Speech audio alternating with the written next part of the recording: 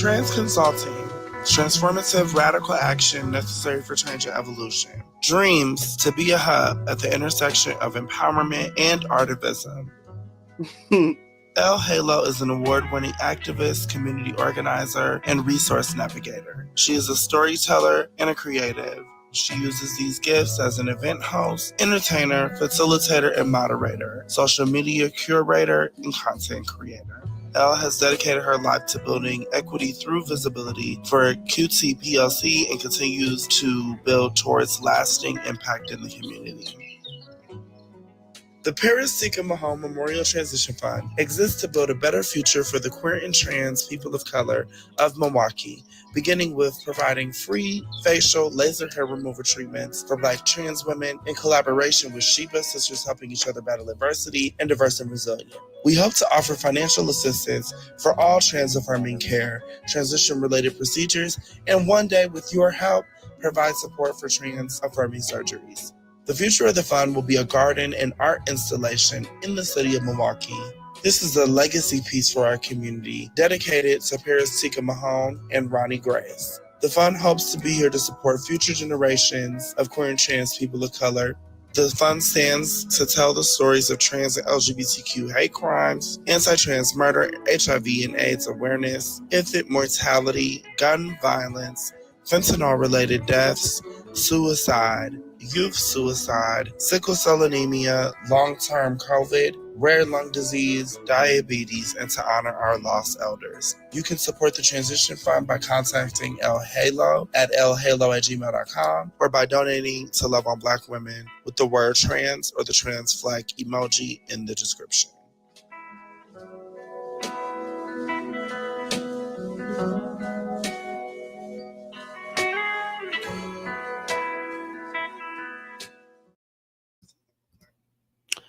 Hello. Is this thing on? Is this thing recording? Okay. This is the El Halo Show, episode 6. Pushing through the season. Okay. Pushing through the season. Push it through. Push it through.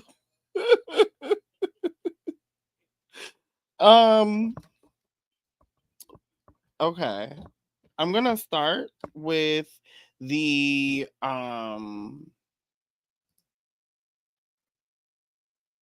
Black Pride Milwaukee award nominations. This is actually take 3 of my attempts to do a nice little segment for everyone. And so I really do want to do that and nail that for y'all. And give everyone their flowers for the nominations. I'm super excited to be hosting the gala.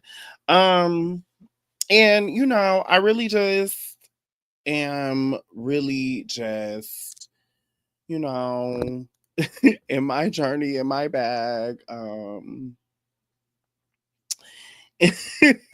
Or not, I'm not trying to be in my bag. Okay, I'm trying to be in my bag. But I'm in my journey. What I meant by that is I'm going to school and I'm going to school for media. So I'm just trying to get better at, you know, managing all the different components of what I'm trying to present to y'all. So I appreciate y'all bearing with me for that. Please do let me know in the comments if you can or cannot hear me at any point, and let me know your feedback, your questions. Give me a like, a subscribe, a star. Help your girl out. I'm trying to get, you know, my content monetized. I'm definitely in the season of needing that financial coin.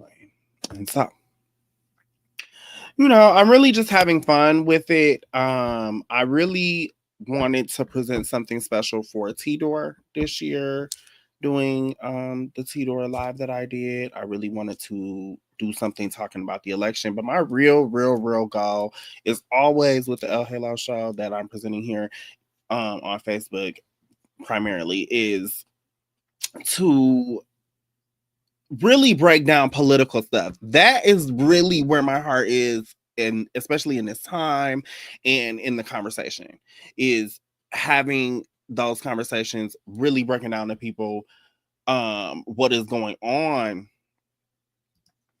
in our political climate, and making that accessible. I want that to be accessible for Black people as a whole, for Black people primarily. My work is centered around Black people. I want that to be more accessible. And that is my primary goal. Any of the other things that I talk about or present or show, and like I said, I want to do other things, like sing and other things. And I'm actually thinking about like coming back and singing or whatever, like on New Year's or something. I don't know, maybe. But it was a thought to be a special episode. But anyhow, I want to do other things. I do want to evolve and eventually like do in-person guests. I would like to do it when at the point that I'm ready to engage with guests. I would like that to be in person. And I would like it to be in like a nice venue or a recording space. You know what I mean? Or something more formal, And so, I very much want to give people their flowers. I very much want to tell our stories. I very much want to document things. I truly believe that my role in the work has been to document, has been storytelling, has been flame keeping. That is how I'm aligning. That is what I want the future to be.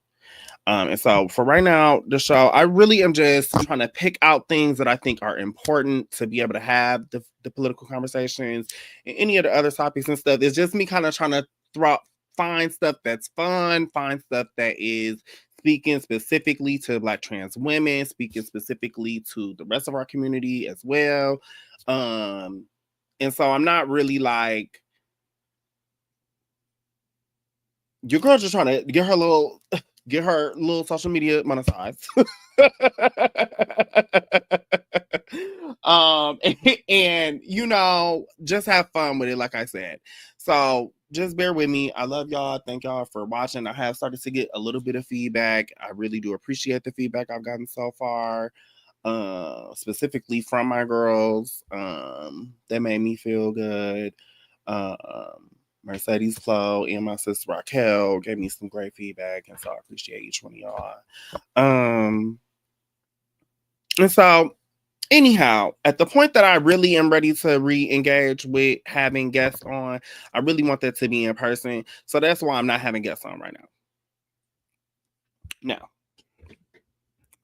I'm going to do take 3 of me presenting to you all the Black Pride Milwaukee Award nominations. Okay. And again, this is the El Halo Show, episode 6, pushing through the season, take 3. And then I have some really fun stuff. Then I have a lot of political stuff, breakdowns, and then I have like a little closer, like a little round out conversation, I think. And so, okay. And that's really like how I want the flow to be. And so, like I said, just kind of bear with me, and all that. And so here we are. Now, I am hosting the Black Pride Milwaukee Gala, the Winter Lights Gala and Award Show with the Montel Infinity Ross. And we are so excited. We are both board members, new board members, and we are so excited to be able to just do something in this season and going into the new year and celebrating our community and again giving people their flowers, and that's something that I love to do. And again, in the role of documenting things, in the role of archiving things, in the role of storytelling, I feel like that's where our power is, and that's also what I really want to demonstrate to y'all with the virtual content I'm presenting here. Is that's where our power is. That's how we're going to survive through the next 4 years. Okay, and so okay, it's a method to my madness. Just know that, okay? But I love everyone. Congratulations to everyone in all of our categories. As you see here, the gala is February 8th, in 2025, and we are going into their new year, and we're going into it strong. We're going into it Black and proud and moving in and being of Black excellence. And, that is something, again, that the Queen Laverne Cox spoke on in one of my earliest episodes, when she was on the Logo Spill chat. Like, we are Black excellence, honey, and that is something that I have always aspired to, and something that we all can aspire to, no matter where you come from in your background. And that's what I'll say. And so, these nominations, these times are always a celebration, and is meant to inspire people and to line things up and to give opportunities and to create space and to build into the next year and give us just something celebratory, something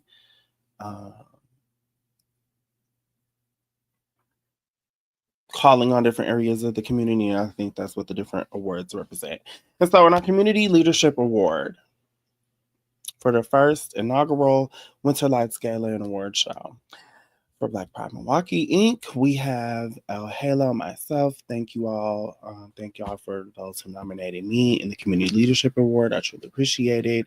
Myself and Montel are hosting, and so I'm excited to see everyone in this category get their flowers, and everyone in every category. So my sister Mercedes Johnson is here in this category. She has recently started her own organization, KE Pride Correlation, and is an amazing decorator with Infinities Creations and party planner and event planner. And so I love you, Mercedes, and congratulations. She also was our BTEC Award winner this year for Emerging Leader at BTEC this year, 2024.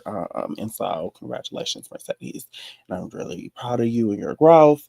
We have Montel Infinity Ross, the legend, my brother. I love you, Montel. Congratulations for all the work that you do in the community, in the male performer community, as well as your advocacy and organizing. And we have other projects and plans for 2025. So stick with us, pay attention, tap in with us, tap in specifically, with us. And we love y'all. And me and Montel are super honored to be hosting together. Ricardo Wynn. TC Mizrahi. Congratulations, Ricardo. We are so proud of you. And all the different areas of work and different things that you do, especially in our ballroom community. You and Chad are both nominated. Congratulations, Chad.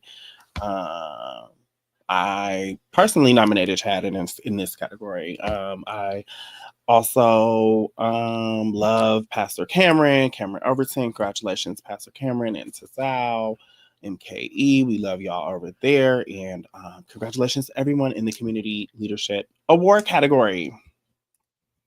Health and Wellness Advocate. Okay. Is this okay? Can y'all hear me? Like, oh my God. Okay. I'm like so nervous now. Okay. because because this is my third take. Okay. Health and wellness advocate. Black Pride Milwaukee Winter Lights Gala and Award Show. We have Diverse and Resilient Organization nominated. Congratulations to all of Diverse and Resilient, Milwaukee, Appleton, House of History, Sheba, all of our different programs, the Pure Navigators, all of our different programs. Congratulations to you all, CTR. And Diverse and Resilience, an excellent organization that I am the board secretary of. And so congratulations to everyone there. Stacey Clark, my brother, is nominated. Congratulations, Stacey. I am excited to see you in this category and continuing to represent Black excellence. And I just love you so much. And I got tap in with Stacey about what you're doing for work right now. I know that you're doing healthcare advising and was on the governor's healthcare commission. And you're just my brother. I love you so much. And doing like civic engagement, like political organizing work. And so congratulations, Stacey. Congratulations to my niece, my sister, Seven Ryan. Congratulations. Seven works at Vivint, works at Courage MKE. Congratulations. Also, I think the board secretary for Black Pride Milwaukee and one of our board members. And so congratulations, Seven. And I'm excited to see you in this category as well to get your flowers. Black Space Milwaukee, which is a great Black mental health organization, is in this category. Holden Street Clinic is in this category. Congratulations to both of those. And our sis Jamila Mitchell is in this category. Jamila is a wonderful writer, a wonderful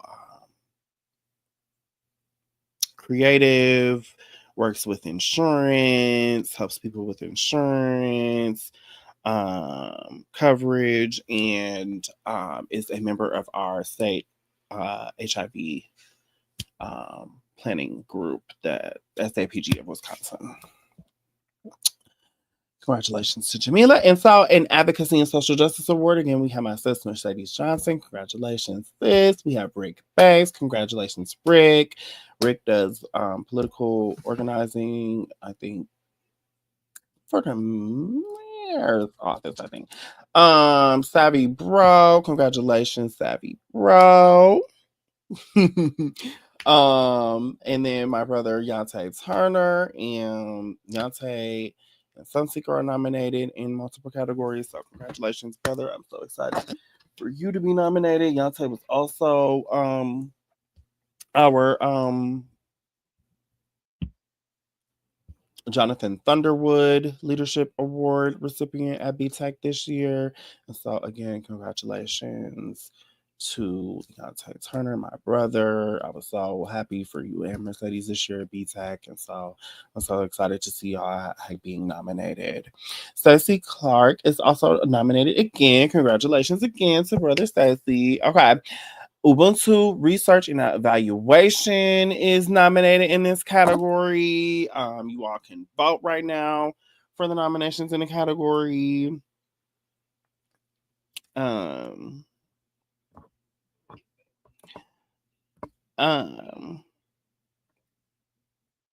Creative Excellence Award. We have Natea Taylor. My sis Natea and Marquise Mays are both filmmakers here in Milwaukee. They both have multiple projects you can find.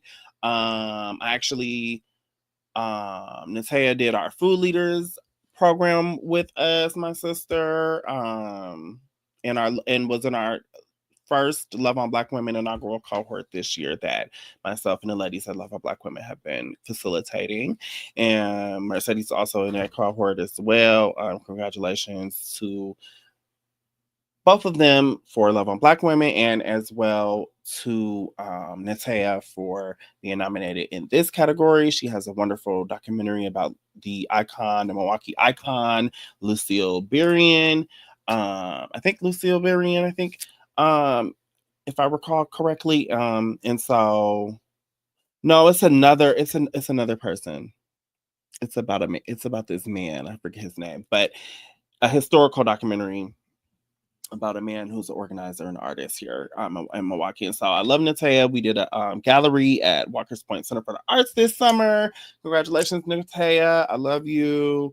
Marquise Mays. I actually just did a filming for Marquise Mays' upcoming project Monikers this fall. I did the filming and it will be out in 2026. So please look forward to that in 2026. And Marquise Mays is an award-winning film instructor, and artist, and director. And so congratulations to see Marquise in this category. I'm especially excited to see Marquise in this category. Savvy Bro, Dejon Smith, congratulations to both of you all. We have Sean LaShawn. I love Sean as well. I love everyone, but I love Sean. Sean helps us do our screening of the Life and Death of Marsha P. Johnson this summer that we did. And so I love you, Sean. Thank you for helping us this year, and for your work at Toolshed, the Kinky Carnivals. I still haven't been to the Kinky Carnival. I do want to come, and so I will try to come in the new year. And so thank you for supporting us, Sean. Thank you. And it's almost his birthday, I think. So congratulations, Sean. Then we have Joshua Ellis. Congratulations to, again, Joshua Ellis and Dejon Smith in this category, and Savvy Brown in this category as well. We had the Ballroom Excellence Award with my brother Darren Lee. Congratulations, Darren. We have the entire House of Gorgeous Gucci, but Darren is a Gucci, and Darren is Darren Black Gucci. And so congratulations to him and to the House of Gucci. Darren is also a part of our team at the Diverse and Resilient, and is a ballroom local legend for Sex Siren. So congratulations to Darren. And then we have the entire House of Gorgeous Gucci, who has been really monumental in supporting the different Milwaukee chapters of Ballroom. And so congratulations to all of our people in Ballroom and in the House of Gorgeous Gucci. Then we have Ricardo Wynn, TT Mizrahi, and the Milwaukee chapter of the House of Mizrahi. Congratulations to the Mizrahis for being nominated in this category as well. And to Ricardo, we love y'all. And again, the Gucci's, the Ebony's, the Mizrahis, the Demiras, the Alamiklis have all been really pivotal in shaping our Milwaukee ballroom scene. And so congratulations to all of those. The Pink Ladies, and yeah, and so congratulations to everyone from Ballroom nominated. And so we have Aaliyah Hughes. Congratulations to Aaliyah Hughes, Lele. And Aaliyah is an amazing drag performer, dancer, and the LGBTQ youth coordinator at the Milwaukee LGBTQ Youth Center. And so congratulations to Aaliyah. It's been amazing to see her journey and to see you step into leadership. And I truly appreciate you stepping up and y'all holding it down in the ballroom scene for us and for trans women. And I love you, Aaliyah. We have DeCosta Martin, who is the ever multi-talented. I've known DeCosta since high school. And congratulations to DeCosta. Just an amazing performer, singer, dancer, commentator, beatboxer. I don't know. The host can do everything. Twerk, the twerk category, child, the twerk category. Okay. Congratulations to the Costa, as well, the Costa Martin. I'm gonna say Ms. Rahi as well. Okay.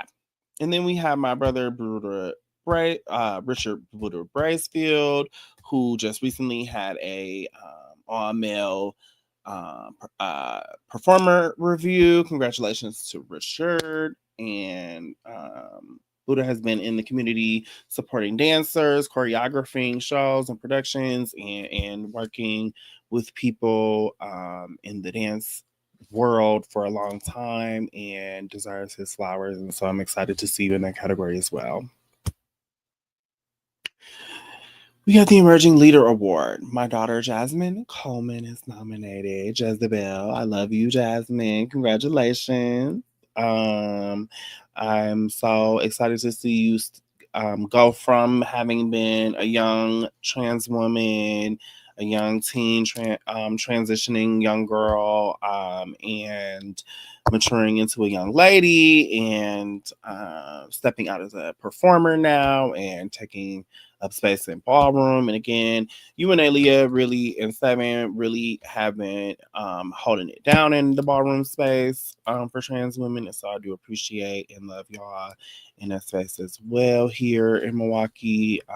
And excited to see y'all nominated here. And then we have, again, my niece, Seven Ryan. Congratulations to Seven for being nominated in this category as well. DaCosta in this category as well. Darnell Watson, congratulations to Darnell in this category.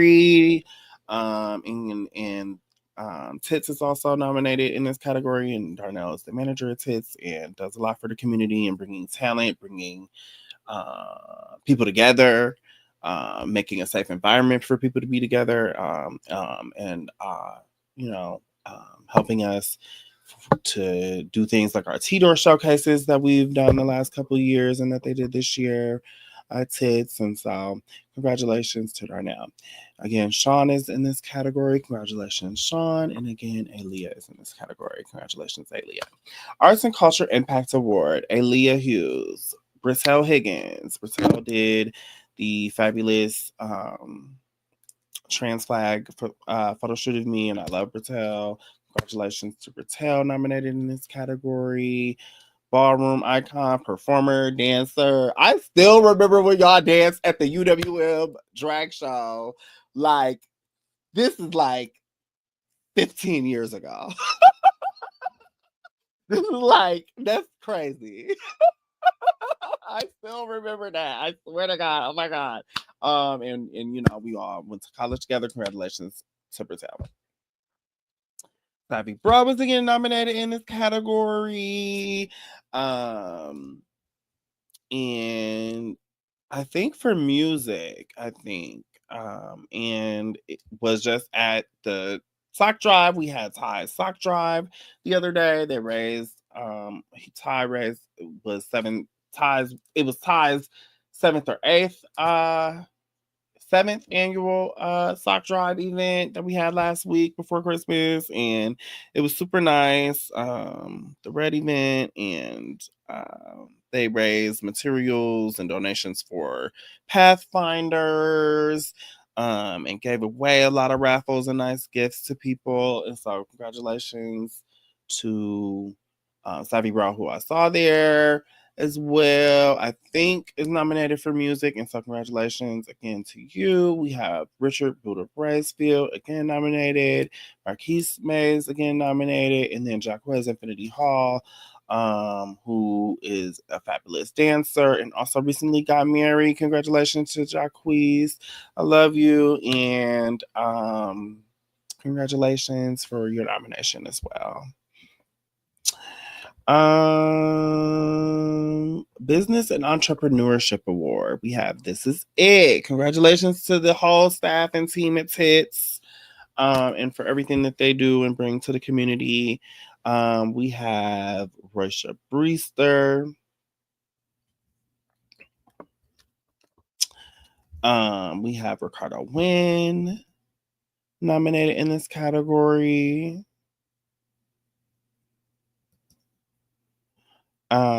We have R&BJ Consulting. Congratulations, Rashida. Rashida was a business coach of mine from the Milwaukee Health Leaders Fellowship years ago that we did. And I truly appreciate Rashida, and I'm still working on that business plan I came up with Rashida. Okay. And so congratulations to Rashida. Shout out to Rashida. I love you, girl. Okay. Congratulations to Rashida. And then again, Mercedes Johnson, my sister. And then we have the founder of Ratchet Luxury, Lawrence Andrew, nominated. Congratulations to Larry Lawrence Andrew, the founder of Ratchet Luxury. We have the Educational Impact Award. Chad is nominated in this category. Congratulations, Chad. We have Pathfinders nominated. We have Justin Roby, soon to be Dr. Roby, nominated. Congratulations, Justin. We have the House of History nominated in this category. Stacey Clark and Matthew Lewis, who is my nephew, who is a director at Public Allies, a new yoga instructor, author. We love Matthew. Congratulations to Matthew in this category. Again, soon to be Dr. Roby is a high school teacher, I think, high school.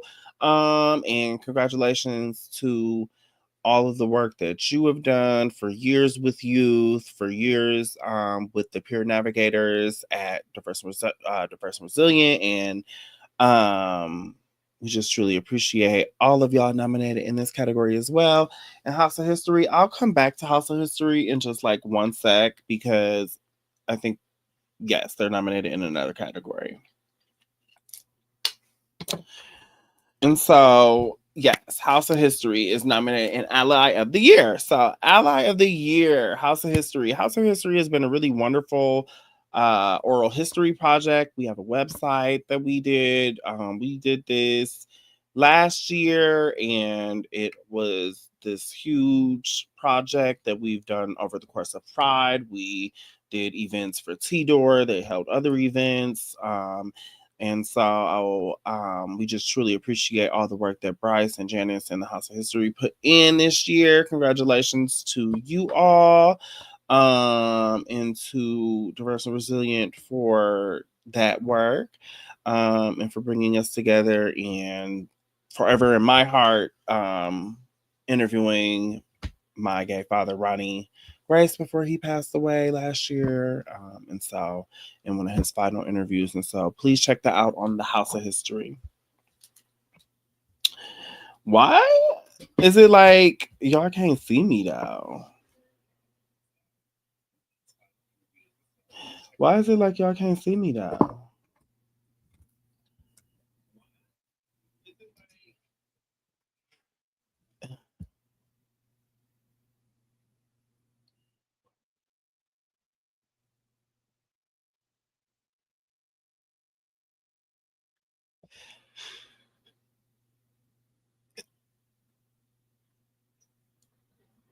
Okay. Also in this category, we have Missy Sweet Lounge, we have George Snyder, we have Hugo Borges. Congratulations to Hugo. Congratulations to George, one of the owners at TIS. Hugo is a financial advisor. We love Hugo. Congratulations to our mayor, Cavalier Johnson, for being nominated in this category.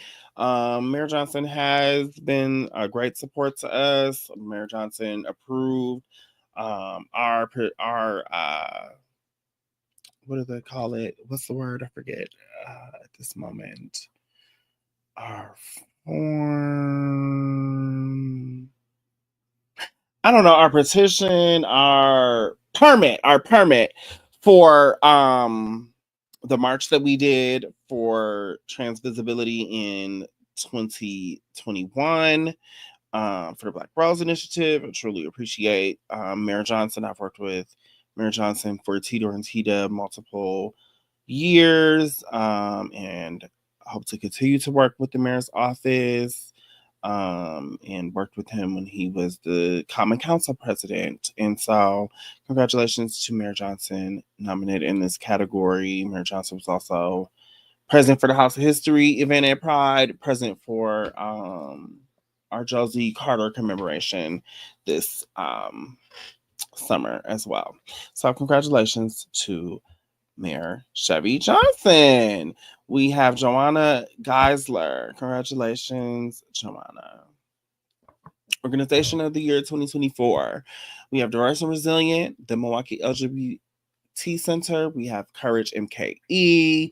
Courage MKE is doing a lot for youth in the community and has recently done an expansion. We love Courage. Shout out to Courage. We have Sunseeker MKE. Congratulations to Sunseeker, myself and Mercedes, and Natea, and my sister Yolanda did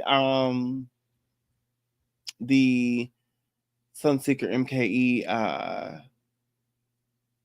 Crisis and Care Fellowship this summer and this year as well. So congratulations to everyone from our fellowship, and congratulations to everyone from Sunseeker and my brother Nante, and the team of Sunseeker, Darlene, Nick, Akari. I love all of y'all, and congratulations to the work that y'all have done.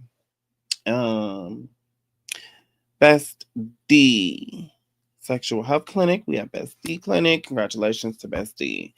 And then we have Vivint Health. All of these are long-standing legacy most of these are long-standing legacy organizations, and congratulations for all of the work that they did this year. And then we have our Lifetime Achievement Award winner, Vincent Morrow, and that brings us to the end of our nominations. And so I love you, Vincent. Congratulations. I got to tell Vincent in person, congratulations at the sock drive event. And I love Vincent. Vincent has been one of the primary directors, producers, dancers, choreographers, singers at We Are the Drum, which is a staple Milwaukee Black history celebration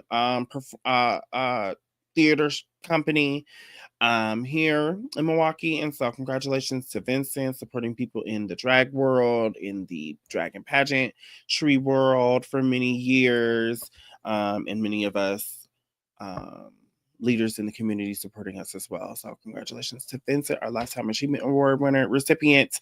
I would also like to say that I am trying to organize to give some other people, particularly some other elders in our community. Hi, Rochelle. Hi, Jim. Hi, Lakia. Lakia, hi, girl. Girl, I sent you on the stage in at Miss International Queen. I think Miss International Queen. Yes, girl, I seen you helping pin the crown, I think. Girl, yes. Okay. Anyway, I love y'all. Thank you so much. And so we have all of those fabulous nominations. Make sure you go to Black Pride Milwaukee and vote. And follow up on the nominations that you submitted and vote. And share it and vote and tell people and vote, and if you are interested in sponsoring, you can reach out to them. If you are interested in connecting, reach out to them. And like I was saying, I would love to organize to get some other elders, particularly elders, some other honors and awards. So if you would like to help or assist me in doing that, please let me know. Again, give your girl some likes, some shares, some stars. You can follow me on YouTube. You can follow me on Spill. You can follow me on Threads. You can follow me on, most other platforms, Instagram, most other platforms. So tap in with me. Like I said, I'm trying to, get that little social media income and just, have some conversations and have fun with y'all. And so we will be getting into the rest of the show.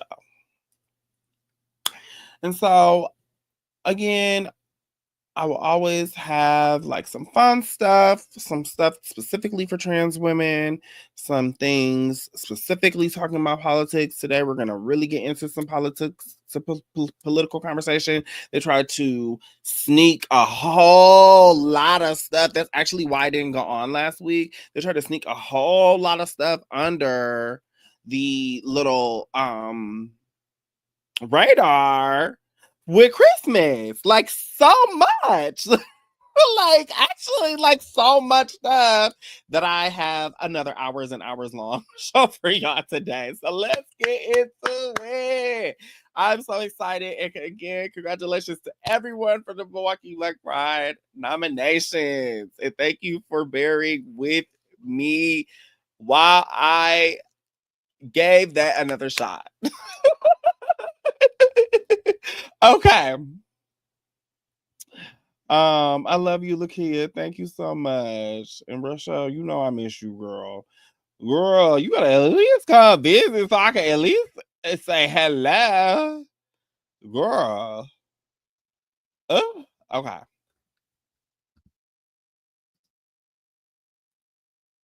For the dolls. Okay. This is for the dolls. This is for the dolls. This is for the dolls. Okay. We have for the dolls Alexis Young and the Let's Address It pod, featuring the legendary Nadia Tishi. And so I'm super excited to get into just a few moments of that interview. It's a great platform, a new podcast, a beautiful, lovely set, and Alexis is amazing and a great hostess and interviewer. And I love this pod. It is I believe like primarily ballroom center pod, but definitely great topics, definitely amazing guests. So definitely tap in with Let's Address It pod. And then we have Navigating the Holidays for Trans Folks. Just gonna talk a little bit and read like some little articles and things I found about navigating the holidays for trans folks and how that's different and why that's a different conversation for trans people versus other types of people, I guess, or just during this season and what to be mindful of, rather. And then we're gonna talk about this little video of this one guy talking about why men deal with trans women. It's not nothing like too deep, just a little conversation. Just a little conversation. I just want to have a little conversation with y'all, okay? And so that's what we're gonna do with that one, with that video, and then we have a little music video, and so I'll keep that. You can read it like when I show it the next time I show it, but I'll keep that. And so we are gonna go to Let's Address It pod.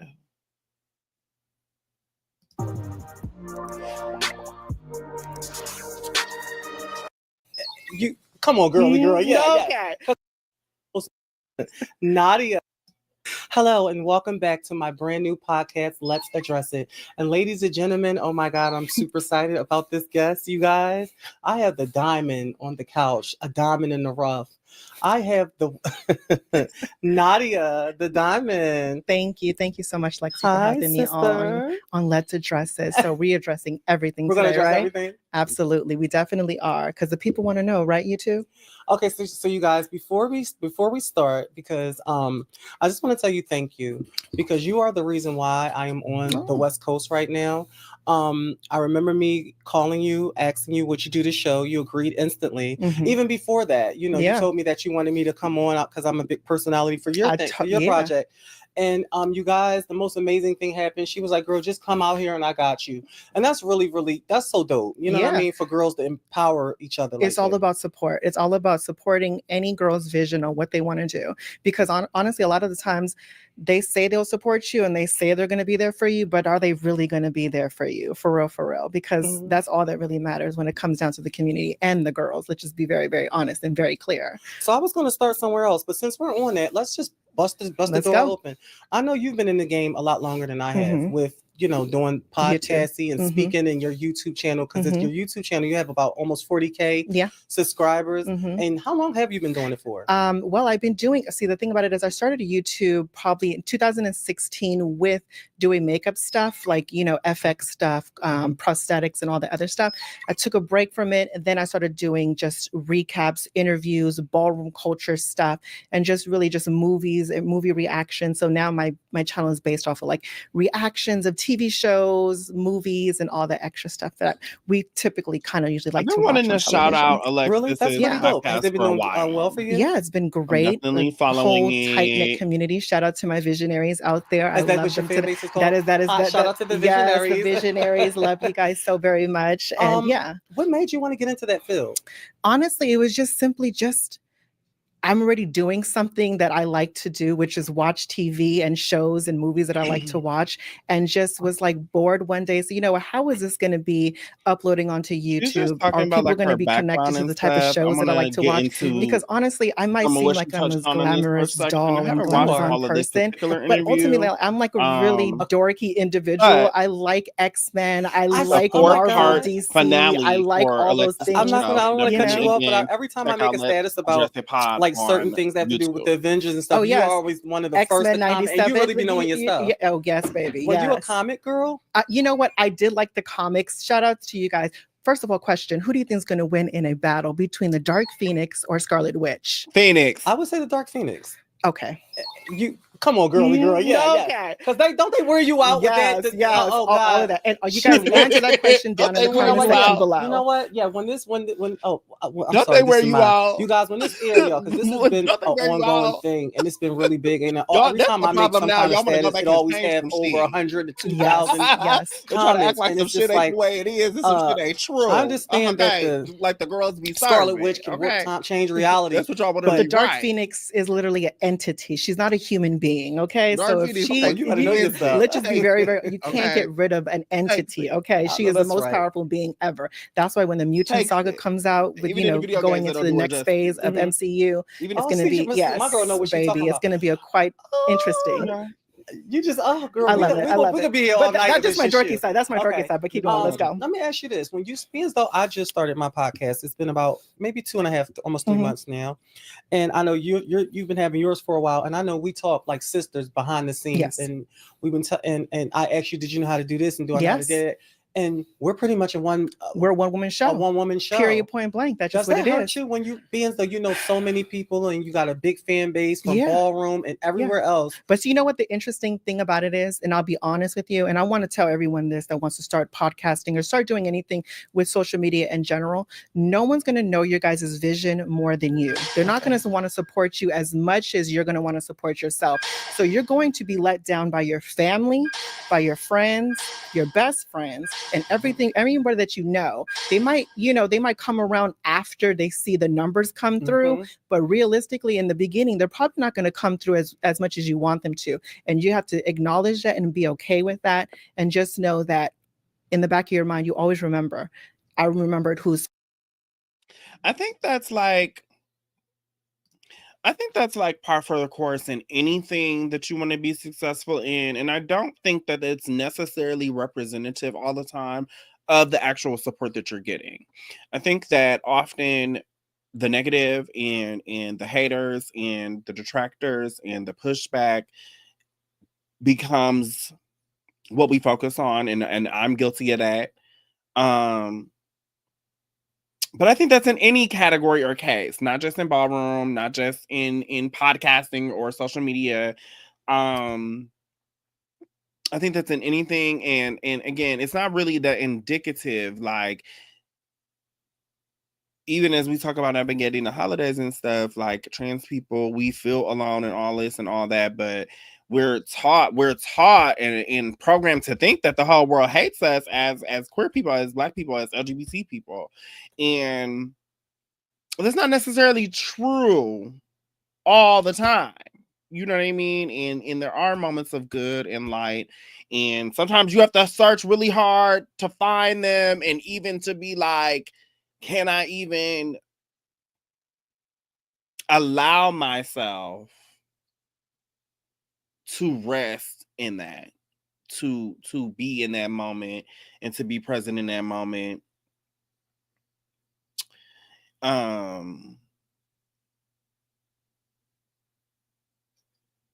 And to be vulnerable and to, you know, accept someone trying to help you, you know? And so it's not always indicative of the actual support that you're getting or not getting, but it does hurt when your family or your people or your folks or your chosen family or whoever, your coworker, whoever doesn't acknowledge what you've been putting in, you know? And anyone would feel that way, regardless of the field, regardless of the category, regardless of the house, the family, the accolade, the moment. You know what I mean? But I think that we have to continue to find different ways to show each other that support. And we talk about that in Black business all the time. They talk about people don't support Black business owners and entrepreneurs and nonprofits and groups that are really doing the work as far as nonprofits. Like, you support many organizations, you support many tax breaks, you support many different things, but it's not people who are on the ground doing the work. It's often removed, it's often gentrified, it's often co-opted, it's often so bureaucratic that we can't even get nothing done because we've been working on this stuff for so long. Thank you. Hey, Raquel, I love you, girl. Thank you, girl. I already shouted you out earlier. Raquel, Mercedes, and Chloe all told me the same thing, that the pod looks good, that the content I'm presenting looks good. And so I appreciate that feedback. And they all said the same thing. And just, you know, even Raquel, when you said it to me, I was like, oh my God. I was like, oh my God. I actually got like emotional about it. But I appreciate my girls and I appreciate y'all for watching. I do want to see more comments and feedback. So please tap in with me. Let me know what y'all think. Respond to the people and the things that I'm showing. I got some things that's gonna mix it up in a second. I'm gonna mix it up in 1 second. Okay, but let's get back into Nadia Tishi's interview. Supports me. She's You know what you beautiful. said that I was never going to talk about this because I respect this lady. I like that she wants to talk about Black futurism and nerd culture, anime, comic books. I love that we're talking about and having our own conversations. I love that, again, that she's on the Let's Address It podcast. So let's tap back in. So much, and this is my idol, and it's been a known fact. I've been shouting this lady out since the dawn of time, saying that she's the reason why I'm a girl. And I actually reached out. If to those of you that know, y'all know I'm not going to say her name, and I'm not going to be disrespectful, but she's very solidified icon, one of the biggest names in ballroom. And I asked her, you know, would you be a part of my show in the beginning? And she said, I want to see where this is going to go first. Yeah, and it can be hurtful in the beginning when you hear that from people that you love, right? But the thing about it is, because I'm gonna tell you why. Because HoneyBook completely changed how I do business. I'm a photographer and independent business. It's a fact. Running your own business is hard, but don't make it harder than it has to be. Get HoneyBook. HoneyBook brings my entire client flow under one roof. HoneyBook handles my proposals, contracts, payments, all on one platform. My clients can see my availability and book instantly. Then easily pay online through credit card or bank transfer. It's all about making business flow my way. Yeah, we might have to go Get and started tap for into free at honeybook.com. Okay, there we go.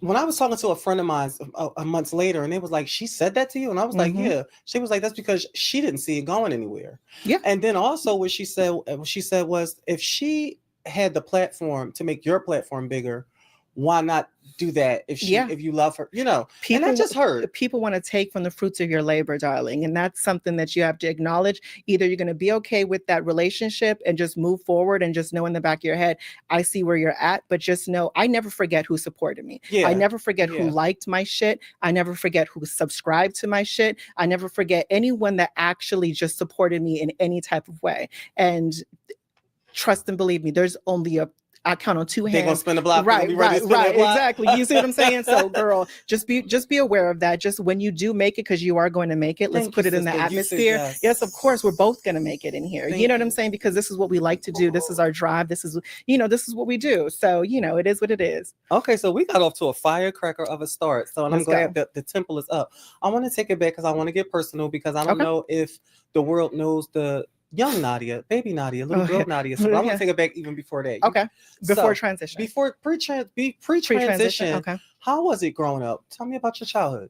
My childhood, I always say to everybody, my childhood was literally like it was picture perfect. All that was missing was a white picket fence. Mm-hmm. I had the family that supported me and loved me regardless of whatever.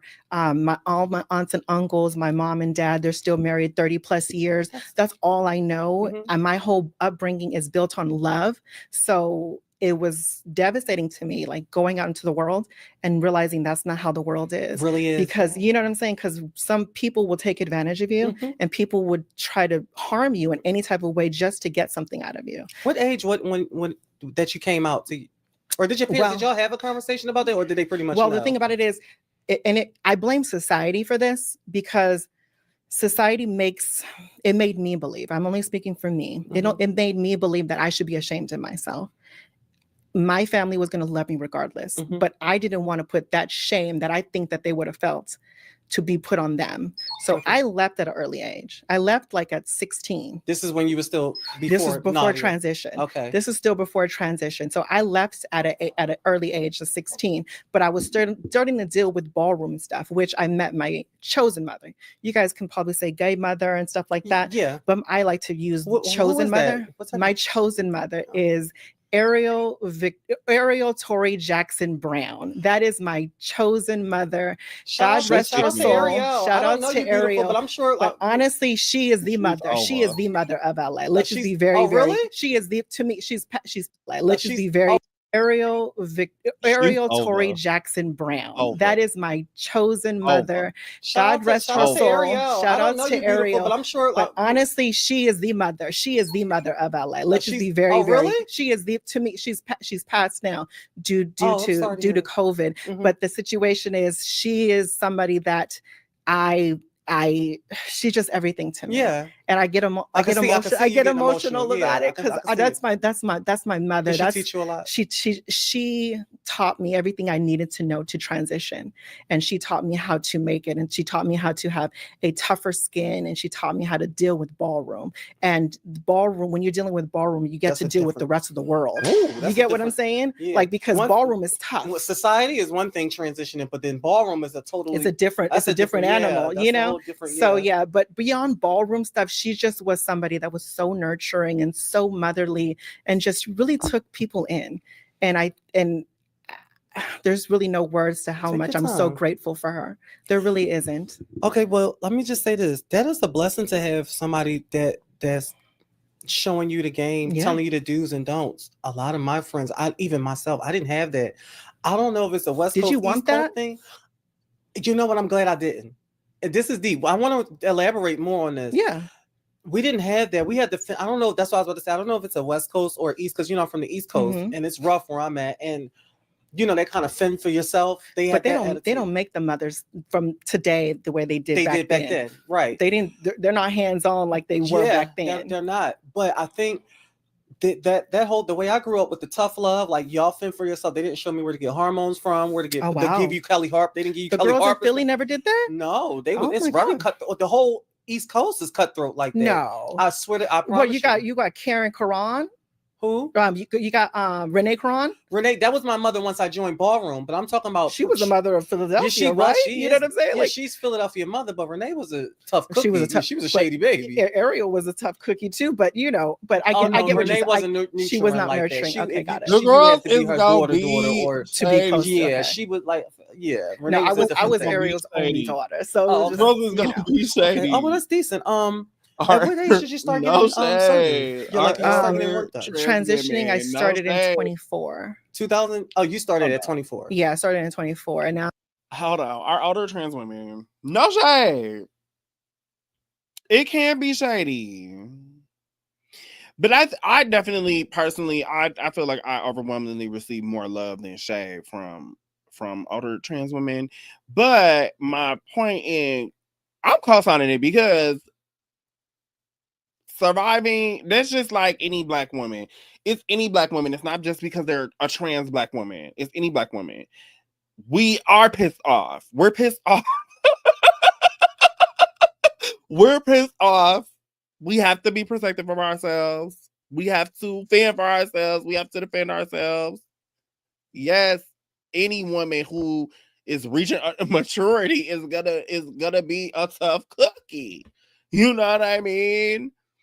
And that's not saying that we're too independent or too removed from submitting to a man or to a partner. That's not saying anything. That's saying in the world we live in, like, yeah, you know what I mean? And the girls do be shady. And I find that even when the girls do be shady, that they will still help you and that you can still be in community, even though girls can be shady, and that's just a part of it.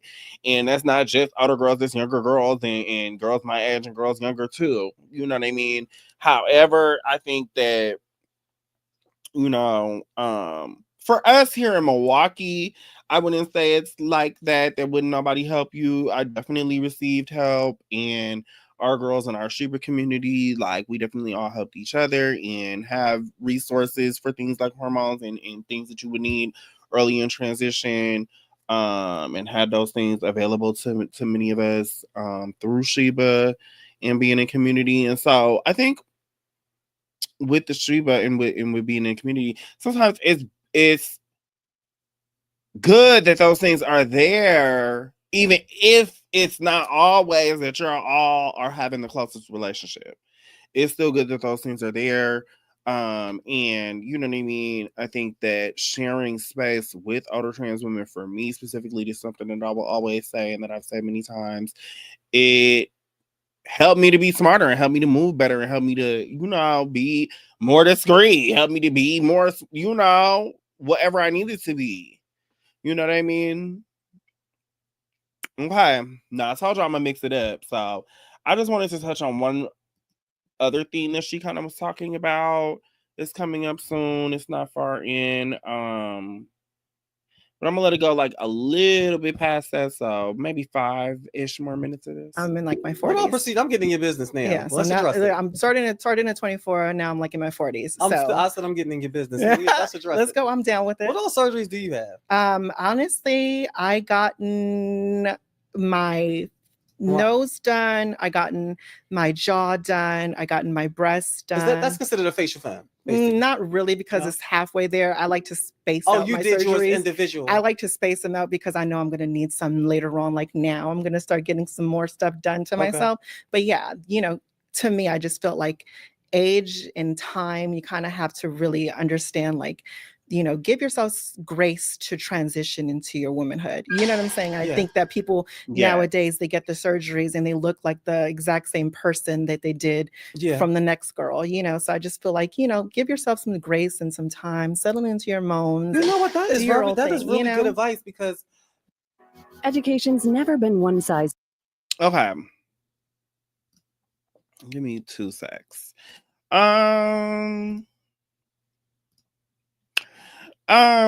So that's really the part that I wanted to touch on. I didn't exactly know where the timestamp was. However, what I liked about it is her saying, give yourself grace and time. I truly appreciate that.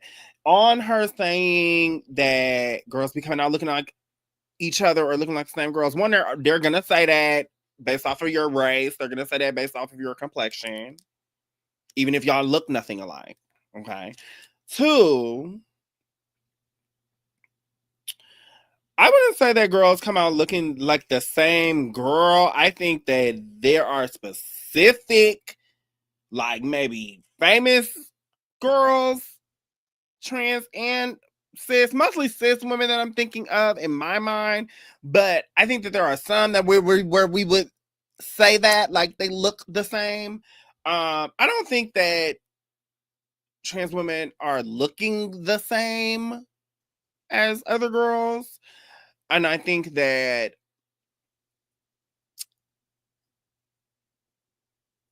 less than looking the same. Looking the same isn't the problem, because even the cis women want to look a certain kind of pumped up, dolled up way. You know, and that's, you know what I mean, has been that way for a very long time. Even back to Marilyn Monroe in different in you know what I mean, like that era. You know what I mean? Like, they want the big boobs, they want the pouty mouth, they want the, you know what I mean? Some of these things that come to us as Black women as natural features. But even the cis women want some of these pumped up things, the big booty, the hips, the waist, the you know what I mean, the Coke bottle, figure 8. So I'm not in alignment that the girls are just looking like each other to look like each other. I think that it depends on the type of work that would make someone look like someone else. And sometimes that is an aesthetic that they are actually reaching and going for. And sometimes it's a byproduct of it. And I think we have to be very clear when we're talking about trans people in surgery about good work and bad work, and about talking about the dangers of black market silicone, and how to do things in a healthy way. And all of that to the side. That's what I kind of like didn't align with, like I said. However, I do align with giving yourself grace and time to settle into your moms. And it is something that we see in the community a lot. I want to have SRS. You know what I mean? People are like, some are like you should, some are like you shouldn't. A lot of people, including trans women, are like, don't do it, don't do it, don't do it. And a lot of that is censoring men and censoring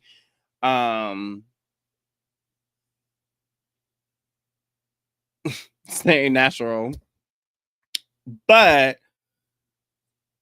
I'm 10 years in. It's not for me I just want to get something. You know what I mean?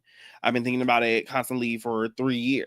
You know what I mean? And so even in my own journey, I waited to take hormones. I made sure that I wanted to continue in my path transitioning before I started taking hormones for a good 2 years. Then I started exploring taking hormones. I started at 25, 2 years in, started taking hormones, 3-4 years, deep moaning.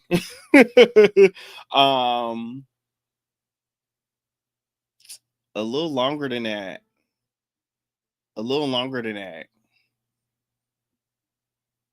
I'll get into some other transition questions next week or later when I come back a different day. But anyhow, I think we don't give ourselves enough grace as trans women, and we do kind of rush to get surgery and rush to even take hormones. And not saying that anyone can dictate that for you or what that time period is for you or when you know that you're ready, because no one else can.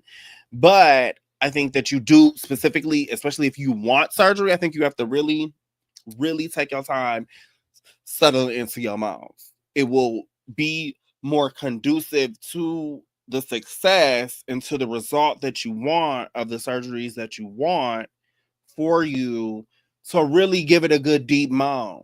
You know what I mean? I would say, I tell people it take you a good 2-3 years to really start seeing the type of moaning results that you want. A lot of people, even with moans, do moans 3-4 months, a year, and think that they're supposed to see the same type of results that people who have been transitioning longer than them have seen.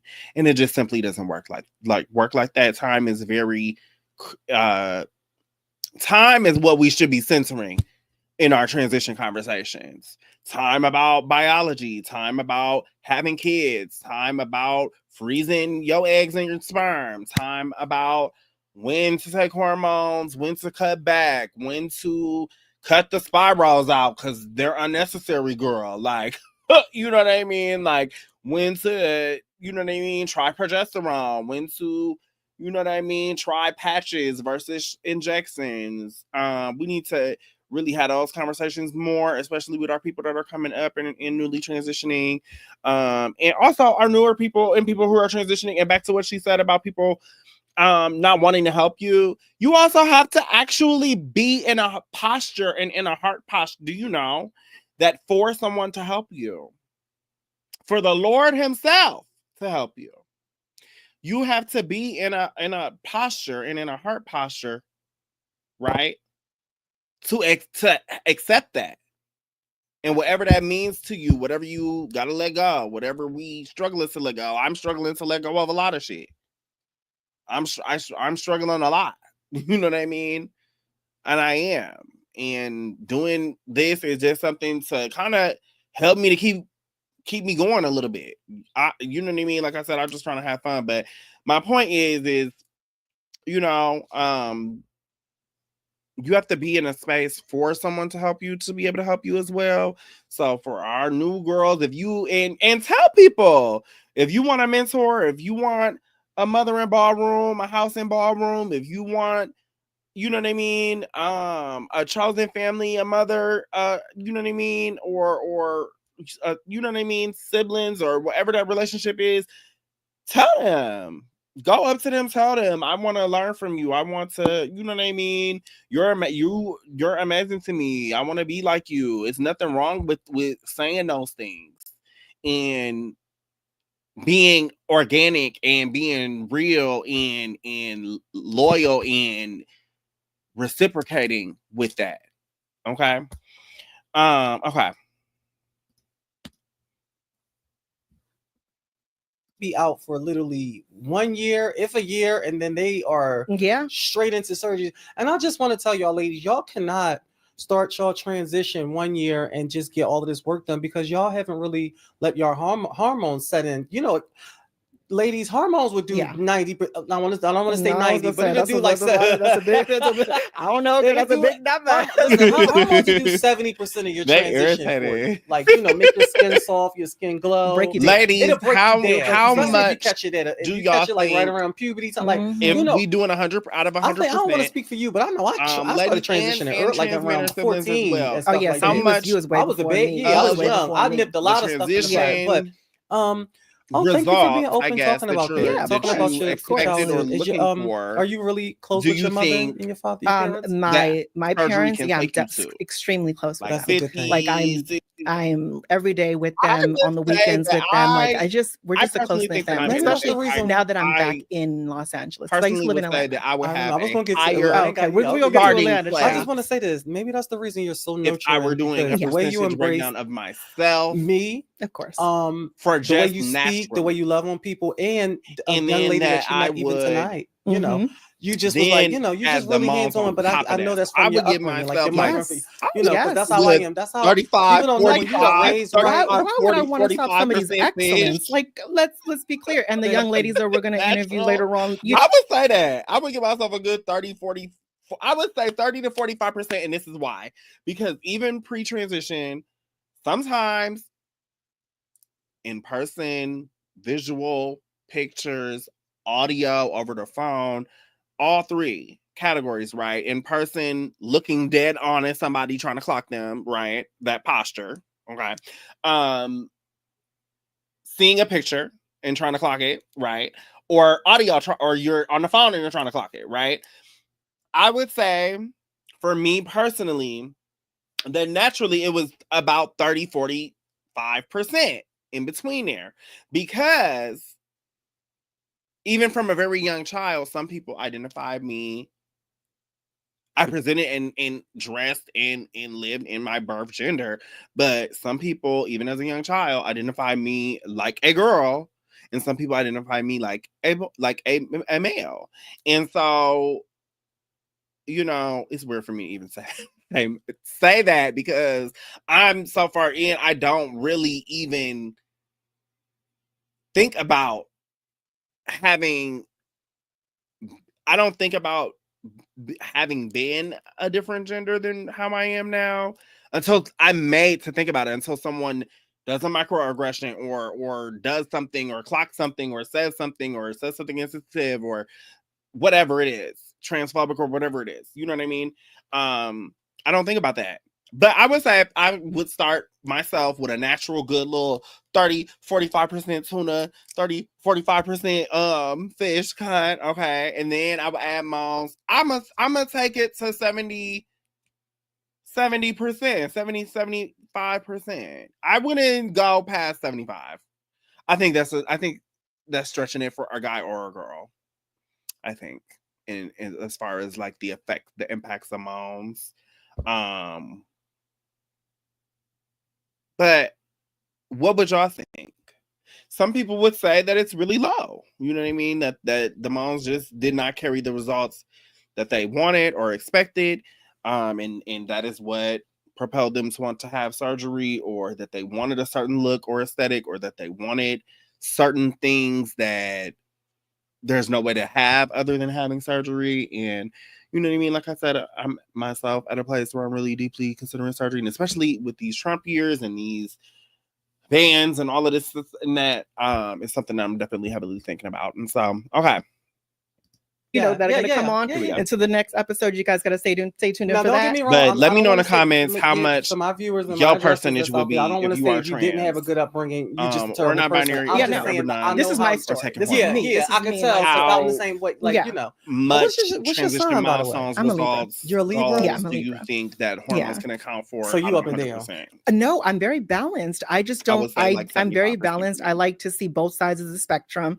I feel like I'm a Let me know in the communicator. comments. I would love to see y'all comments. When do even you if Libra it's in this later, kick in? even if During you look what times? later. What do you Definitely mean? Like, see like people okay, giving so me the you views. know how Libras, because I was dating, I was married to a at Libra, different and it was times like, when I'm live. babe, what you want to eat? I don't know, tap whatever in with you want. me. to let We're me very know in your indecisive. comments. That's what I'm. And the that's what indecisiveness. Yeah. I had to learn that as a skill because I was very indecisive, and as I got older, I had to say, "Let's do this right now." Because if it comes to my mind, I have to do it. Because if I don't, it's not going to happen. It's not going to happen. It's Okay, not, it won't that's why I was talking about when do I your had to Libra perfect that. I had to Shout perfect out to that. all of the Libras. Shout out to all the You Libras October out there. Libra? I'm an October 14th. October Libra. Yes. Okay, so listen, Nadia.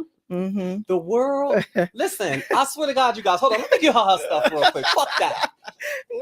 Femme Queen Face is my all-time favorite category. And I just had the Queen in the South, Stasha, on my couch last week. And her episode is out now, you guys. So please go ahead. My other mother. That's your other mother? Yes, it's my other mother. Yes. Really? Stasha's my mother. Yes. Oh, shout out to Sasha Yes. Sanchez. Love you. Okay, so damn, I didn't even, now you made me forget what I was about to say. So you guys, Nadia was one of my favorites. I'm not gonna lie, I'm gonna give you the rundown because I'm an old school girl. I might just look like a young spring chicken, but you know, of course, Renee was my number one. God rest her soul. Ayana Khan from Shanice. There was a lot. There was a lot. So many to name. Between each generation, there was a handful of girls. A handful of girls. It was a right. handful of girls. Stasha got into that a little bit the other day, but I promise you, you are the girl, the diamond, the diamonds in ballroom. You That's are just what diamond. it is. You know, you had who brought you? Who gave you that name? Who gave you that name? Jack. Jack gave you the diamond. Jack gave me Jack announced me as the diamond. What ball was that? Solidified. I don't remember the ball, but I knew that when he said it, it clicked. Everybody stuck with it. Everybody started calling me the diamond, and it is what, like, Ayana has the golden girl, the golden child, the golden child, Holy Grail, Holy Grail, the Holy Grail. Asia got, what is she? Asia Femme Queen Performance. Cleopatra, the Queen of the Nile. Wait, it's a couple. If you that girl, wait, hold on, you that girl. Wait, hold on. You have a name. Damn. Besides your name, Stasha's the showgirl. Wait, the tantalizing. It's a Sanaya, sinister Sanaya, malicious Mika. Like, yeah, when I'm Alexis, but they sexy Lexi. I got one too. Don't you do that? Don't you do that? Okay, so we got the diamond on the couch. So listen, you know what? Let's address it. Come on, let's get right into it. I want you to. Let me take you back to go a night in DC, right? And you had walked. Which one is it? This is when you was on your reign. So when you had the Chinese back bag. Thousands. Oh yeah. Oh, wait. When you had the Chinese bag, the infamous, the Cleopatra. No, you walked and I think Mariah. It was a Cleopatra. Okay, because it was Shanice, me. Shanice had the bob. Chinese had the bob with the bang. It was Shannon. Shannon, Mariah. And I remember, and Mariah read the shit out of you that night. She tore you up. Apparently, she read me and Shanice because we both had bangs that night. She was like, the girls got 90% of their face covered because we had both had bangs. Oh yeah, I forgot. Shanice did have she had the blue dress on. She had the blue dress. She had the bob with the bang, and then I had the Wait a minute, please tell me that's not the same night where Alyssa said I could make $500. No, that's not the night where she pushed Shannon. Was it at the same place though? Because it kind of looked like the same. But when Alyssa pushed Shannon, was that at the same kind of? No, it wasn't. It was. Oh my God. That was at a different function. No, I know it was a different night, but was it at that same place? Because the atmosphere. Okay, I don't know because I wasn't at that function when she got pushed. So you were the last battle that night, the Cleopatra. Yes, Who was your last battle against? It was Shannon. You lost to Shannon. Yeah, I lost to Shannon. And I remember we go back and forth, me and Shannon. I remember that night they were saying you had most of your face covered, and then I remember the very next week. Was it the very next week? You know, I said, come on, bitch. You know, I had to make sure. All of that's going to be in the promo. Yes.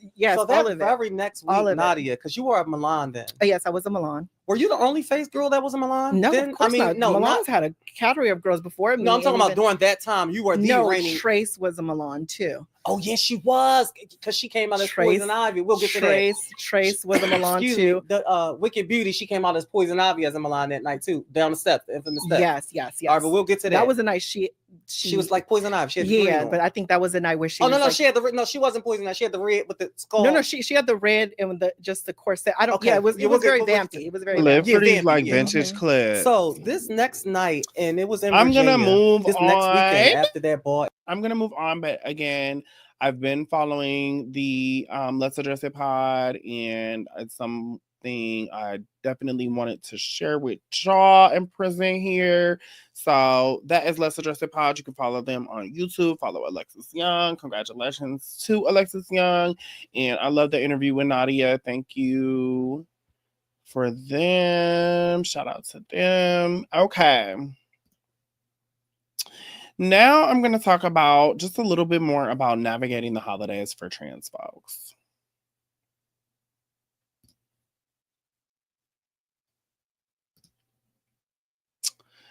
And so,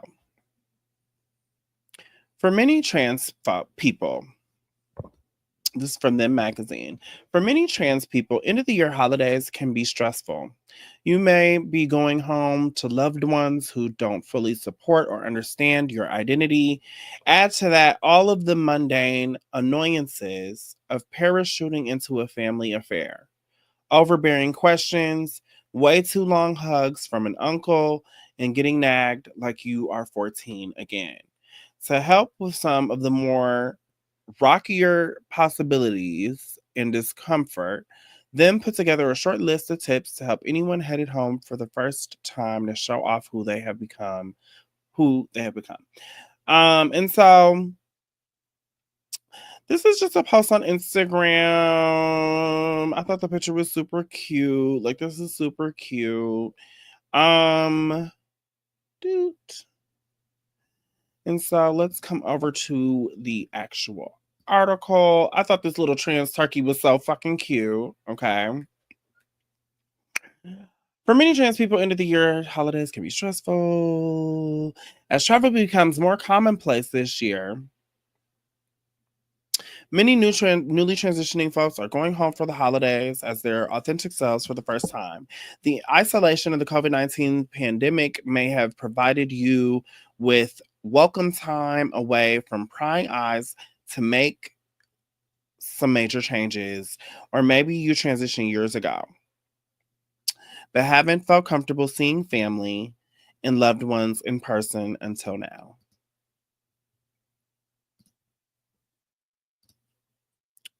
One sec.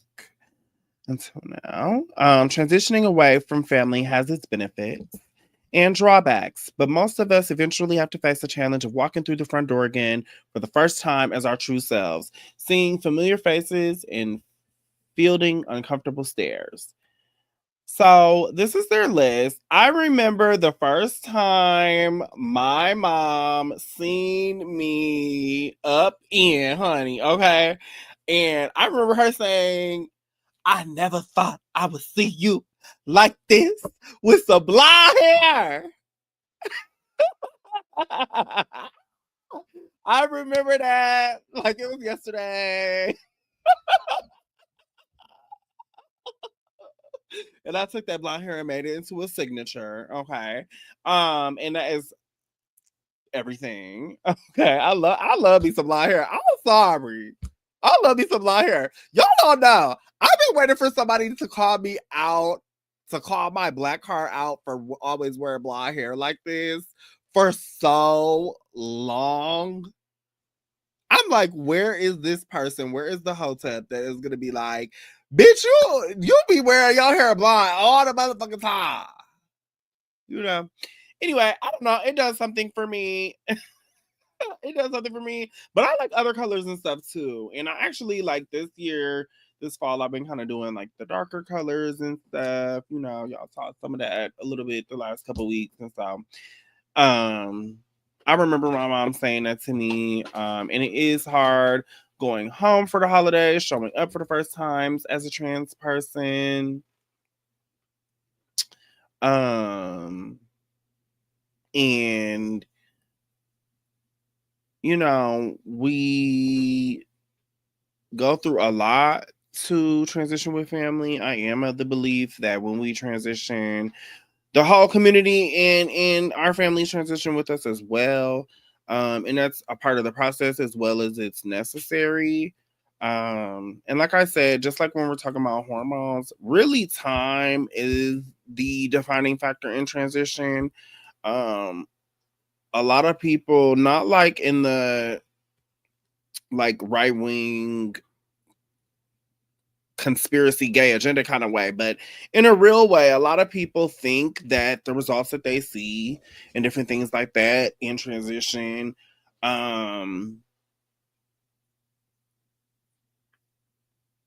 is the goal and defines them. But even with surgery, even with passability, even with visibility, you still have to go through the emotions, and people have to see you and go through the emotions and really and ask them questions that are horrible and are interrogating our bodies and all of this different stuff to respect it and to accept for themselves what we have known our truth to be. And so you know, I think that that's always relevant. And I think that we have to just be mindful during the holidays to our trans family and siblings. It is very hard. I want to say to people who have lost a parent that, you know, I know the holidays are always hard, but and we all, some of us, a lot of us have actual seasonal depression and different things like that. Like I get that and stuff too. But it's very, very hard. And you know, there are some mental health resources and articles and different things that I saw if you just Google them for during the holidays. So if you know, are feeling down or need somebody to talk to, reach out to those things, or you can connect with me and I can send them to you. And you know, it is a hard time of year, and especially going into this cycle, I saw a lot of people talking about this the most unchristmassy Christmas, and with our politics and all these different things. I do think that all of those different things are a factor. You know what I mean? People do interrogate our bodies. Like, it's just crazy to me that people think that we're fake, like trans people are fake, or people think that we're just doing stuff for attention, or we're just doing stuff for men, or whatever, ignoring how they contribute. Y'all do interrogate our bodies. Y'all do make us feel unwelcome. Y'all do ostracize us. Y'all do black sheep us. Y'all do not communicate with us. Y'all do bully us as young people. You know what I mean? We do get assaulted. We do get harassed and bullied and sexually assaulted and made to feel other than. So how can you say we don't exist when all of these different things and components are working against us? How can you think that someone's doing something for attention when no one would choose to go through the things that we have to go through with our families in particular? No one would choose to go through all of that. To still be sitting here. I'm 35 dealing with family stuff on multiple sides of my family. Some of which started when I was young, some of which started even before I was born. And it's in different ways. You know what I mean? Like, no one would choose to go through all of the different things that we have to go through. And I often think that as we get into our next conversations, I often think that like some of the things in DL culture, some of the things in trade culture, I don't even know what to call it, bush queen culture, gay culture, LGBT culture, whatever. Some of it is like crazy to me, and like we do all of this stuff centering men, right? There's something T.S. Madison says and something that I say and believe in and have for a long time. We be centering men in our thought processes and different things like that. Like the men think that the whole world is gonna hate them for dating trans when the whole world is fucking with trans. That's number one. And y'all just have to simply face it. Beginning of any conversation like this, y'all gotta face it. We, as trans women, we are women, and straight men like us. And when we have these conversations, we'll get into this some more with the upcoming stuff segments. But my point is no one will go through all of these different things and levels having to transition your body. Why do I have to transition my body? Why do I have to be 35 and 10 years into transitioning and still not feel complete and still not feel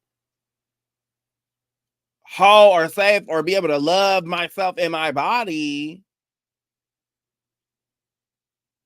when these motherfuckers out here fucking and sucking and doing everything up under the sun on the ground? Like, why should it be so easy? I think that we do be giving them like cool points and trade points, and they get these cool points and these trade points. We the ones who I don't believe that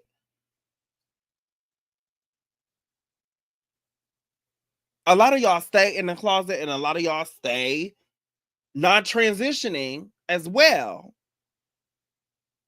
Because y'all don't want to go through the stuff that we have to go through. So how can you say that it's fake? Y'all are very aware of the things that we have to go through. Many people are put out of their families altogether. Many people are homeless. Many people are struggling. Many people are completely disconnected from their families, kicked out. That's the word I was looking for. Our youth. How can y'all say it's fake? How can y'all say y'all never knew anything? They never knew anything about the trade, about us, about gay people, period, across the board. Y'all never knew everything. The cis people, the straight people, y'all really have to let that go. That y'all, oh my God, we never knew anything. I've been a sissy. I've been a girl. I don't know if it was puberty. Like I told y'all, I think that I'm intersex. I don't know if it was puberty, but I stopped thinking. I part of it was choice. I stopped thinking and aligning with male ideology and narrative and having the narrative framed from a male lens as a middle schooler, like before high school age. And I came out at like 14, but like I still continue to identify my birth identity, but I knew that my brain, I knew that my body was different. I knew that my brain did not work in the same way that a male brain worked. How can y'all say it's fake? That's just crazy to me. How can y'all say y'all never knew anything? Even my own mom. You knew. And that's not me calling her out. It's just a fact. I love my mom. I don't need to call her out. We're good. You know what I mean? And we're kind of like in one of the best places we've ever been. But and being able to communicate. But it's been many ups and downs, and it's a fact. How can you know what I mean? I told my mom myself and had moments directly of saying that I thought I was a girl and then I identified as a girl as a very young child who didn't in the 90s didn't have a context for transitioning or anything until I was a teenager. So you know what I mean? How could a 6-year-old be? Why would I have been saying that? You know, and all the different things. My point in all of that was just that people have to just stop, like, and again, just be mindful that our trans people are extra alone, extra struggling, extra going through things during the holidays, myself included. Set boundaries. Back to this list. I'm going to knock this list out real quick. Set boundaries. Boundaries are a healthy and essential part of all relationships. This is stuff I need to read for my own self too. Okay, so we reading it together. Boundaries are a healthy and essential part of all relationships, even familiar ones. Make sure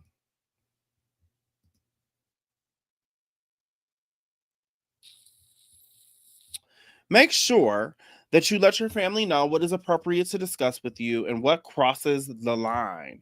Maybe you're comfortable discussing the effects of hormone therapy, for example, but you want your surgical plans to be off limits. Maybe you don't want to discuss anything related to transition related healthcare, or maybe you're an open book. Everyone's boundaries are in a different place. Whatever yours are, communicating them straightforwardly before showing up for the holidays will help make the experience more pleasant. It's always better to clear up as much uncertainty as possible in advance to try to prevent awkward situations from arising. If you live far away from your extended family like I do, it is totally fine to ask other family members to do the same. Okay.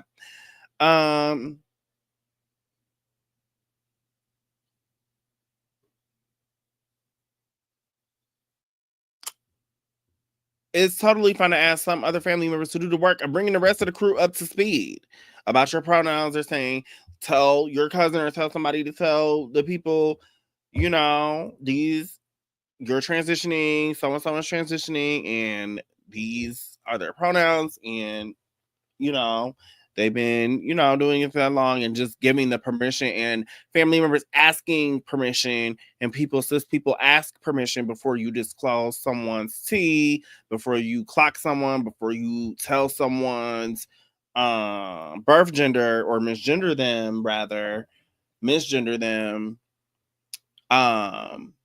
Have that conversation with that person. Like, is it okay for me to tell someone? And there's nothing wrong with asking that question. And if you just ask the questions in not a idiotic, rude, microaggressive, passive-aggressive way, you'll be surprised at the levels of conversations you can have with all different kinds of people.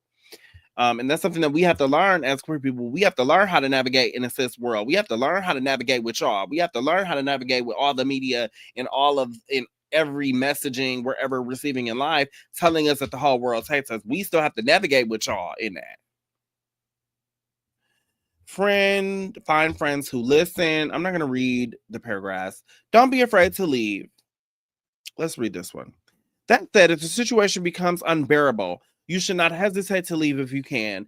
This may be impossible for many people, but if you have a friend who is offered a place to stay, or if it's only a short drive to go back to your own place, leaving an environment that is actively hurting you is the best course of action. Your family may not understand what you're doing, but your mental and physical health should be your top priorities no matter what. Your family will have time to learn more about transgender people, but you may not have the emotional stamina to deal with misgendering for the 40th time, so it's fine to put yourself first at this vulnerable time. And we're guilty of only wanting to go somewhere, not even just family or holiday stuff. We're guilty as trans people of only wanting to go somewhere for a certain amount of time. And then I'm like, oh, even right now, even myself, I'm like, oh, okay, this is all the people meter I have for today. Like this is all I have. And so we're gonna make our rounds, say hi to everybody, be cute, and I'm gonna go, and it's not even that. Like, sometimes I can't even get there. Like, sometimes it's like I can't even make myself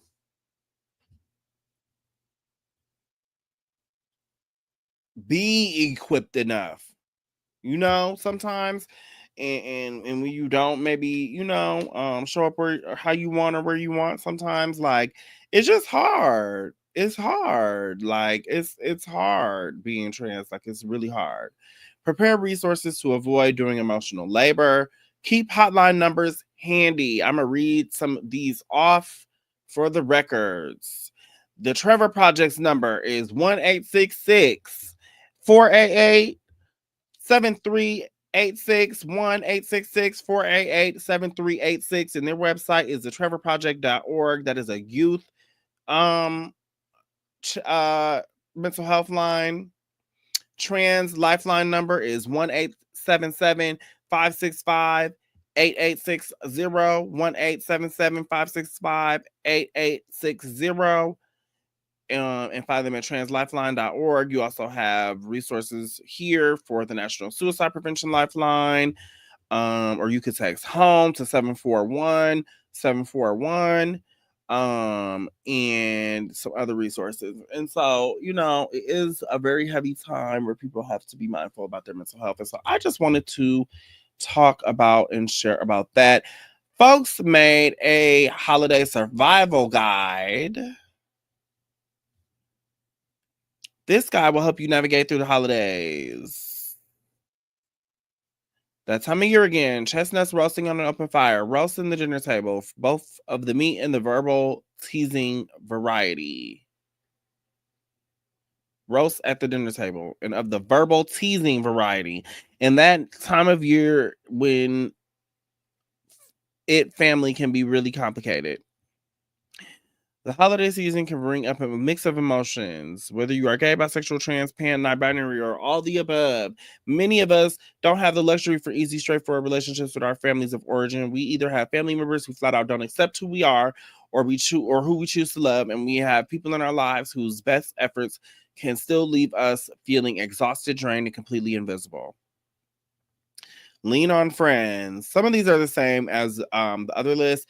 Level set your expectations. The old saying, expectations are just future resentments, is especially true when it comes to family or holidays and to some of us. Basically saying, if you have no expectations, you won't get disappointed, which is very hard to practice and to put into practice. And it's very cliche and easy to say. And also, sometimes you do have to be numb and sit in that and not let people make you feel like shit, because you know that that's all that they're trying to do. And I think that you can do that for one family member, right? You can do that for one family member. You can do that for one detractor, for one hater, for one former friend or an ex or whoever, right? You can do that. But when you have to do it over and over and over and over and over and be in that defensive heart posture and be in that space of not feeling safe, of not being able to express yourself, when you have to be in that space of not feeling accepted, feeling like you're the outcast, feeling like you're not welcome, all those different things, it gets harder to put into practice, because you're like, damn, at what point am I conflicted with some of these things of how people really see me? Not only is it really, really true, but it's not true as in your character. It's true as in that is how they see you. And how that contrasts with how you see yourself and who you know yourself to be. And like she said, no one's going to know your journey or your story or who you are, where you come from, or what you're trying to do better than you. What you're trying to do better than you. Your vision. That's what she said, Nadia. Okay. And so let's finish the list out really super quick. Dude. Take a space and don't feel guilty for having boundaries. Choose your battles. Not every action requires a reaction. And this is something that we as gay people have bad. We have it bad. This is something that we as Black women have it bad. Not everything needs a reaction. And you do have to learn that as a trans person. You do have to learn that as a trans woman to be out in the streets. You do have to learn that. You cannot just pop off at everybody that make a comment, at everybody that look at you funny. You cannot fight the entire world that way. None of us can. None of our girls, not the hardest girl, not the softest girl, not the hoodest girl, not the streetest girl, not the smartest girl, the book smartest girl, the whitest acting girl. I don't know what they is, but you cannot have that. And you can't be no lady in that. you can't be what we're trying to embody and where we're trying to go, always trying to fight the whole world and trying to defend everything to the end and dying on the sword. You punishing it's just another form of punishing yourself, just like we punish ourselves with men, just like we punish ourselves with drugs and alcohol or anything else. It's another type of punishing yourself. Choose your battles. One more sec. Not every action requires a reaction, and not every sentence requires a response. We can't control other people as much as we would like to. One thing that we can control is how we react to other people in the situations we find ourselves in. Don't let things become bigger than they need to be. Really consider what is an important fight to fight and what you can let go of. Use past years as an indicator of what you might be able to expect from this year. Don't assume that things will be different this time when nothing has changed. Go into this holiday season willing to protect your energy capacity and heart. You may not be able to change other people's minds, but you can change the way that it affects you. Don't sign over your self-worth and walk away when needed. Consider downloading a mindfulness app such as Headspace for a quick breath work exercise or guided meditation. Don't go or leave if you have to. Don't go or leave if you have to. They said that in the other list too. Get yourself a little gift. I do this a lot. I'm getting me some hair. I'm getting me something for myself. And I'm getting me a self-care gift. I'm getting me a coffee, a nice little iced Starbucks coffee or something. Some dark chocolate. I love a dark chocolate moment. Like, I'm getting me something, a bath bomb. I'm getting me something for me to make me feel kind, to make me feel like that girl. Definitely do that for yourself for the holidays and for any time and for any time that you need the affirmation that other people is not giving you. Affirm yourself. Do something for yourself. Treat yourself. There's always nothing wrong with self-care and doing that for ourselves. Support community. And what they meant by that is to support your local organizations doing work, having toy drives, having events, different things like that. And support Black and queer creators. And so they have a great list of resources and different things, books, all kind of different things that could be great gifts for trans people. And so if you need gift ideas or whatever, you can find that at Folks Health Holiday Survival Guide. And so, amen. Let us get into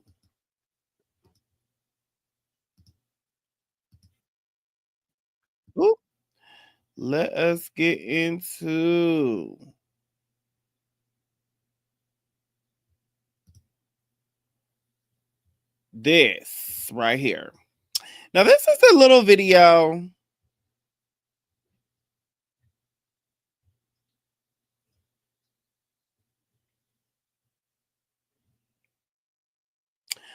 of this guy. His name is Play on YouTube. And he's just a little guy and he's talking just his own experience about dating trans women. And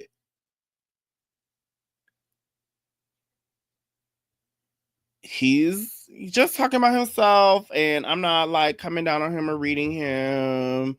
I am just like,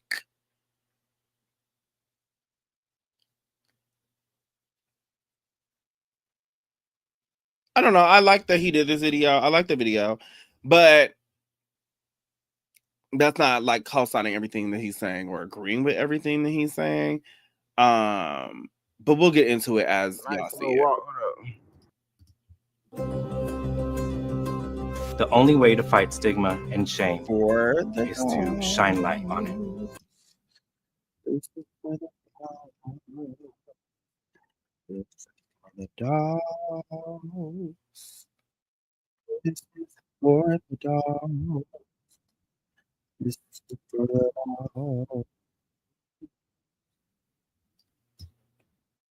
Man, y'all see the title of the video. I'm finna let y'all know So why again, this is I'm not gonna say all men Guy prefer trans Play women, but on I'm gonna tell y'all YouTube. You can find him. He has a lot of little whatever vlogging title is, whatever title is. But I'm finna tell y'all why videos. a lot of men deal with trans women more than cis women. And y'all comment down below, fellas, anybody, ladies, everybody comment down below. Tell me what y'all think. But I'm finna tell y'all my perspective on why a lot of men deal with trans women. And I have some trans women friends, and I wouldn't change them for the world. You know what I'm saying? Real deal. And you know who you are. You know what I'm saying? Shout out Raven, shout out Z. You feel me? I say all that to say this, bro. It's been a few times, y'all, I was down on my ASS. And I'll tell y'all like this straight up. I had a girlfriend when I was 21. Do y'all know Shorty left me hanging? Not just one time, but a few times. Then left me hanging, y'all. I remember we got Where into is the comments egg? I caught her I'm cheating, y'all. mixing it up now. I'm ready for the comments now. I'm ready for y'all comments. Definitely, I don't know, folks just being nosy.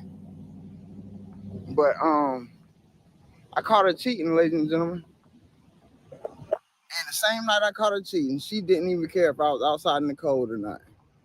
So I say that to say that. I say that to say this. I bring this scenario up because my trans woman friend, a few times when I was 19, if I'm not mistaken, and my experience isn't going to be the same as somebody else's experience. I'm just letting y'all know.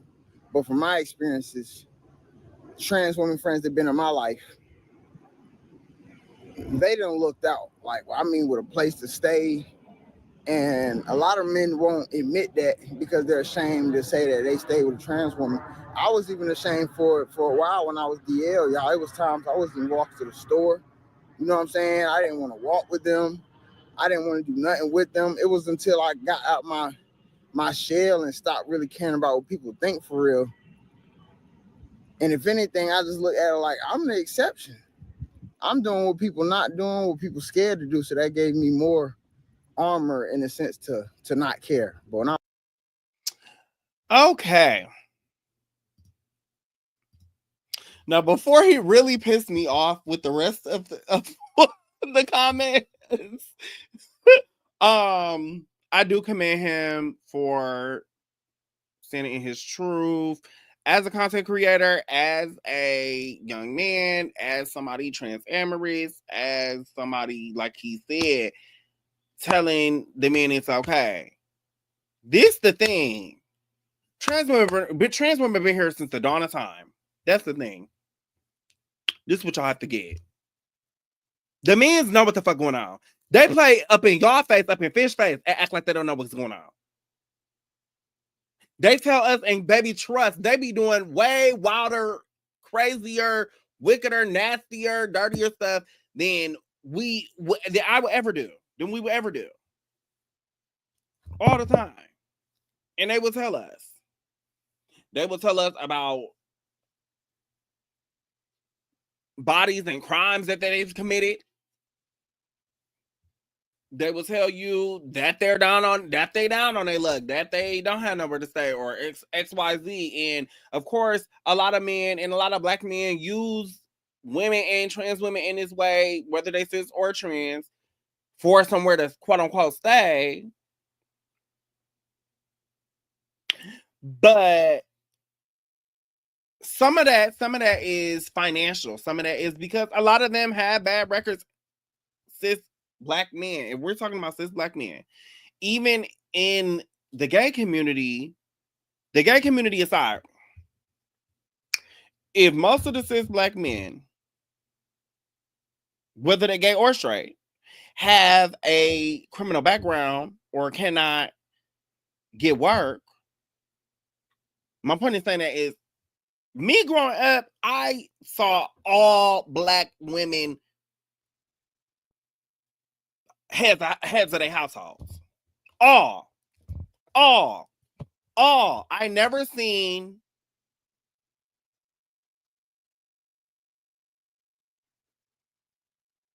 kind of like when people be like, they never had a Black teacher. I never seen people really have a dad until high school, college. Most of us, our dads was on drugs or drunks or in jail. And it's no shade. It just is what it is. You know what I mean? Of having a healthy relationship or modeling a healthy relationship. And so my point is financially, most Black women is the heads of their household.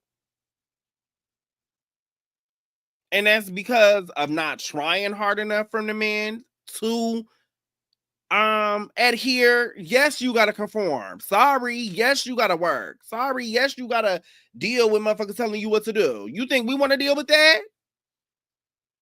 Or that we want to deal with it from you? No. Yes. You know what I mean? If you want to be able to work and provide for your family, if you having kids and you want to be able to provide for them, you do have to, you know what I mean, step it up. And that is part of the Black men, but it's also a system working against them. So we as Black women, since the dawn of time, have made do and have did what we had to do to provide for them and for the rest of the community. And so that's not just like a trans women be letting in, be giving them somewhere to stay type of thing, which is really weird and gross. And even as a man, if I were a man, and then this is so crazy about the trans thing and why transitioning is real. If I were a man, I wouldn't want or accept help like that. I would have to get it on my own. I would have to try to work and do whatever I could do. You know what I mean? And I wouldn't be comfortable to just use somebody or whatever, even if I could. And that's not what a real man does. And that's not the embodiment of a real man. And he's young. I'm not talking about him. I'm not talking about anything. And like I said, I commend him for standing in his truth and being able to talk from a male perspective. But we'll get into the rest of the things that he's saying. But I just wanted to debunk that a little bit, the men staying with people thing. However, we get him a lot of grace. We get him a lot of grace, a lot of coddling, a lot of understanding. Where is that for us? Where is the protection for us? If it is about a transactional thing and here we go, vice versa, it still be lopsided as fuck.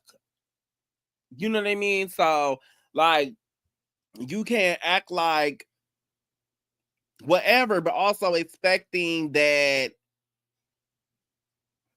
just any and every Black man is going to be financially stable enough to try to support himself, his kids, or a relationship or a household is not always realistic. And that's not saying that they're bad people or that they're bums or that they can't whatever. It's just not always realistic, and it depends on the circumstance. And we make these generalizations and don't give them grace in that way that we make these generalizations. But I think it's more about your character and how you carry yourself as a man and how you contribute to a household and different things than it is about just solely how much money you're making. And a lot of men have a complex about being the head of a household or about women using them for money. And it often is men that don't be having money that have the complex about women using them for money. But ain't nobody ever used somebody who never had no money about for money. That's not, if a bitch fuck with you, that's not what they're fucking with you for. And that's just ain't no bitch. Like even sex worker girls, ain't no bitch finna keep on fucking with you just for some money or absent of some money unless they fuck with you. You know what I'm saying? Like it's just, it's crazy. And often they will try to flip it on you and try to make it bad, but we still gonna center stepping up to the plate for men in 2025. And just across the board, and not just being comfortable with, okay, the system ain't working for me. Okay, the system stacked against me. It's stacked. Who the fuck it ain't stacked against? And Black women persevere and have taken leadership positions and have infiltrated into careers and fields and specialties and specialities that they never seen for us or wanted us to be in. And if that's the type of woman you want, you have to step up and be that type of man too. If that's the type of partner you want and the type of partner you envision for yourself, whatever that thing is and whatever those people are, that type of thing, you have to step up and be that too.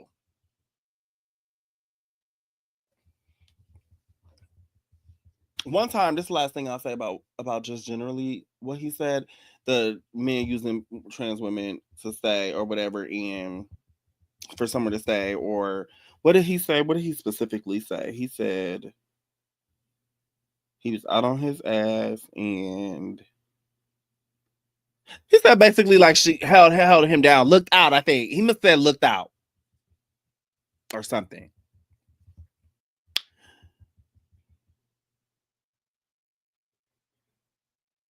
Me and my sister, this like 2 years ago, we was at the bar. Me and my sister at the bar, and we're just sitting there. We was completely minding our business.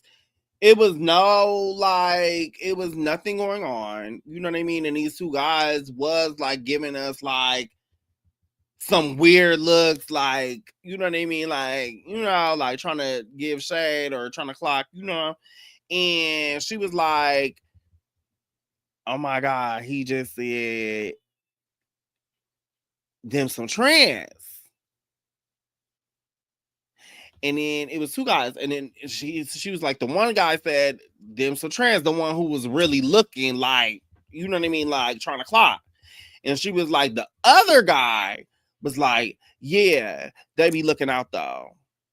Growing out, I told y'all about they be having the DL group chats, they be having text chats and chains and group chats and linking off the apps and all this stuff, and they be organizing themselves. Ladies, we have to be able to get on one accord and be sisters and organize ourselves. If the men can organize themselves,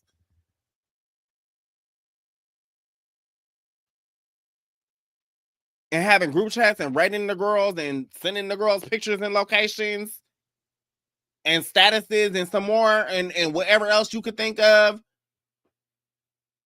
in a group chat. But we can't even talk. We as ladies, we saw, you don't even want to say who you talking to.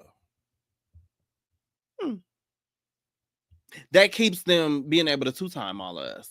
That keeps them being in a position in the male fragility that they're in. I was 19, 20, y'all. I'm being real with y'all. I was the average DL ninja, toting a strap, selling weed. You feel me? Walking to the spot, hoodie on my head, not seeing who it is, pulling straight Johnson out, pulling straight eggplant out. So I say that to say this. And I told y'all this scenario millions of times, and I'm going to keep telling y'all this. I'm going to keep telling y'all this. Y'all know y'all know I'm going to bring y'all some trade too. Do you know that any man can go be homeless, ladies and gentlemen? Any man can be homeless. And a woman can find that man attractive, knowing she can see about his little argument. But when I was 19, 20, y'all, I'm being real, y'all. I was the average DL ninja. Okay, anyway, he finna toting a strap, catching up, selling weed. I rewound it a little bit. You feel last me? thing I'm gonna say. Then if Walking the whole thing spot, is on my head, transactional and about financial, then that is also signaling though that there is a consciousness. If the whole thing is just the men want to use the women, they want to be passenger princes, they want to flip the roles and have the women be the providers and them be taken care of and whatever, even though they can't even, you know what I mean, they're not upholding even what that will require, you know what I mean, in terms of reciprocation. My point being, like a woman would, the point being is, if it is all transactional and based off of a financial or a resources based mindset, right? Then there is a consciousness that we are the same as women. If it's just about a place to stay,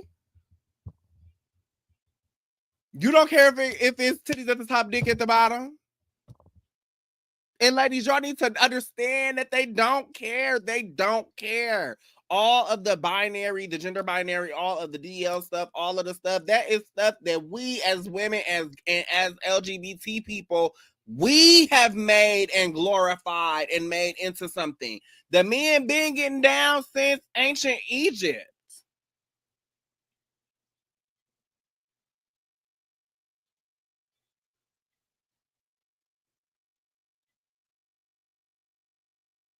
They've been paying sex workers. They've been watching trans porn. They've been going to Bangkok and to Thailand.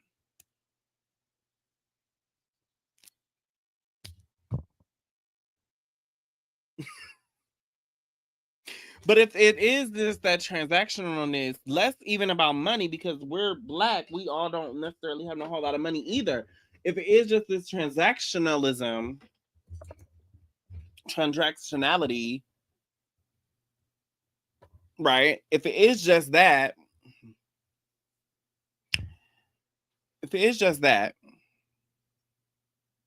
then there is a consciousness amongst the men that there is no real difference.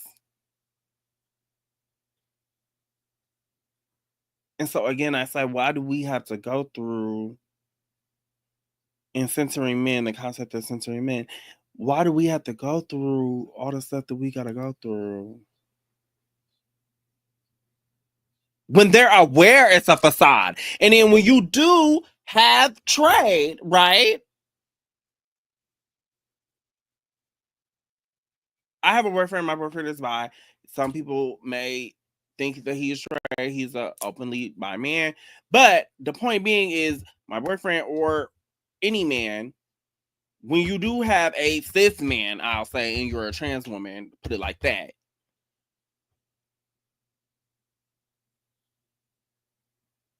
they dap them up. The men. Anywhere, everywhere we go, they dap them up. Because they do, like he just said, they do want to really do it. They do want to really be that one. And I do very much believe that the men will kill us to keep their secrets. And do. However, again,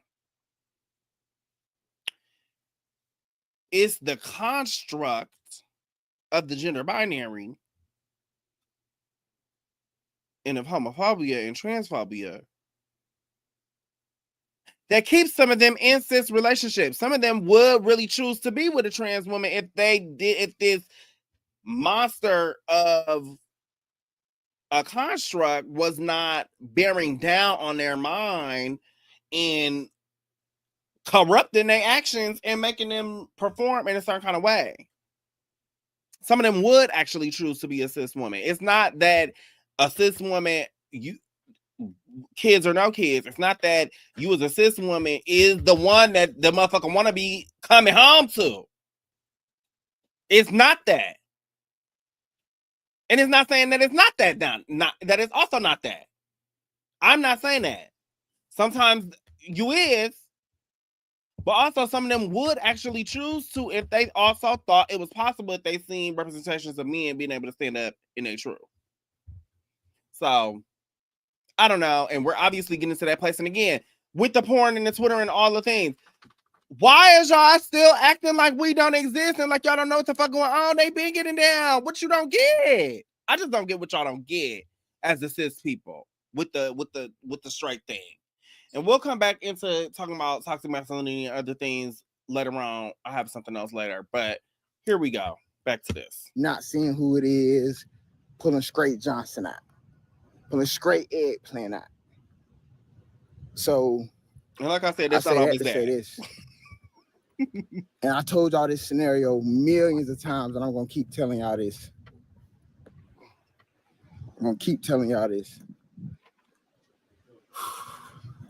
Do you know that any man can go be homeless, ladies and gentlemen? Any man can be homeless. And a woman can find that man attractive, knowing she can see that man 3-4 months outside, knowing he homeless, but in her head, she like, oh, if he was fixed up, he would be better.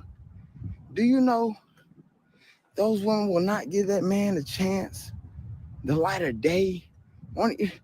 Shorty got $1 million in her account. She won't even get that man $10 to eat. Do you know that? But any man will see a woman who's in desperate need or just something ain't right, something don't feel right to him. He will pull over. He will stop his car. He will give her a ride. You got some creeps out there, but I'm not talking about creeps. I'm talking about the real deal fellas. Okay, then where do y'all be getting these narratives from now? And again, I'm not coming for him. I'm just saying, where do y'all be getting these narratives from now? Okay. Hold on once.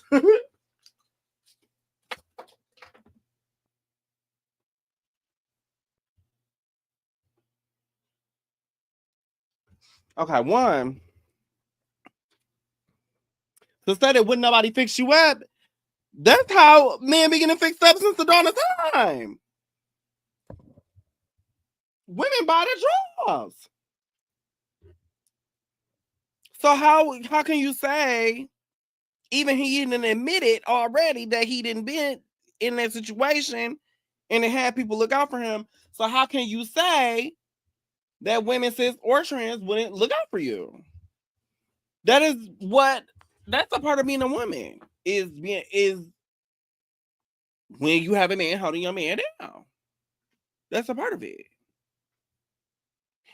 Now, he's talking about some, that woman can have $1 million in their bank account and wouldn't give you nothing. She's not entitled to give you nothing. She also doesn't have $1 million. She's a black woman in America. She doesn't have a fucking $1 million. That's really crazy for you to even be close to thinking like that. And I'm not coming for him. I'm just saying it is a lot of bad mentality and bum mentality that exists, and that is not just because it's hard to find something stable or something. You know what I mean? Or to make a living, just period, or to make a livable wage. You know what I mean? That's not just because of that. And then for you to say, wouldn't no woman ever, when that's all women be doing, and if they're being used for somewhere to say, then how can you say that when nobody fix you up or take you in? Them things don't go together. Them things don't go together. You can't just make stuff up now. Okay? That part is the male fragility part. That because one woman maybe said no. That maybe because one woman wouldn't give you the $10 he just said. That because maybe one woman wouldn't let you stay tonight or let you or move in or XYZ. That means that it's none. That wouldn't nobody ever take a chance. That's not true. And like I said earlier, if somebody fucking with you before or in the absence of some money, then that shows you that they're not there for some money. So how can you say that? Or it's not even about money. We are black in America. Don't nobody have no extra money like that, okay? And for all the borrowers and the people and whoever, don't nobody on earth have extra money like that. No one does. That's black. That's just not realistic. Even a rich motherfucker, even a motherfucker with a coin, even a motherfucker paying a coin or whatever they're doing, still ain't really got it to where they don't need it. And that's also a part of the bum mentality is even people, even in our group and stuff, all the time, the girls be like, I don't need the gift card. Bitch, I need my gift card. I'm gonna say that every time. Bitch, I need my gift card, bitch. I don't give a fuck how old I am or who, what, where, why, who, what, how much I make, what. I need a gift card. The fuck? I need them surveys.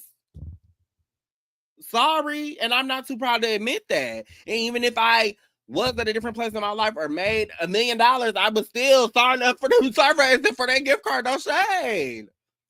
No shade. People have to be honest. People have to be honest. But you even thinking that a woman would just have this surplus of money that she's sitting on is crazy. Especially if you're talking about a cis woman with kids. That's crazy for a grown man to even think that. It's crazy. For anybody, you know what I mean?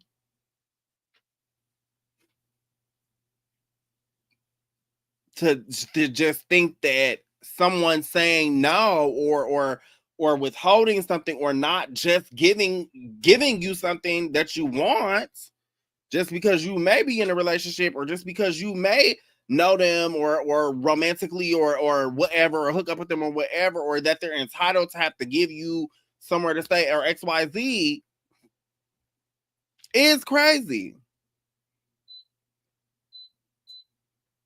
We grown people. You know what I'm saying? We're grown people.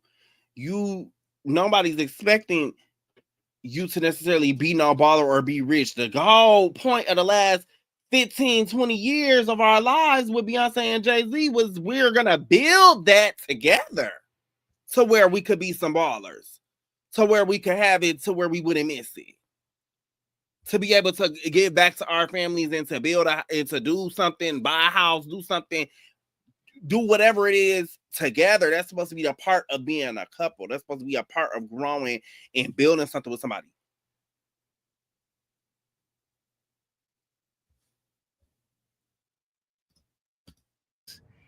That, you know what I'm saying, to just had that charisma and just had that genuine heart.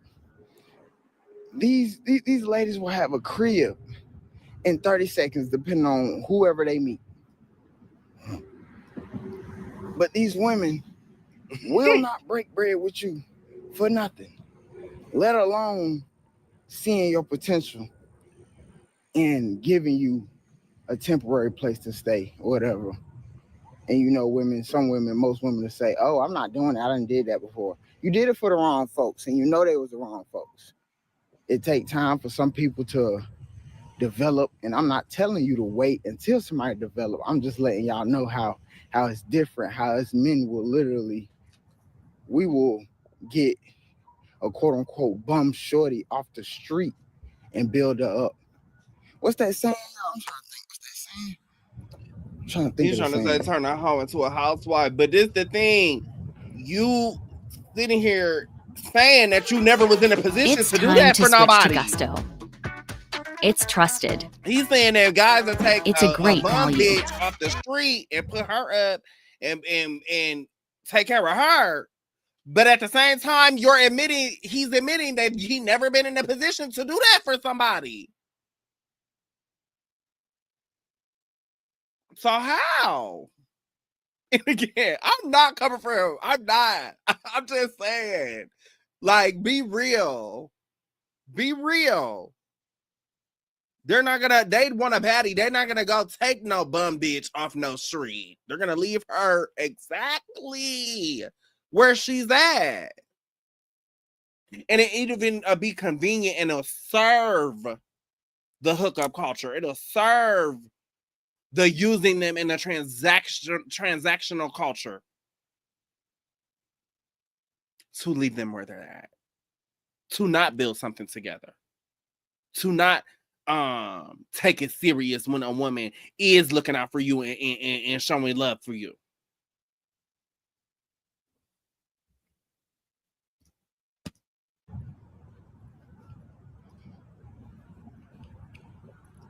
Y'all hold up. I'm trying to think of the saying. A rich woman won't look a broke man's way, but a man will look at a broke shorty, and that's just so backwards to me. And you know what I'm saying? It'll never make sense. So I say all that to say this: the people who I know who be holding it down, I'm talking about platonically, romantically, situationship. You know what I'm saying? Trans women will look out for you because they also, you got to understand, they've been there. in retrospect, they understand because they was a man before, respectfully. And y'all don't get on me and like, oh, he's being disrespectful. I'm just telling y'all what it is. They get it because they was on the side of the field before. They know what's up. Then you get on the whole nother side, ladies, y'all know what I'm talking about. Y'all get a limitless amount of attention. Any time of day, any man is willing to go out their wallet. But it's not the same for men.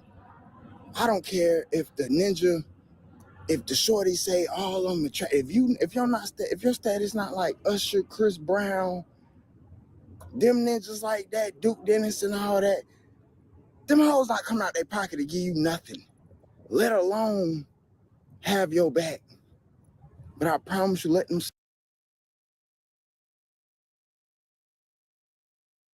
Then he says, if you not Chris Brown, Duke Dennis, I don't know who the fuck that is. Whoever Usher, he said Chris Brown and Usher. Usher is gay. No, just kidding. He said Chris Brown, Usher, and Duke Dennis, right? But they're not in a position where they would need a woman to step in for them.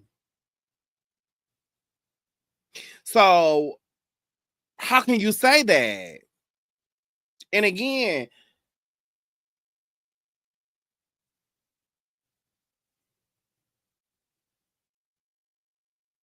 they just said they insecure.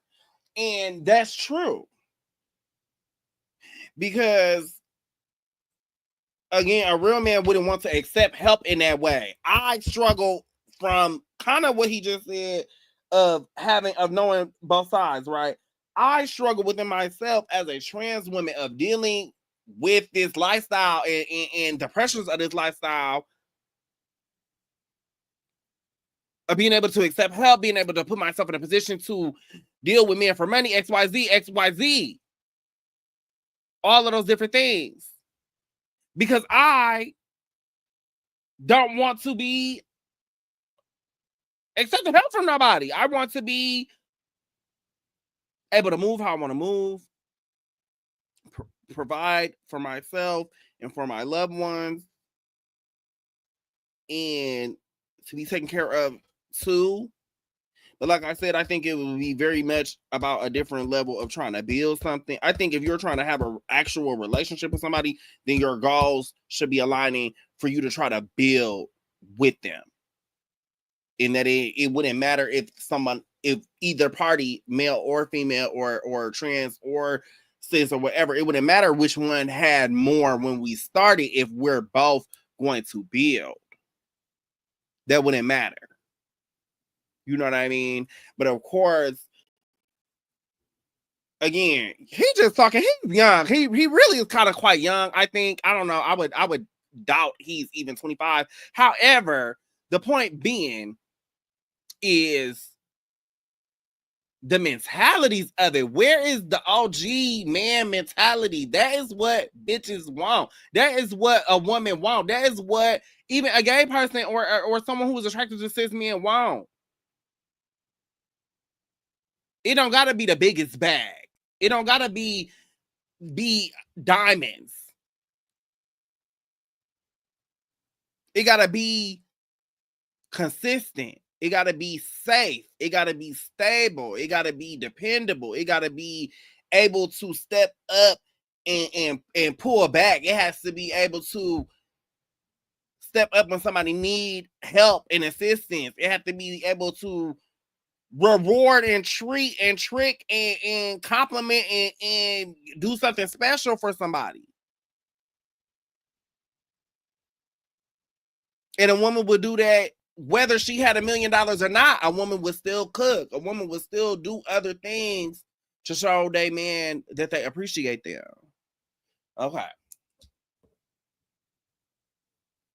We're gonna wrap up this part and then we're gonna Same shorties stuff. Be fucked up and don't have nowhere to go and really don't have no plan, no drive. You'll save her, but she won't save you, and she see the potential in you. So you know what she gonna do? She's just gonna wait at the end of the finish line, and that's vice versa for men, women. They gonna wait at the finish line. But this thing is why direct everything. Me personally, and men that think like me, to be about this transactional lean towards trans women more than cis women. Financial Cis women are thing, selfish. The cis women and I've say been coming across nothing are about selfish. My girlfriend who I had was 21, who was a cis woman. She was selfish, and it was my trans woman friends that's attraction, even because they are. I'm getting back It's on crazy to track me. with Factor. Fresh, never frozen all meals are ready in minutes. Factor is over financial 4. and I already about expect the a man to have it all capitalism figured and out. about the Little do they know, subculture and about as a man, bro, we gotta earn every ounce of our value. I don't know. Every like, every comment, every view, y'all, I work for. And then he said the women get all this attention all day long everywhere they go, but men don't get no attention at all. Which is kind of true, and it's also kind of gay for you to want attention.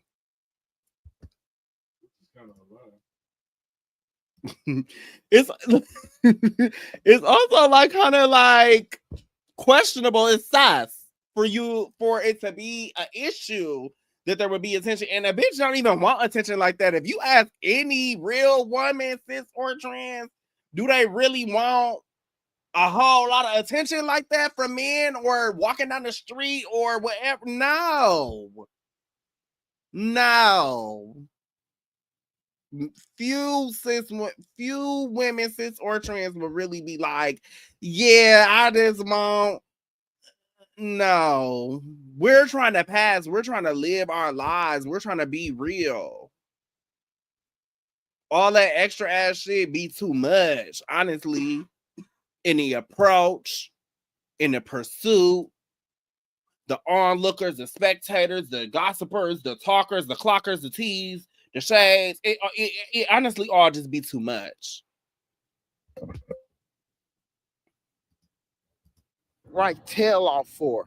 But I guarantee you, let any woman get on the same platform and say these same vids that I'm. Well, and if you don't understand, I'm telling you, most trans women are open to that, but they know what's up. You know what I'm saying? They're more sensitive when it comes to you being down bad and shit because, again, like I told y'all, they was on that side of the field before. Most cis women, they ain't never been on that side of the field. Well, but why do you think the cis man mentality that cis women on cis women, stud, it'd be a stud female. A trans woman should be grateful that a stud female and a cis female. They look after each other for real. You don't see no cis woman looking out for a lot of heterosexual whatever. You know what I'm saying? Men nowadays. You see most women. I'm seeing a lot of way more women dating each other. We should have to accept. And I'm just being somebody real, that don't have nothing to barely count on your hands nowadays how many relationships you see a male and a female. And or somebody that don't meet a standard. I could just tell by the walking shit. I could just tell the shit that's not true. Or it don't be some type of. It's something missing. I have a boyfriend now. I was single for 4 years. A lot of these dudes be dealing with women that it was really just a high school thing, and now they prolonged it to 34. 35. I never wanted no relationship with nobody. High school in the past, I never wanted no relationship with nobody that couldn't do the things that I felt a man should be able to do. Now they don't make it work. But yeah, I don't want to get off any other I had topics. boyfriends. I had different things around. as a younger. Nice little walk. When I was younger, like pre-transition and in nice transition, little walk. I'm sure y'all this and like right before our transition. That But look nice too. Ooh, nice little walk. I never wanted I never wanted somebody who couldn't do the things that I wanted in a relationship. Yeah. Not about money, not about resources either, but the things that I felt a man should do. Because in my opinion, in a way that a man was on the stand up for me and protect was me. on the page where be there for they had to work for attention. And so then they switched to another side as in being a woman. My point is woman, and they get all the attention to work about bitches. That's my point. Niggas. It would have been very grandma, easy granny, in a relationship. Your mama, your daddy, many different points. Your auntie and your uncle. They just don't say the point nothing. It was things that I wanted in a partner. I'm just telling y'all my perspective. Y'all comment down below. Things that I honestly, until my boyfriend most cis women, they don't understand. And I'm not knocking ones who understand for me in the way that I wanted in a relationship until. But they're gonna be waiting for you at the end of that finish line, and y'all know. And I've had some of them things maybe in some other past relationships. Problem with many is it was, you know, the one who's sticking it out with him. That really don't be the one. That really don't be the one that he wanna. But that don't be the one he wanna see himself with at the top. So a lot of trans women trick The themselves by overall thinking he all for him. You know what I'm saying? For me in the way He that all for I her. The felt whole is time, he's just waiting to get up so he can try to get the one that he the right wants. type So of I way. see why I mean, bitches and niggas, you know, you know what I'm saying, skeptical when not it comes support to even, but just hold somebody down. I get it. let's But in my support and opinion, only more like time being shows present. you people are for Being real. present, I'll say. And like I said, time showed me hella times that most cis women they aren't. You're not consistent. They don't have no sympathy for us men. That's why me personally, I don't even want to deal with no cis woman that doesn't have no sympathy for me or doesn't even understand how hard it is being an open-minded man in 2024. You know what I'm saying? It's too many women out here that's open-minded. It's too many women out here who I don't have to explain myself. Why the fuck would I talk to y'all closed-minded ass bitches?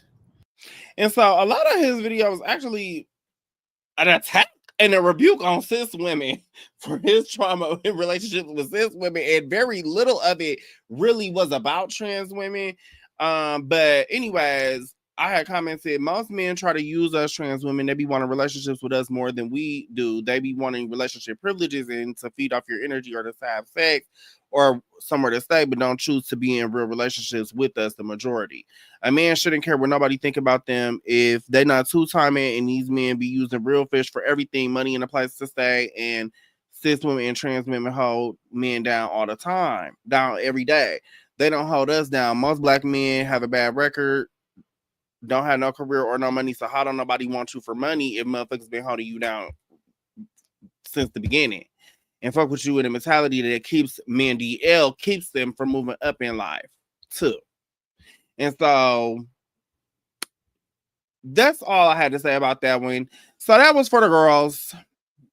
And then, oh my God, I'm so excited now. I finally get to show y'all this video, this music video of my girl Monet Exchange. I love this fucking song. This is Monet Exchange Rotation. I'll be listening to this song like every fucking day. No shade.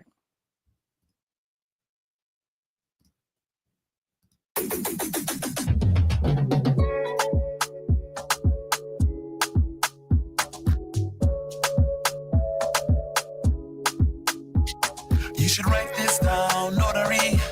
Round, rotary. Bali, then we go to Greece.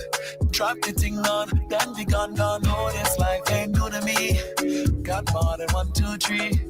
Got the right to be choosy. They fall in line for the juicy. Got it under control. This is all touch and go. Long as you play your role, don't take it personal. Oh, I can be the one that you be texting on occasion. I can be the one that you be texting on occasion. But I gotta let you know, soon as I come, I gotta go. Ain't no gap, I'm going back with you in this rotation. Spend it back one time working, in my bag working. Gotta find time for the flirting. Think you might go indecisive, I let you come, but never mind, over it. Need to shop for the playlist. Here's to hoping you make it. Got it under control. This is all touch and go. As long as you play your role, don't take it personal. Oh, I can be the one that you be texting on occasion. I can be the one that you be texting on occasion. But I gotta let you know, soon as I come, I gotta go. Ain't no gap, I'm going back with you in this rotation. Once I throw back, he want the pussy in rotation. Right in my throat, he get to laying the nation. Critical condition, you killing it like you Jason. Head so good, now I'm having flashbacks like I'm Raven. Wife it to my team, cause they know me on the scatel. I'm coming body broke, Hanaga, Nina Patel. La pussy, I put mano to commission. I went pipe boss and I'm a mouth, my swallow that. The Insta, but tell me I wouldn't follow back. Want a New York chick making the work double back. Texting me a location. Make sure every bitch that you fucking is keeping the shit on wax. Got a big Chanel fetish, only hit me for the backside. Your religion is drowning the pussy baptized. And they know I'm coming harder than some ass shots. Kiki type of bitch, do you love me? Who kick it up with the bad guy? I can be the one that you be texting on occasion. I can be the one that you be texting on occasion. But I gotta let you know, soon as I gotta go. Ain't no give up, going back with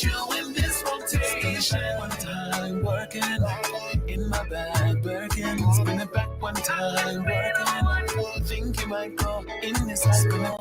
One time working in my bag, working. Need to shuffle the playlist. Think you might go in this cycle. Monet in the background dancers and everybody in the video look amazing. I love that video. I love that song. I listen to that song like literally every day. Okay.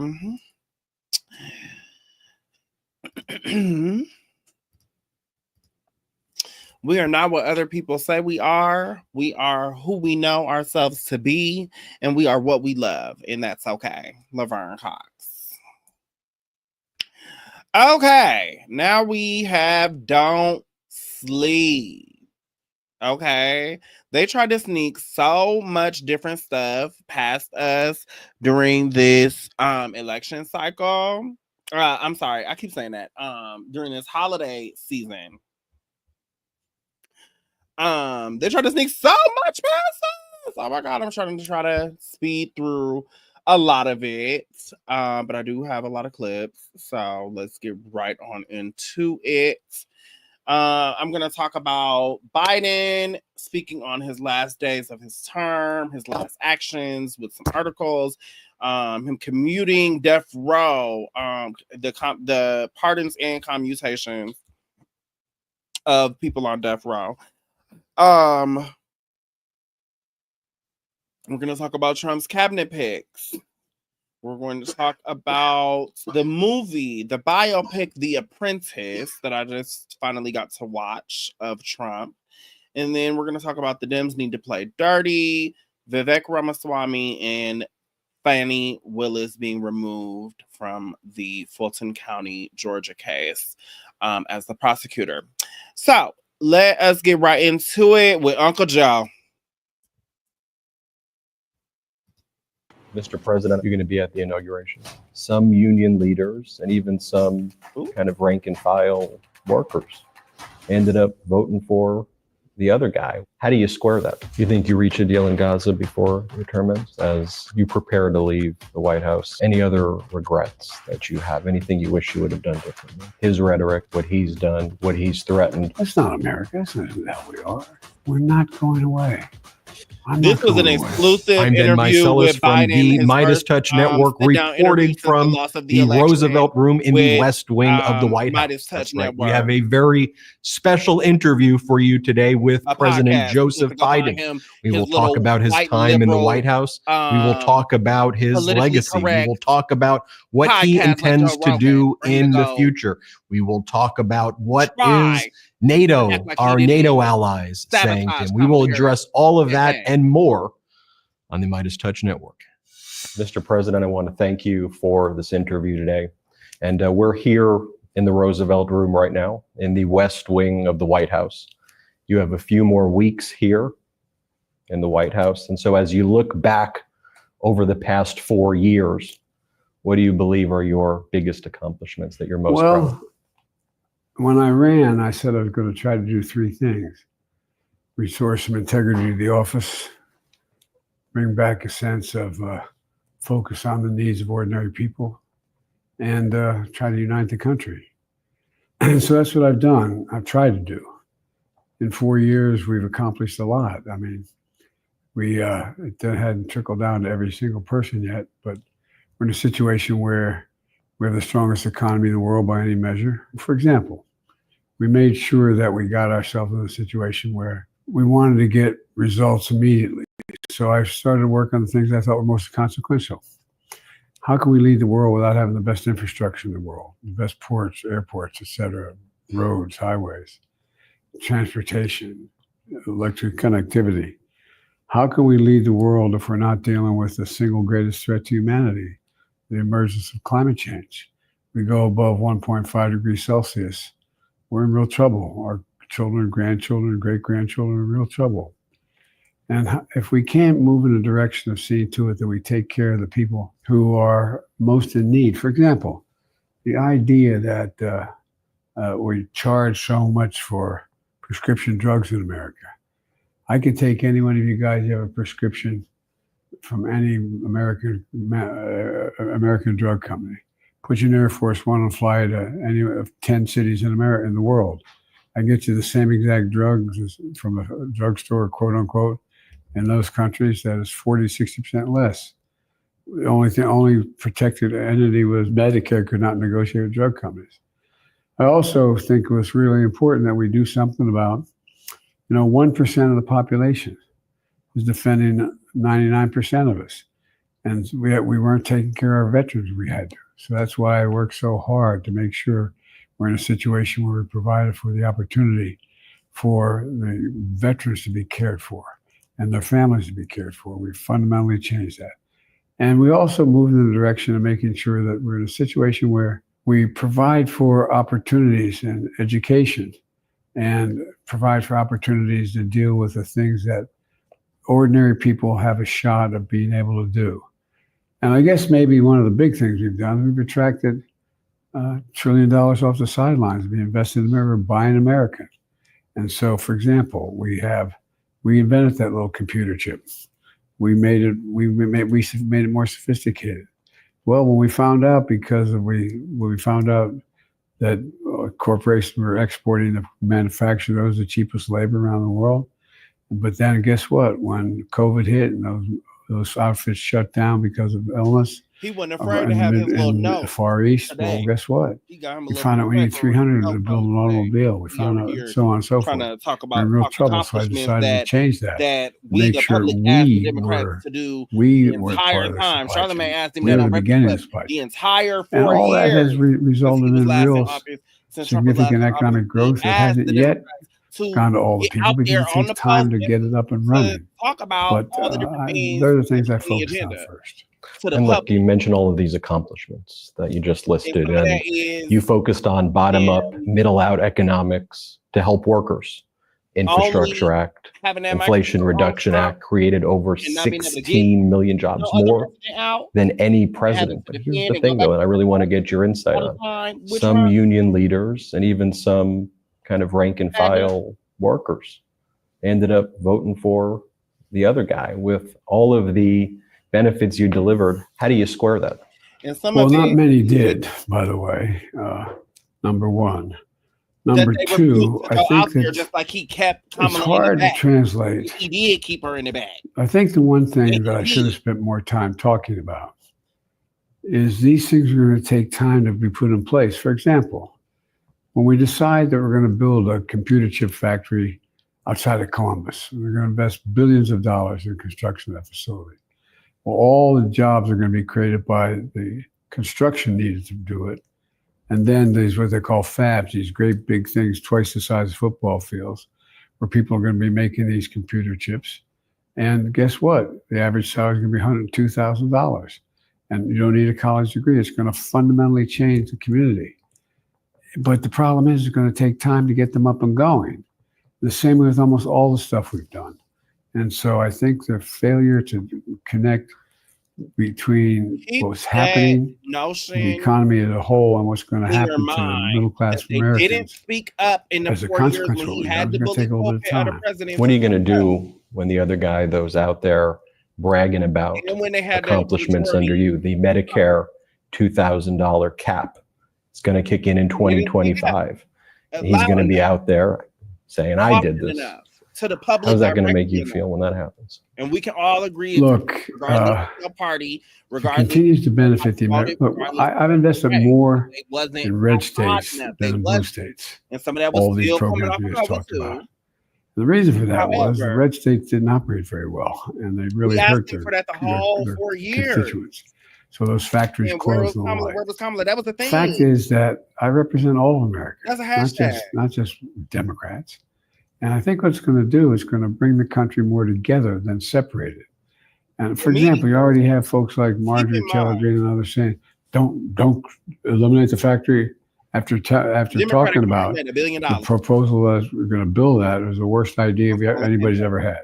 She didn't vote for it. So I think there's going to be a bit of a comeuppance here. But the bottom line is, I'm convinced that over time, the American public will respond to what is the intention of the party to try to help ordinary people. All of them stood. And the fundamental change I made and I made a speech at Brookings Institution along with it the top recently, billionaires in the was world, on the economy. which we'll The fact is that we had a long time this idea of trickle-down economics.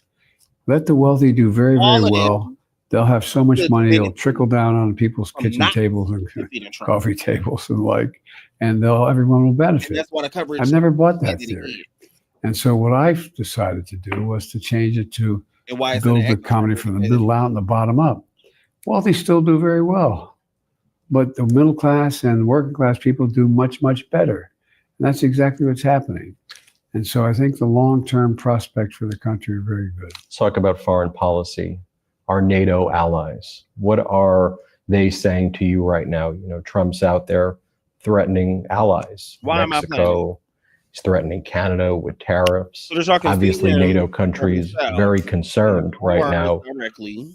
Are we going to stand up to Putin in 2025 the way you did? What are they saying to you? And what's your Crash Bandicooted his own. For your audience, there's these various organizations, like the G7, the leaders of 7 European nations, like the G20, all these. And I've attended all this. The only advantage being the old guy in the presidency. I have more experience in this than anybody else does. Joe was a sitting president. The only sitting president in the last 100 years to be unseated was Donald Trump in the middle of a two consecutive term run. It's Donald Trump and what's his name? The old white man with the big ass pumped up chin, Nixon or something? Nixon or Reagan? Nixon, I think. Anyway, him, right? Them was the only two. He didn't have no, I don't think had a second round, but them the only two to be unseated. It's very hard to unseat an incumbent president. So had Joe did stay in the race, even though Pelosi and the rest of the party didn't want him to, and even though we didn't want him to, and we did want Kamala to run, at the point that it was only 100 days, it wasn't no point for her to have ran. It was sloppy. Not on her and not on her camp, but on him directly.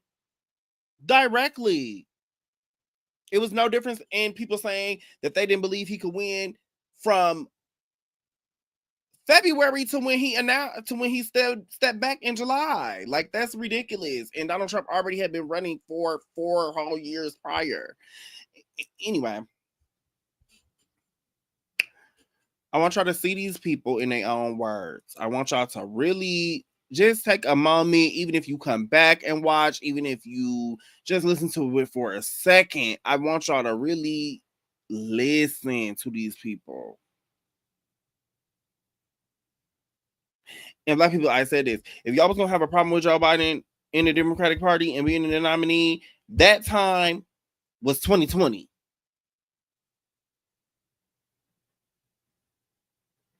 Things could have went a whole different way. And we had some decent candidates in 2020, including Kamala Harris and some other decent ones. And in 2016, we had decent ones. And y'all chose Trump. Outside of Hillary Clinton, that was a big ass slate for the primary for 2016. A big, huge slate. So don't try to say that it didn't matter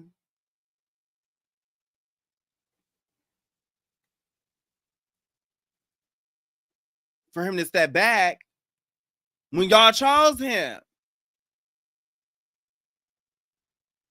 That time was in 2020. Kamala Harris won me for Joe Biden.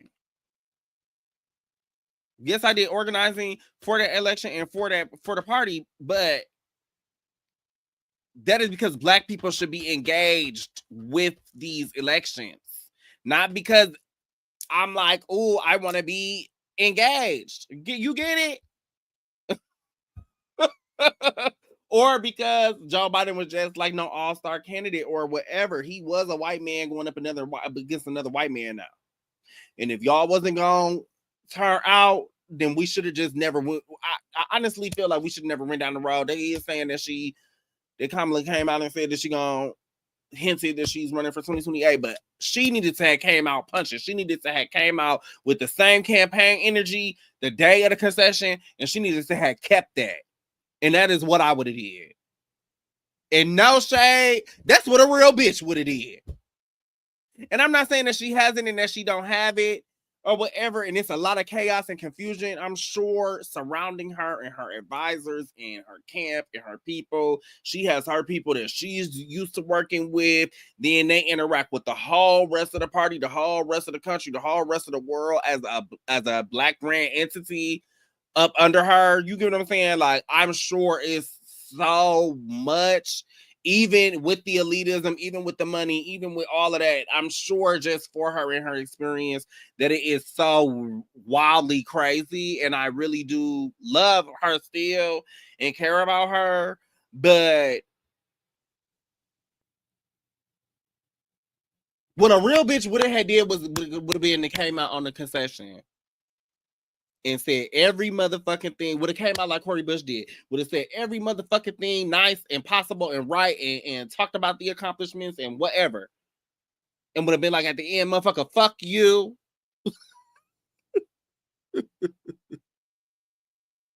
And I'm finna come from what's mine. Okay. Now, anywho, child. I think if Sotomayor stepped down, that Kamala would make a very smart choice to become a Supreme Court justice, and that could be something realistic, and that may even be a better tail suit for her skill set, because being charismatic is not I don't know, it's not particularly her skill set amongst the elite of the party. She's young. That would be a perfect type of appointment for her. But I don't know if I would see it in 3 more years for her to be in 2028 if she don't turn it up. She needs to turn it the fuck up. And maybe they will once they officially out. Maybe she will then, and maybe that's the appropriate time for her to do it. And she's an older woman. She's not going to be like, well, I'm going to say fuck you on the concession. Like, you know what I mean? Like I am. She, you know what I mean? Close to, she in her 50s, you know what I'm saying? But we need to see some foundational pieces going forward. She needs to come out and say, I'm going to keep saying this on my platform. She needs to come out and say that I'm going to be on the ground every single day till 2028, like Donald Trump was. That's what he did. He went and had a rally every day. And had dinners with billionaires and mobsters and crazy people and dictators every night. Okay. We almost damn done with that. And I've known all these folks. And one of the things that we've done was, Dave said to me at the end of these meetings, oh, come on, you can't walk away from this. Our democracy depends on it. Well, they're concerned. And they're concerned whether Trump's going to do some of the foolhardy stuff he says he wants to do. Leave me some more comments. These extreme tariffs, which are going to cost the American, taxing the middle American taxpayer, dealing with not supporting Ukraine by letting Russia have its way, moving in a direction where we walk away from. Look, I was able to expand NATO, expand it, not just maintain it, but bring it back and expand it. You know, Henry Kissinger called me 10 days before he passed away to say, Joe, not since Napoleon has Europe not looked over its shoulder at Russia with dread until now. Well, I was able to convince 2 countries, Sweden and a country with an 800-mile border along the Russian border, to join NATO. And so it's a stronger organization. Yeah. But we've got to demonstrate that we're prepared to continue to do our part. And I think that the vast majority of the members of the Congress, even among Republicans, think that. So I doubt whether the president's going to be able to walk away from those commitments. You're going to be at the inauguration? Of course I am. Only president ever to avoid an inauguration was the guy that's about to be inaugurated. That's what I want to talk about, because he obviously did not make the transition easy for you would be, putting it as delicately as I can, you've made the transition smooth. You've invited him to the White House. How do you square that with his rhetoric, what he's done, what he's threatened, to invite him here, sit him in the Oval, smile? How do you do that, and why? Well, because it's who we are as a nation. It's how we're supposed to be. The fact that he doesn't abide by the rules of the democracy we've established is not my concern. My job is to make a transition workable and available, and make sure, and he's beginning to adjust to it. He's beginning now to say, do background checks for his people and so on and so forth. The bottom line is that we can't keep this up. We can't keep up this childish game of walking away when you don't agree. And do even background checks on his people. Depending who you talk to, I talk to a lot of Republicans. Is adjusting. Somewhere between, well, most people say 30% of the Republican Party is the MAGA Republicans now. And they are the Republican Party now. He need to do an executive order before he leaves. It's going to be interesting to watch what happens to the Republican Party if he tries to implement some of the things he said he was going to do. People with felonies can start having jobs and start serving and the stuff. Democratic institutions are consequential. Even, do you know? We're the most I don't know. unique This is nation something in the weird to world. me. I don't know. Do they do Every this other or not? nations, I don't know. come about as a consequence of But ethnicity, they recruit religion, people geography. from prison. We're the only one built on an idea. Military too. The idea is we hold I'm these sure a truths lot to be of that's self-evident. corrupt, All and this men is and a women are really created equal, random etc. bit. We've never fully lived up to it. We've never walked away from it. And we have to keep in faith with that notion. Even if the guy that's about to take office has a disagreement. Let's talk about the media coverage of your presidency. We talked about all of these accomplishments, but very rarely did you turn on the TV and hear about 16 million jobs. I'm just saying, of course, very rarely did you hear about the Biden stock market up 50% from Trump.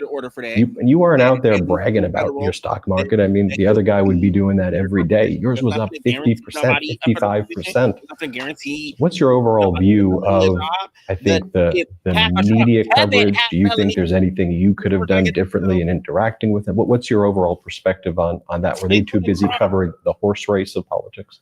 Well, I think it's you and your crew here would know much better than I would, but I think the media's changed drastically. Not bad or good, just changed in a fundamental way. When you read that only, what is it, something like capitulated and center around one 6-7% of people under the age of 25 read a newspaper to get their news, so on and so forth. It's technology is changing everything, and I think your guys are extremely successful because you speak to what is a truth. You say, this is what I think the facts are, and you lay it out, and you speak to it. But it's hard to. There are very few editors anymore. And that's why he went there for this. Very few editors saying you can't write that, or you have billionaires buying standard newspapers that are well known and saying we're not going to do that anymore. We're not, because I don't want to do it. So I think it's going to take a while for this to sort out. What are you working on right now that you hope to accomplish before the end of your term? Is there one thing that you're hoping to get done? Well, there's a couple of things I want to get done. And for example, we're in a situation right now where we should be providing for the funding to make a transition to deal with some of the issues that relate to women's issues. For example, women's health, dealing with issues relating to whether or not we're going to, we should be passing ERA. There's a consensus for it. We should be dealing. There's a lot of things we should be doing, but we just got to keep talking about them. But I got a lot done in terms of dealing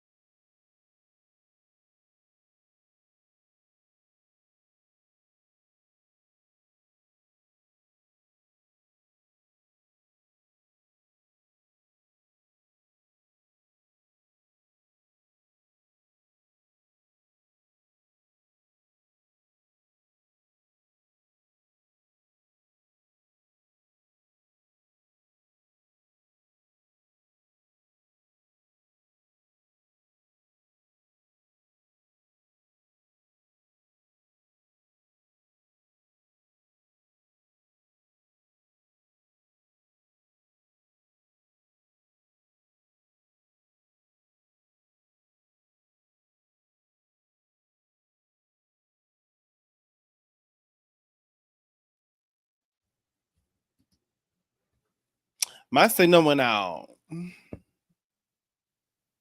Is it still live? Okay. Well, that was cute that it didn't all the way mess up. Can y'all hear me? Let me see this here.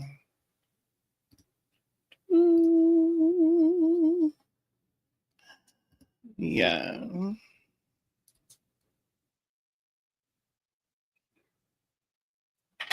Okay. And so that was the end of Biden freaking talking anyway. So that's totally fine. Let us move on. Let me actually clear some windows.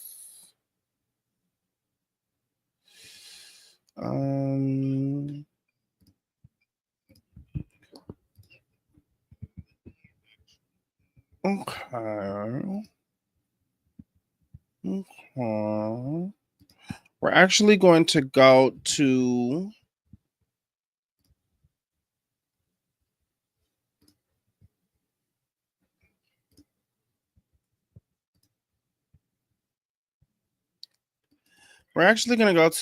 some articles about Trump, Biden's last days.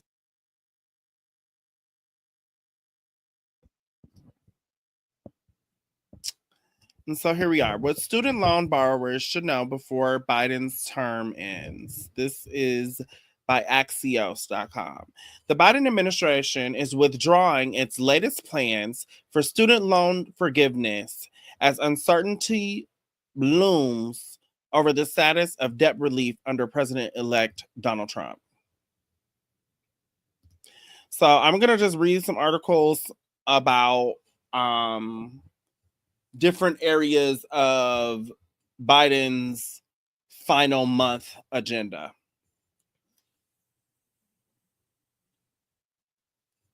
Why it matters. The withdrawn initiative would have provided debt relief for more than 30 million borrowers. They marked Biden's last chance to deliver on his campaign promise of student loan forgiveness before leaving office. The incoming Trump administration is not expected to prioritize student loan relief. Driving the news, the Department of Education withdrew the two plans as of December 20th, it said in a notice posted in the Federal Register.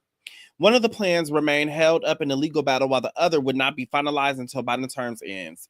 With the time remaining in this administration, the department is focused on several priorities, including court order settlements and helping borrowers manage the final elements of the return to repayment. Between the lines, the Biden administration dropped these proposed plans feels like a big loss, but the immediate relief these plans promise was still a long way off, NerdWallet says.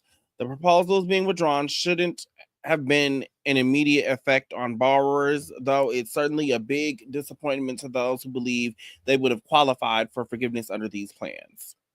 The big picture, the Biden administration doled out nearly $180 billion in student debt relief to 4.9 million people through various actions. Excuse me, despite the Supreme Court blocking his sweeping debt cancellation plan last year. How can student loan borrowers prepare? Don't need to take immediate action over the transfer of power, but some federal loan borrowers may want to explore changing repayment plans, Wood said.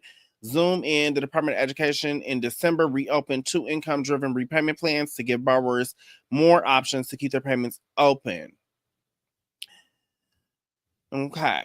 Be smart. Borrowers who are stuck in the limbo of safe forbearance may want to check out these other IDR plans to see whether they could work. So that is that one. We have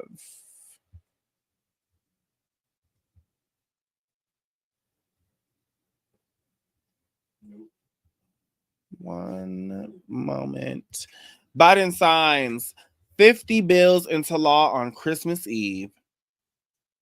President Biden signed 50 bills into law on Christmas Eve, this is from CBS News, signed 50 bills into law on Christmas Eve as the year in his time in office draw to a close. The bills Mr. Biden signed include socialite and activist Paris Hilton's bill to protect teenagers living in residential treatment facilities,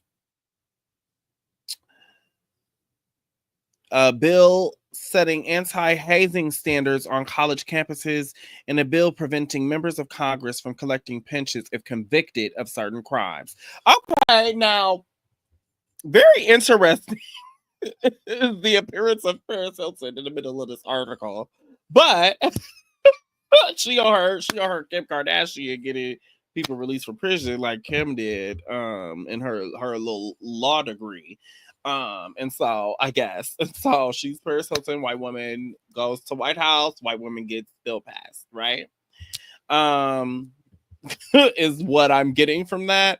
However, anti-hazing standards on college campuses, that's probably like really an amazing thing, and protecting teenagers in residential treatment facilities is an amazing thing as well. And then a bill preventing members of Congress from collecting pensions if convicted of certain crimes. Now that is real consequences on the point of ethics. On the point of ethics for these people that are elected to serve us.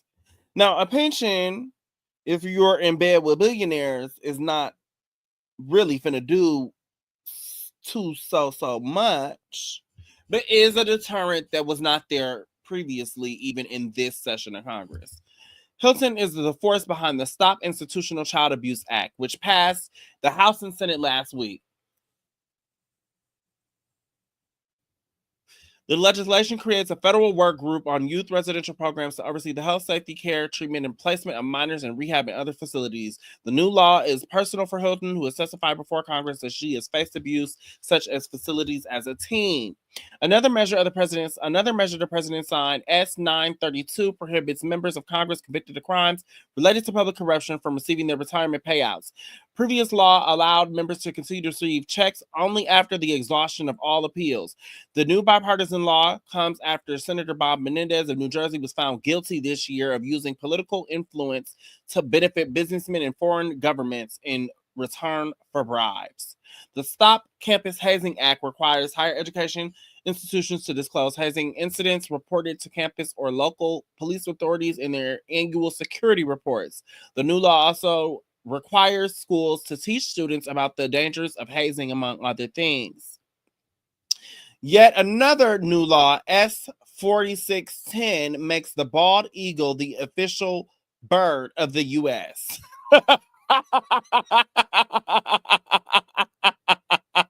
Oh my God. That was funny. Okay, I'm sorry. The federal government had never designated an official bird. That's interesting for the bird watcher girlies. On Monday, the president granted clemency to 37 of the 40. I'm so sorry. I was trying to read it all serious. Okay. I'm sorry. Let me reset because this is not funny. For the people who got out and for the people of the families of the people who maybe are some of them affected from some of these cases. I don't know.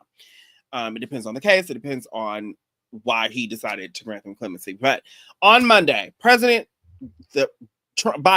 granted clemency to 37 of the 40 federal inmates facing death sentences, commuting their sentences to life in prison without the possibility of parole. The move prompted both consternation and praise. Mr. Biden also vetoed a bill on Monday that would have created 66 new federal judgeships, saying the House had rushed it through without resolving important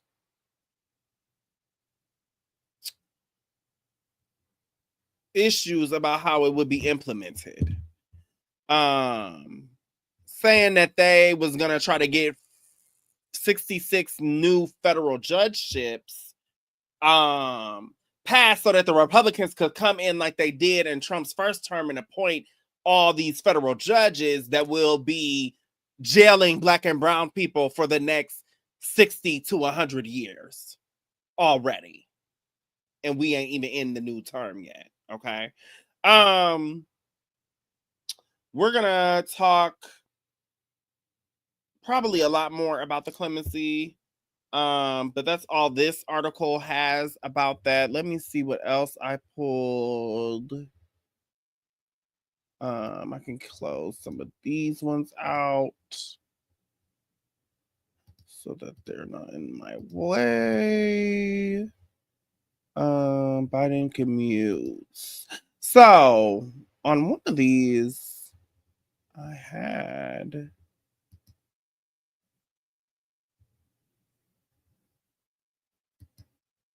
I actually had me a little Google thing up. Let me see.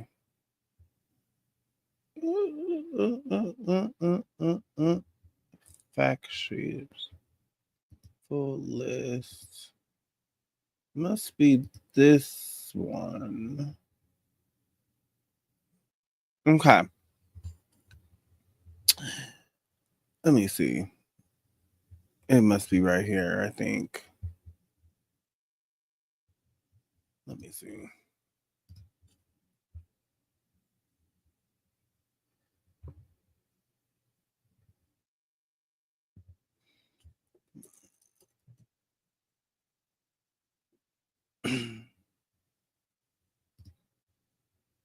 Okay. So right here is a chart. And I want to show real numbers. I want to show you really listening to these people, being able to hear these people in their own words, but real numbers. How many people has President Biden pardoned? Presidents in order from George W. Bush Jr. to present. George W. Bush Jr., 200 pardons at the end of his term. Every president has the pardon power. They can use it at any time in their terms, but they choose to traditionally do it at the end of their terms so that, let me come back on camera. They choose to do it at the end of their term so that it won't be controversial who they push through or not. That's why it's at the end, which is always a common question that comes up at the end of their terms, that people ask. Why do they only use it at the end? Why is it these people? Why is whatever? That is the reason why they traditionally, in a conservative manner, choose to execute the power of the pardon at the end of the term, which is stupid and some founding fathers stuff or something. I don't know. And you know, it's probably really based in the Civil War. But anyhow, George W. Bush, 200 pardons. Barack Obama, 1,927 pardons. Donald Trump, 237 pardons. So on track with the amount of pardons that the previous Republican president did, George W. Bush. Joe Biden, on record for 8,064 pardons. More than more than 4 times the amount that Obama pardoned, which is commendable. Except that Joe Biden is responsible for the 90s crime bill. That is the reason why probably many, many more people are in prison today.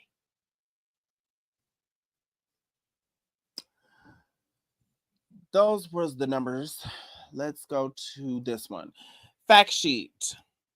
And this is from the White House directly. Fact sheet. President Biden commutes the sentences of 37 individuals on death row. So this is what they want you to know. This is from the White House. And then we're going to read one more about this and move on. But this is what they want you to know. So when we read the next article, we're going to contrast what they don't want us to know. Okay. Fact sheet. President Biden commutes the sentences of 37 individuals on death row. Today, President Biden announced that he's commuting the sentences of 37 individuals on death row. federal death row, those individuals will have their sentences reclassified from execution to life without the possibility of parole. President Biden has dedicated his career to reducing violent crime and ensuring a fair and effective justice system. He believes that America must stop the use of the death penalty at the federal level, except in cases of terrorism and hate-motivated mass murder, which is why today's actions apply to all but those cases. When President Biden came into office, his administration imposed a moratorium on federal executions, and his actions today will prevent the next administration from carrying out the execution sentences that would have not been handed down under current policy and practice. This historic clemency action builds on the president's record of criminal justice reform. The president has issued more commutations at this point in his presidency than any of his recent predecessors at the same point in their first terms. Earlier this month, the president announced clemency for approximately 1,500 Americans, the most ever in a single day, to have shown successful rehabilitation and a commitment to making communities safer. This included sentence commutations for nearly 1,500 individuals who were placed on home confinement during the COVID-19 pandemic and who have successfully reintegrated into their families and communities, as well as 39 pardons for individuals who were convicted of nonviolent crimes. President Biden is also the first president to ever issue categorical pardons to individuals convicted of simple use and possession of marijuana, and to former LGBTQI+ service members convicted of private conduct because of their sexual orientation. The president's criminal justice record has transformed individual lives and positively impacted communities, especially historically marginalized communities. In the coming weeks, the president will take additional steps in providing meaningful second chances and continues to renew additional pardons and commutations. And then they have the names of the people.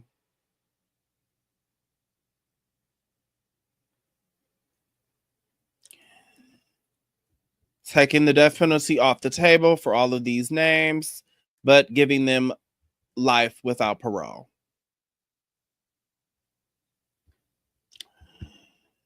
Which is to the humanities of it all. And this is the thing about the federal capital punishment as a whole. Now, we don't know the facts of all of these cases, and so I'm not going to sit here in a line and just be like, just because they have the pardon power or just because people testified even for them to get out or whatever, or that they're rehabilitated or whatever. Only time can tell that. Just like in the smear campaign against Kamala, they tried to show her pardons and who she rehabilitated and stuff, and people who reoffended. No one can control that. No one can keep somebody in this system that we're living in out of jail if they're institutionalized. No one can stop a bullet. No one can make, you know what I'm saying? No one can make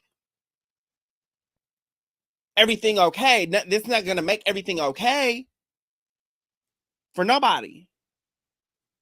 And if there are victims in those cases, or in some of those cases, or most of them, and some of them maybe it was wrongly convicted or had faulty evidence, we accept that at the end of every presidential term, and that's a presidential power, and that's why not an average person should have a power like that, like Donald Trump, for him to be able to pardon January 6ers that we watched commit these crimes.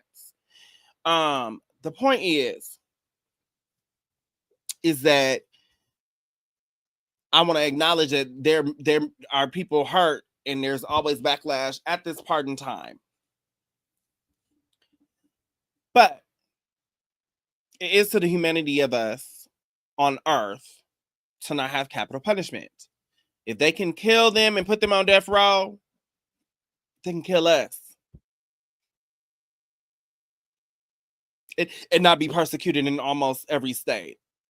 Marilyn Mosby, who he has not pardoned. Let me pull y'all Marilyn Mosby. Marilyn Mosby, whom he has not pardoned.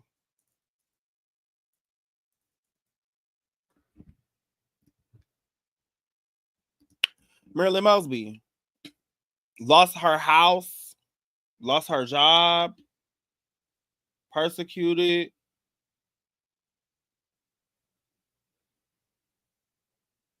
Didn't do nothing wrong. He didn't commute her.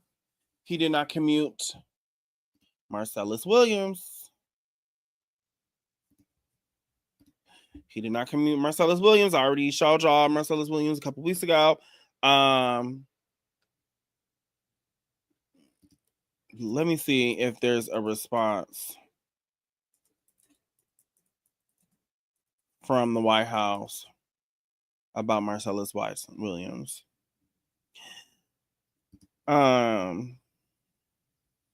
Let's just play this really quick.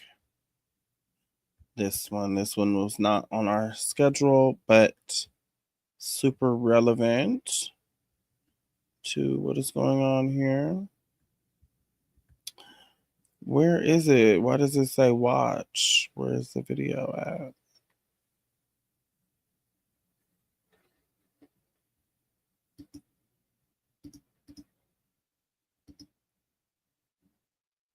Where is it? Where is it?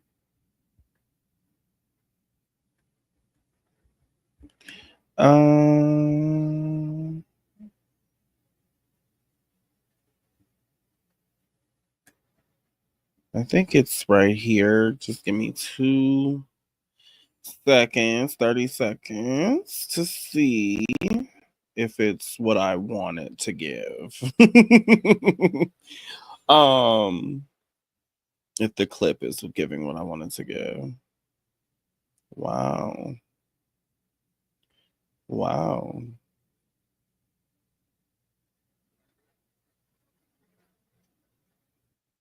No, that isn't it. Let me see.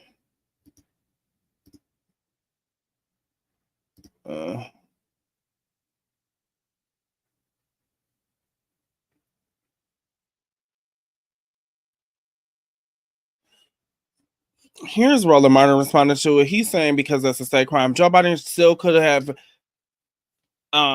influenced it. Joe or Kamala could have very easily influenced it and just told the governor to take a closer look, to open their heart in a human way, to politically pressure them, to tell them, command them. I don't know what they do for the governor, but they could have told them to pardon that man now. Okay. Convicted of a false video or something, evidence was destroyed or something. He's responding to it, but I want to see the White House respond to it. He's been able to give us an economic recovery, the strongest economic recovery in modern history. Let's not forget, during the midterm, it is not uncommon. Anyway, why they won't just show me the video on this one? Decline to comment specifically on the state execution. Is anemic. New York, Amsterdam News.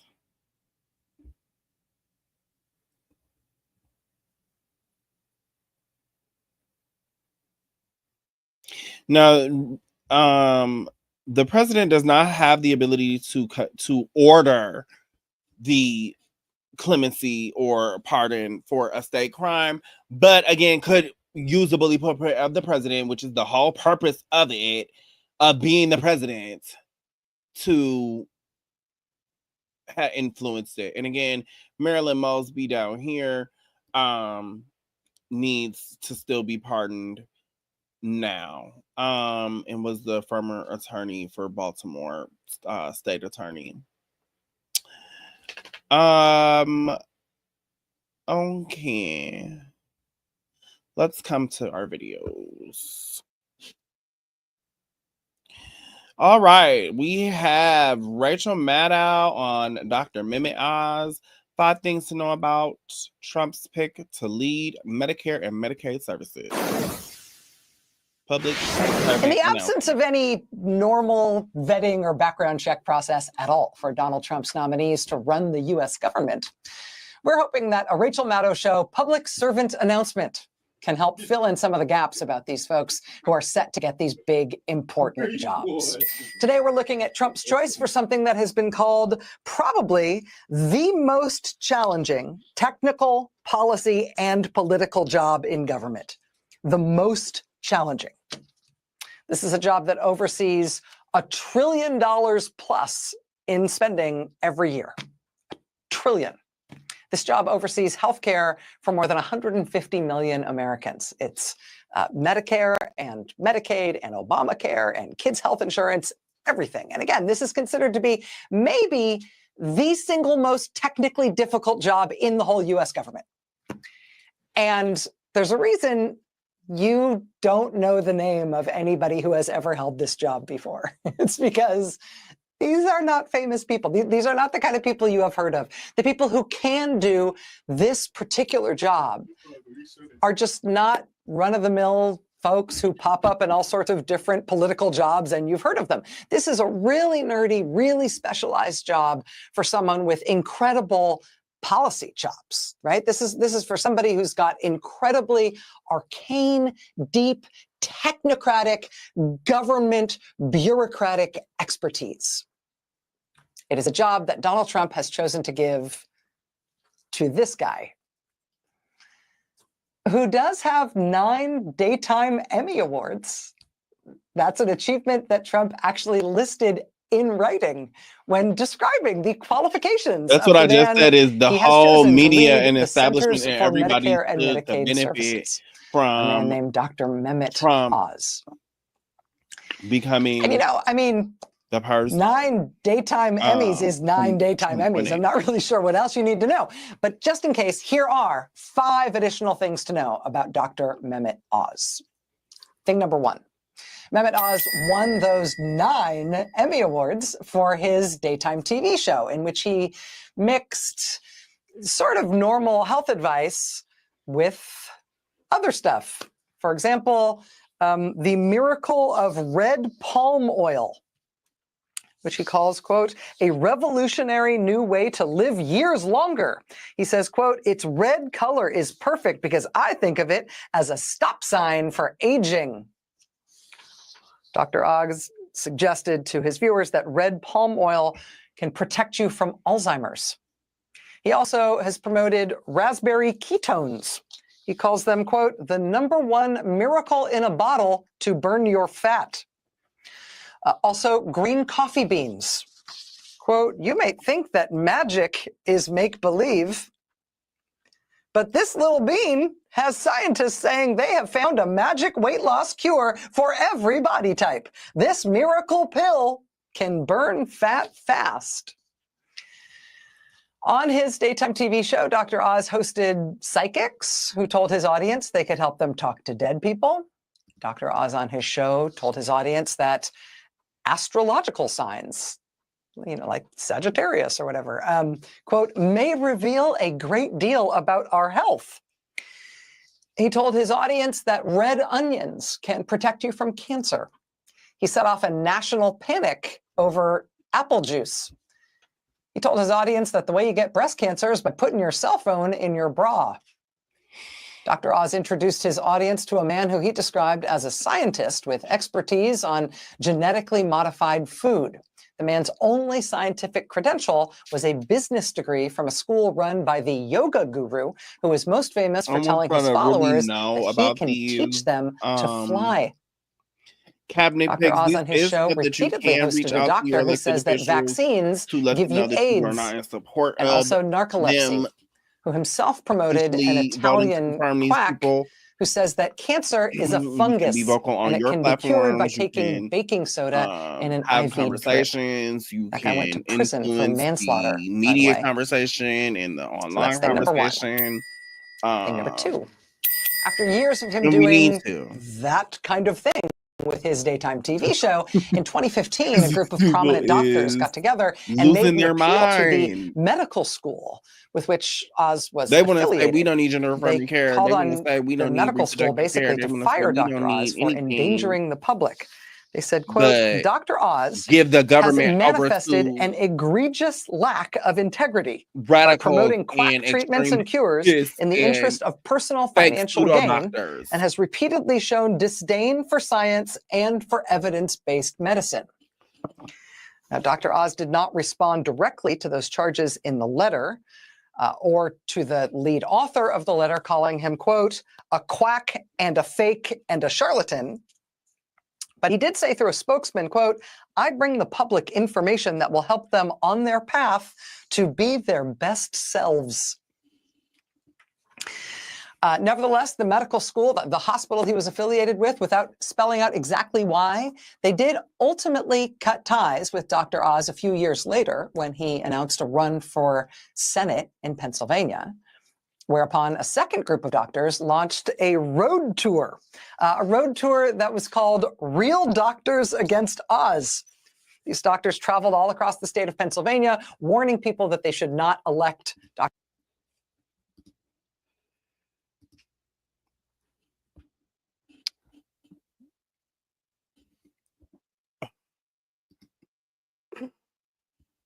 Pennsylvania doctors from Columbia University call Oz's run for Senate a threat to public health. Physicians on a new tour called Real Doctors Against Oz.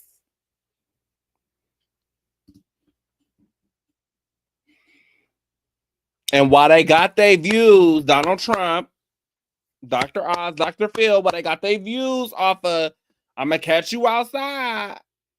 Catch me outside, that white girl. Catch me outside. And black people, very much like a Zeus network before Zeus.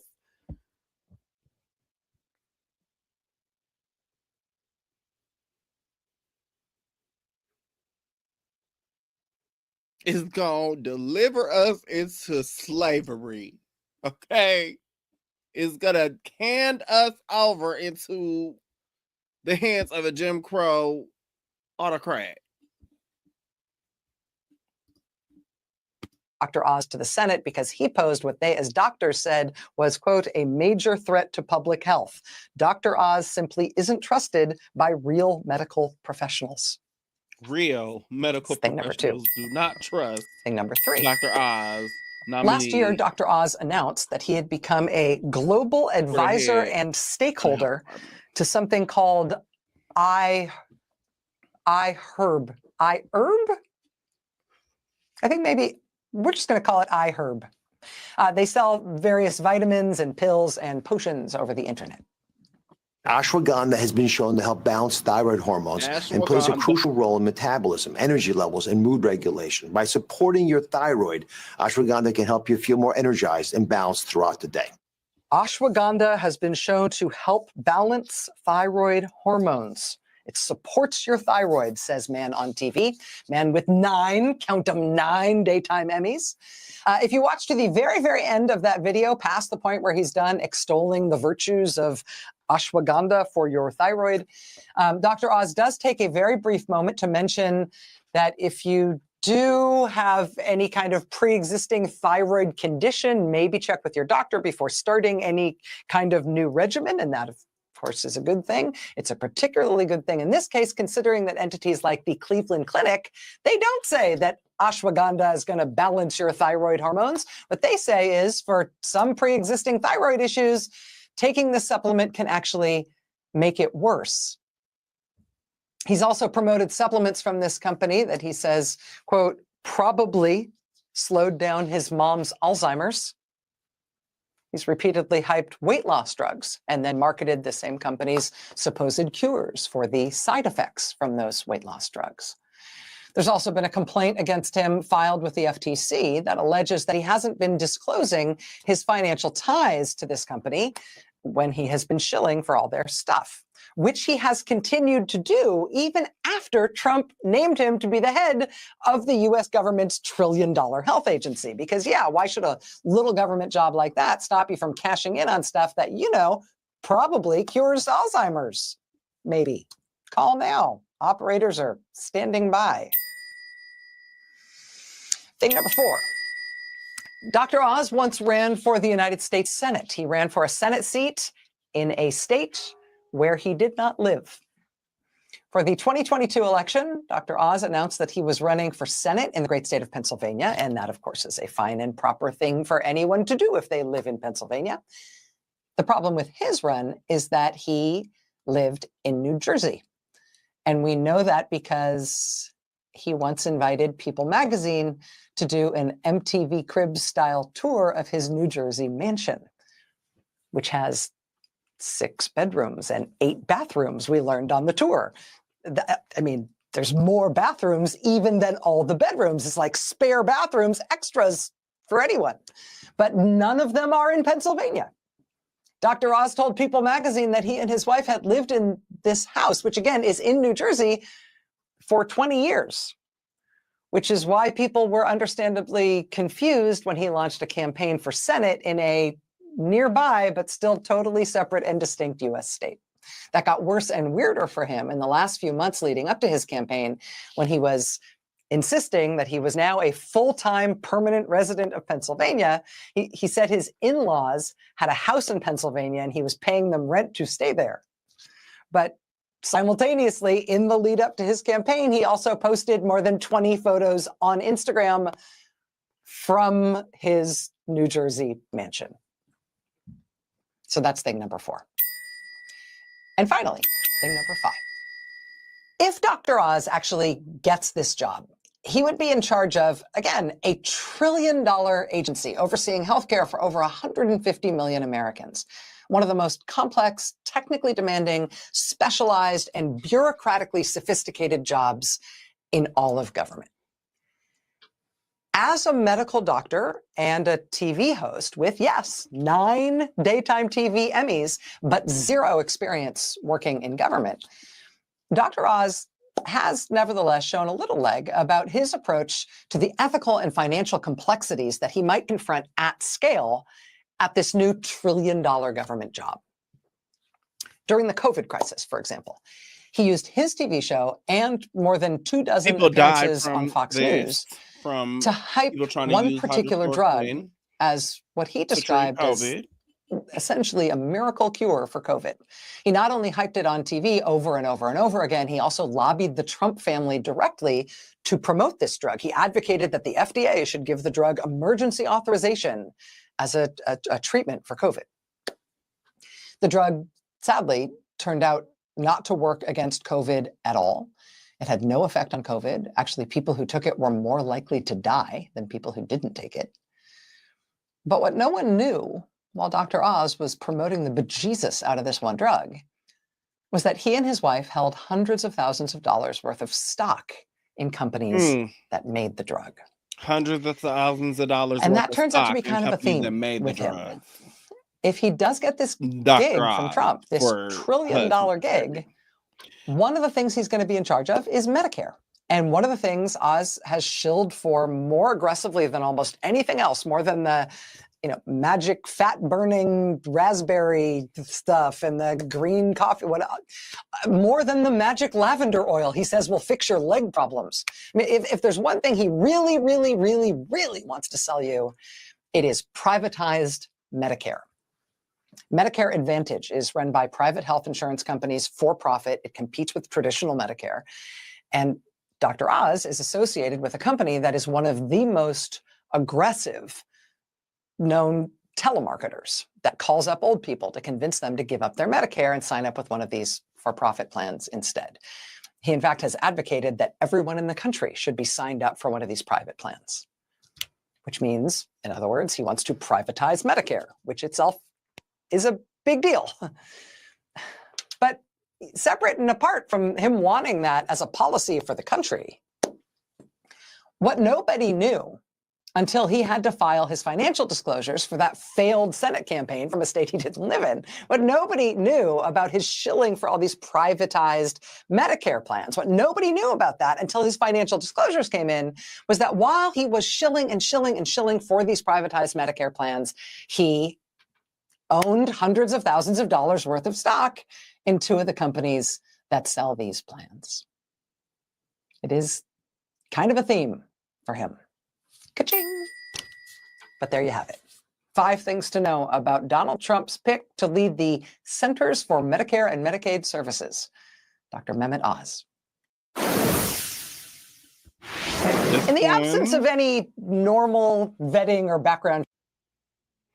This one is Tulsi Gabbard, Trump's pick for Director of National Intelligence. In the absence of any normal vetting or background check process for Donald Trump's nominees to run the U.S. government, we are hoping that a Rachel Maddow Show public servant announcement can maybe fill in some of the gaps. So here are 6 things to know about Donald Trump's pick to be the Director of National Intelligence. She is former Hawaii Congresswoman Tulsi Gabbard. Thing number 1. First thing to know about Tulsi Gabbard is that she started off life as an anti-homosexuality activist, which is a thing you can be in your life. Tulsi Gabbard was homeschooled her whole life, except for 2 years she reportedly spent in the Philippines attending a Hare Krishna school run by disciples of the self-proclaimed guru that she and her family follow, a group that has defectors who say it's an abusive authoritarian cult. More on that in a moment. But while Tulsi Gabbard was being homeschooled in Hawaii, her dad was founding and leading a whole litany of anti-gay organizations in Hawaii. He even had an anti-gay radio show called Let's Talk Straight Hawaii. The whole point of the radio show, the whole point of every episode of the radio show was how terrible gay people are. Must have been an amazing show. Her father once flew from Hawaii all the way to North Carolina to lead a protest against there being a gay character on Dawson's Creek. He was very devoted to his cause. As part of her own anti-gay fervor, Tulsi Gabbard campaigned to ban gay people from getting married. She led a protest to ban gay people even from being allowed to have civil unions. She worked for an anti-gay organization that said gay people should be subjected to conversion therapy to cure them so they won't be gay anymore. Perhaps needless to say, but conversion therapy is neither therapy nor does it convert anyone. But that's thing number 1 to know about her. Thing number 2. After years in which the only thing she was known for was her anti-homosexuality activism, when Tulsi Gabbard decided to get into politics more broadly, when she decided to run for Congress as a Democrat in blue state Hawaii, she started apologizing for her anti-gay past, saying she had changed and she didn't believe any of those anti-gay things anymore. Now that she has left Democratic Party politics, Tulsi Gabbard has reverted back to form. She introduced an anti-trans bill just before she left Congress in 2020. A couple years later, she enthusiastically endorsed Ron DeSantis's Don't Say Gay bill in Florida. By 2023, she was given a speech at CPAC about gay people being nefarious child molesters. So yeah, she's back to her roots. She changed, then she just changed right back. That's thing number 2. Thing number 3, about that supposed cult thing. Tulsi Gabbard's family moved to Hawaii in 1983 to join the disciples of this self-proclaimed guru in Hawaii. His name is Chris Butler.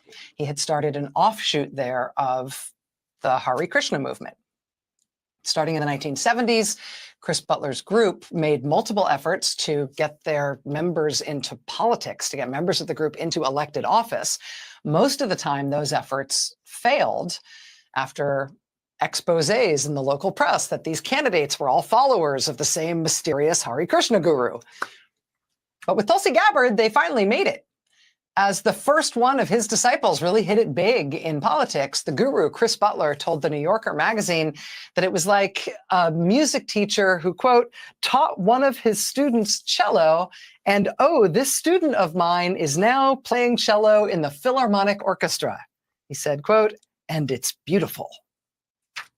That same New Yorker profile reports, quote, some former members portrayed themselves as survivors of an abusive cult. Quote, defectors tell stories of children discouraged by Butler from attending secular schools, of followers forbidden to speak publicly about the group, of returning travelers quarantined for days lest they transmit a contagious disease to Chris Butler, of devotees lying prostrate whenever he entered the room, or adding bits of his nail clippings to their food, or eating spoonfuls of sand that he had walked upon. For her part, Tulsi Gabbard says, it's not a cult, definitely not.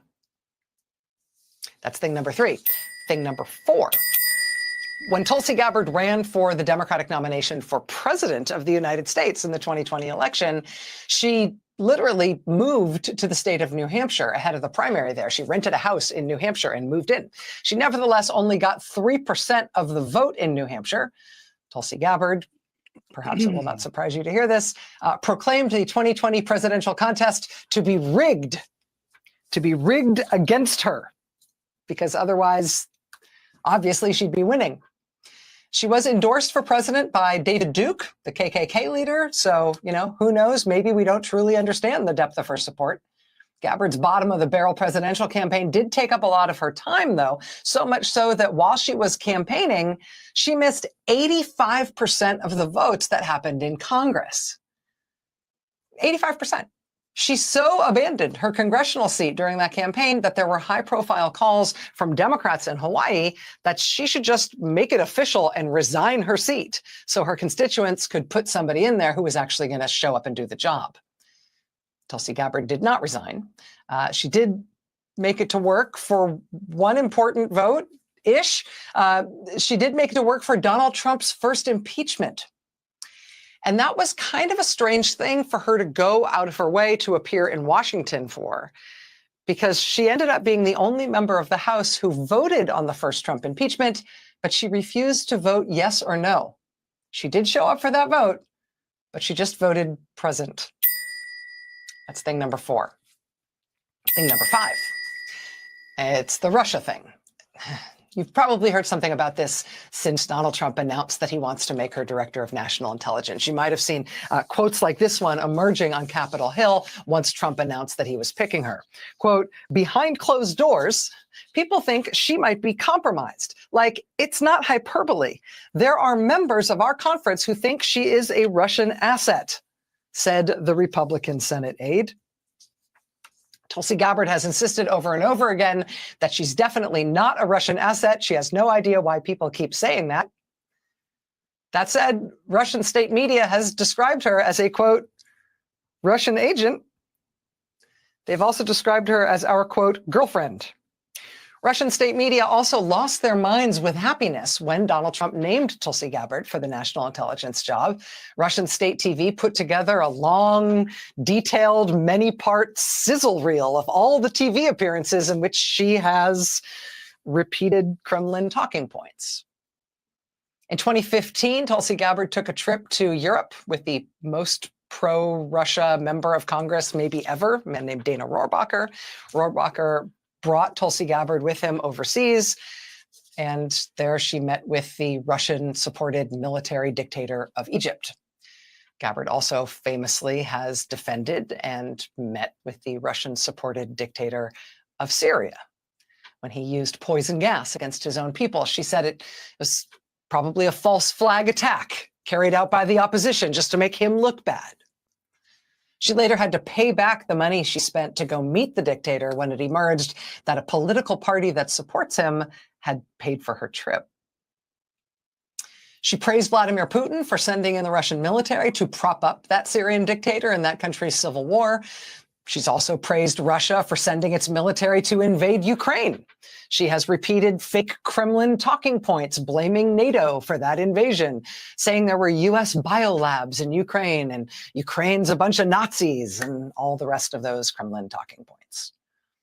Her foreign travel and foreign contacts have been eyebrow-raising enough within the US government that earlier this year she was put on a TSA watch list called Quiet Skies, which is something that subjects you to extra screening by air marshals when you fly. She got put on that watch list, and then Donald Trump nominated her to be Director of National Intelligence. So that's thing number 5. And finally, thing number 6. So the law that created this job, the Director of National Intelligence job, that statute says that any person who's appointed to that job, quote, shall have extensive national security experience. Shall have. That's like a requirement for the job.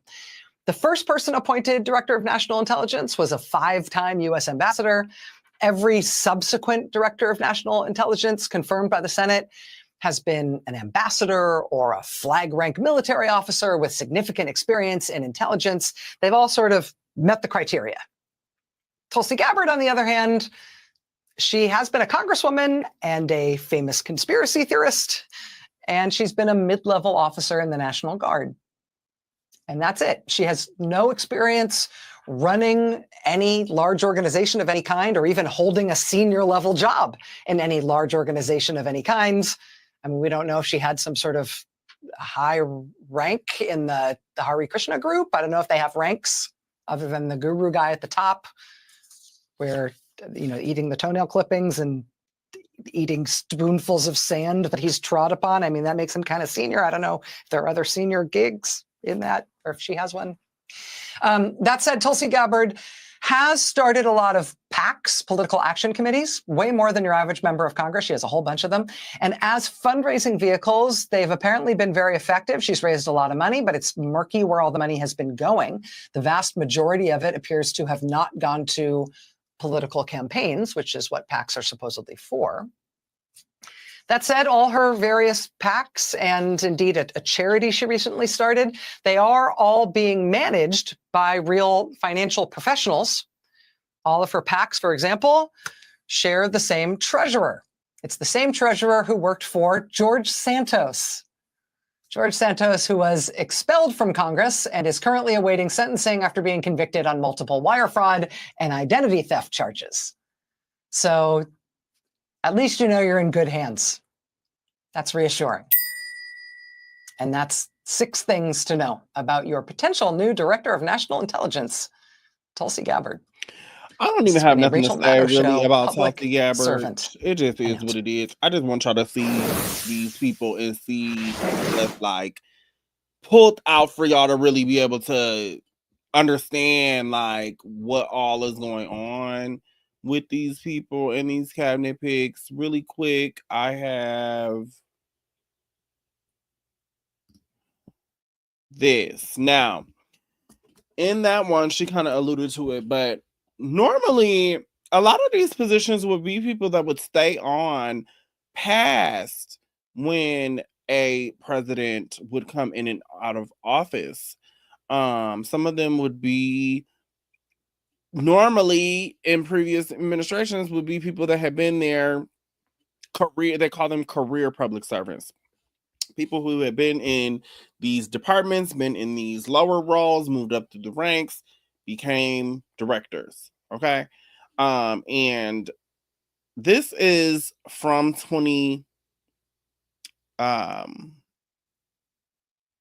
from his first term, from Trump's first term, all the different people who resigned, which would not normally be a big, huge turnover list like this. 4 communications directors. The FBI director resigned.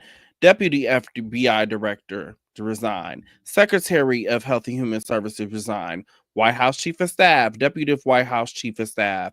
another deputy White House chief of staff, national security advisor, deputy national security advisor, another national security advisor, intelligence director at the National Security Council, vice president's press secretary, vice president's wife's chief of staff, counselor to the Treasury secretary, all of these different ones, chief of staff for the FBI, White House director of rapid response, assistant press secretary, White House speechwriter, acting administrator of Federal Railroad Administration,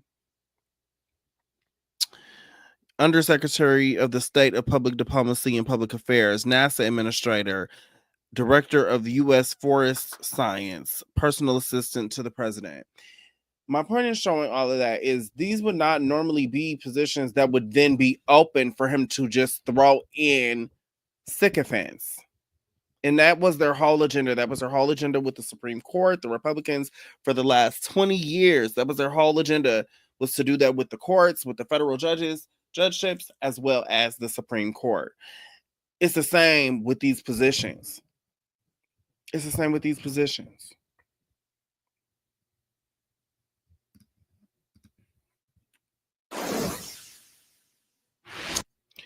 This one is Kristi Noem. 5 things to know for Trump's pick. So it's time for another Rachel Maddow Show public servant announcement. The incoming administration does not appear to be vetting the people they want to install in important jobs running the U.S. government. They have tried to get around doing FBI background checks and around any of the traditional vetting that is done by a normal presidential transition.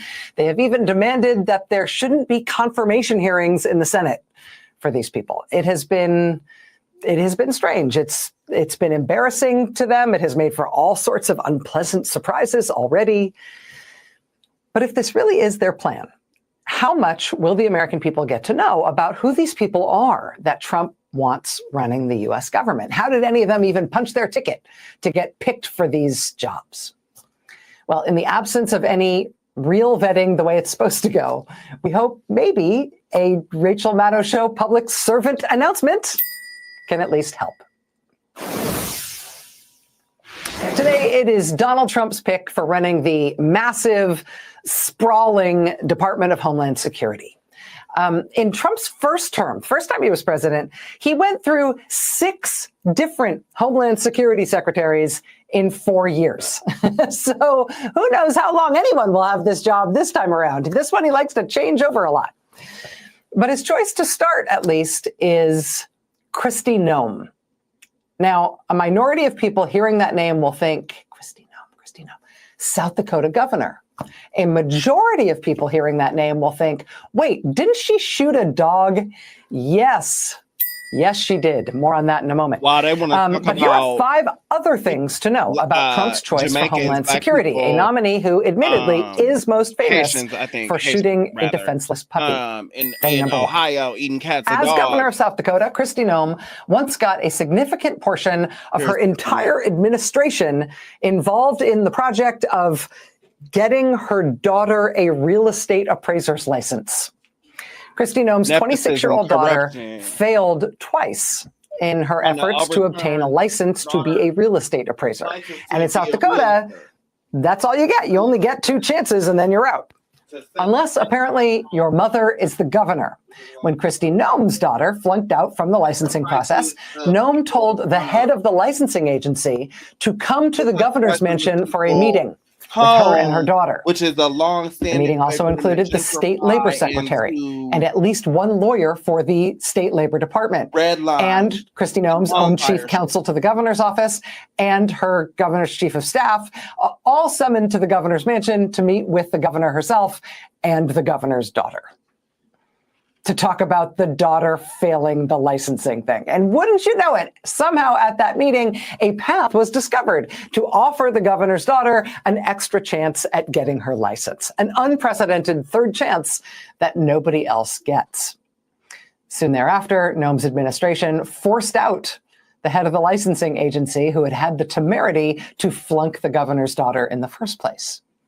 And we know all of this because the Republican legislature in the state launched an investigation, and then they unanimously approved a report from that investigation finding that Kristi Noem's daughter got preferential treatment. That's thing number one. Thing number two. Under Kristi Noem's leadership, South Dakota achieved this distinction in its management of the COVID crisis. Headline, quote, as bad as it gets anywhere in the world. As meatpacking plants in her home state were host to some of the largest single outbreaks of COVID anywhere in the world, Governor Kristi Noem insisted that it was just a coincidence that more than 1,000 infected people all worked in the same meat plant. She insisted that no new rules, no new procedures were needed to keep people safe. Kristi Noem had South Dakota host nearly 500,000 people for the Sturgis motorcycle rally in 2020 and hundreds of thousands more people the following month at the South Dakota State Fair. By the month after that, South Dakota had one of the worst COVID infection rates in the whole world, and its hospitals were rationing care to try to save their sickest patients. Under Kristi Noem's leadership, South Dakota sunk is that they to the cost worst their per lives capita during COVID death rate in the United States, That's and among the only the worst time they in the affected entire or world. was on the national scale. That's thing number two. Thing number three. Or do anything. In the same book where she bragged about killing her puppy, Kristi Noem also wrote this, quote, I remember when I met with the North Korean dictator, Kim Jong-un. I'm sure he underestimated me, having no clue about my experience staring down little tyrants. Quote, I'd been a children's pastor after all. And that is very cute. That is also totally made up. Kristi Noem never met with North Korean dictator Kim Jong-un, let alone stared him down to be back in the White House, helped him pick Bible verses or whatever. I don't know. Didn't happen. When asked for details of this supposed meeting, Kristi Noem's spokesperson said the book contained a couple of small errors that would be corrected in future editions of the book. And ask questions later. All right, thing number four. They're not in the spring of 2024, just a few weeks before the I'm a Puppy Killer book came out, Kristi Noem did something strange involving a Texas dentist. For years. As the sitting governor of a real U.S. state, Governor Noem posted on all her social media accounts a big, long infomercial about her fantastic experience with a particular cosmetic dentist in Texas. It was nearly 5 minutes of the governor speaking straight to camera about this particular dentist and how great this dentist was, interspersed with all these many extreme close-ups of her mouth. Airlines aren't threatened. Governor Noem never disclosed if she was paid for this infomercial or maybe if she got the dental work for free or at a discount in exchange for doing this big endorsement. She also never explained to the poor beleaguered dentists of South Dakota why she left the state to get her dental work done in Texas instead. At least one lawsuit was filed against Governor Noem for not disclosing whether she was a paid endorser for this Texas dentist. But again, this all happened while she was a sitting governor. Her little dentist deal. Imagine all the dentistry she might be able to get done if she were Homeland Security Secretary. Whew.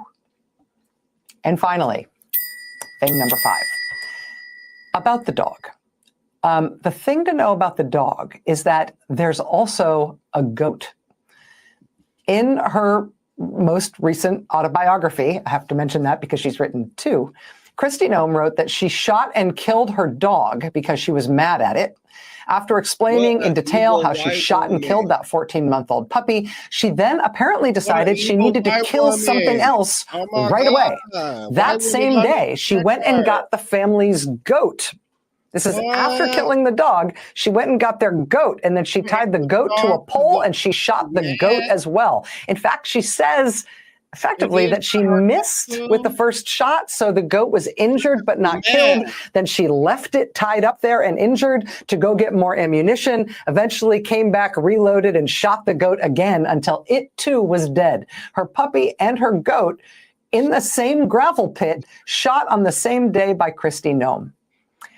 And while she thought that was an awesome story that would help to propel her to national fame, and that's why she should definitely put it in the book, even Donald Trump was reportedly so repulsed by the story. Donald Trump famously does not like dogs, but he was reportedly so grossed out by the story that it may have cost her her spot on the short list to be his vice presidential running mate.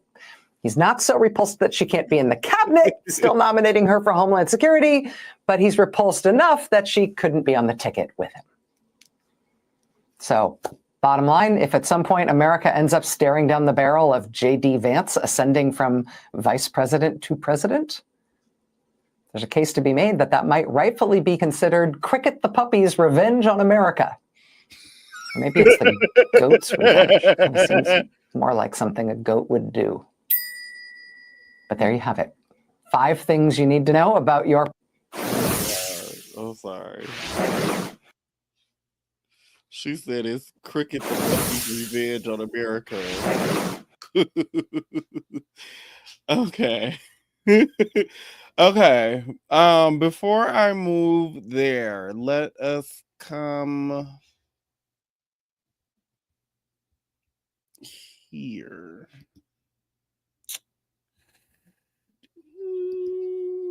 Okay. This is from the New York Times. President-elect Donald Trump has quickly chosen many of the figures he wants to serve in his cabinet and other senior positions during his second term. The cabinet always comprises of at least 16 positions, the vice president and the heads of the 15 executive departments, and the presidents have discretion to elevate other officials like the White House chief of staff to the cabinet level. This page will be updated as new announcements are made. Let me see if it says anything down here.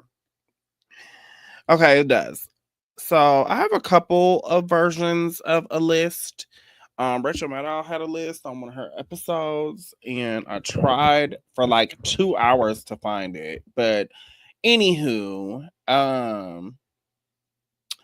this is Trump's cabinet picks thus far. Disgraced Marco Rubio, Attorney General Attorney General Pam Bondi, who is a crazy woman in Florida. Pete Hegseth, who is an accused rapist and alcoholic, for Defense Secretary. Homeland Security Secretary Christy Nome. Tulsi Gabbard for Director of National Intelligence. Director of National Intelligence is got its own initials like CIA, FBI. Okay. Mimi Oz for Medicare and Medicaid. Elise Stefanik for the UN. Robert F. Kennedy for Health Secretary.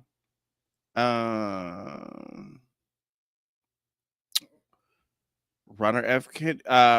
Kennedy talks about brain parasites, talks about anti-vaccinations, talks about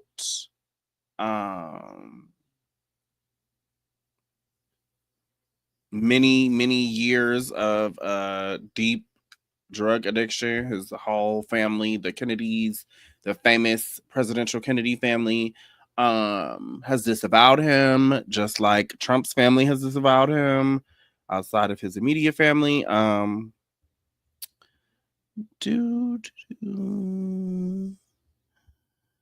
We don't know any of those ones. Oh, here. Linda McMahon from damn wrestling to be the Secretary of Education. Absurd. Okay. I'm gonna come down, I think, a little bit.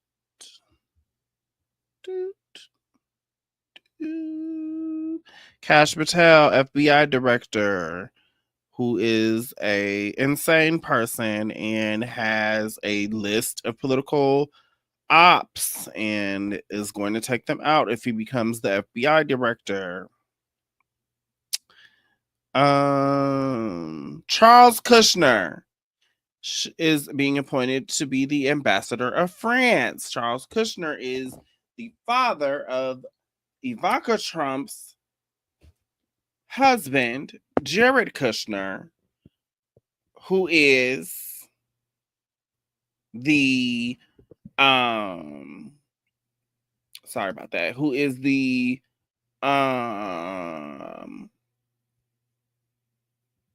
former Middle East peace czar in the first Trump administration, and he walked away with over $1 billion from, I believe, Saudi Arabia, who is a state sponsor of terror. And this is his father. And so Ambassador to France Charles Kushner blackmailed his wife's brother by sending a prostitute to seduce his wife's brother,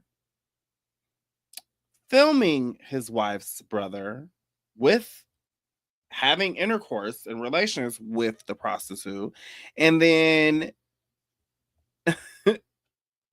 sent the video of it to his wife and was in jail for doing such a thing of extreme revenge porn case. Jared Kushner's father should be the ambassador to France. One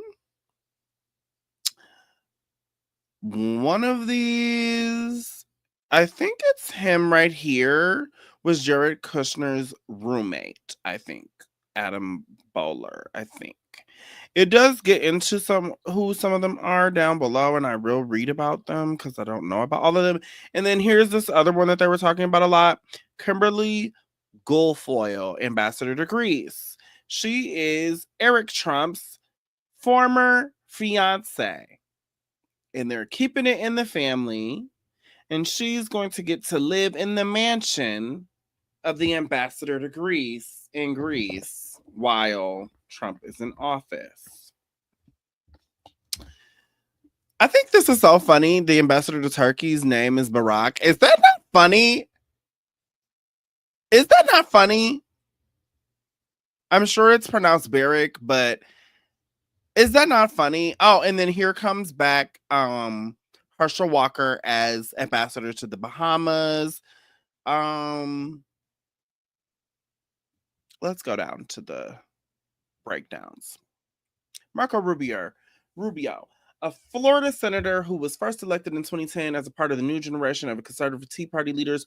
Mr. Rubio was ridiculed by Mr. Trump as Little Marco when they competed for the Republican presidential nomination in 2016. Pam Bondi. Ms. Bondi served on Trump's legal team during his first impeachment and currently leads the legal arm of the America First Policy Institute. After stepping down as Florida's attorney general in 2019, she went on to work as a lobbyist for Baylard Partners, run by Brian Baylard, a close associate and fundraiser for Trump. Pete Hegseth. Mr. Hegseth is a Fox News host and a veteran of the wars in Iraq and Afghanistan, as well as an accused rapist and alcoholic. Kristi Noem. We just talked about Kristi Noem in the video from Rachel. Lori Chavez DeRemer, Labor Secretary. Ms. Chavez, an Oregon-based congresswoman, recently lost her re-election bid.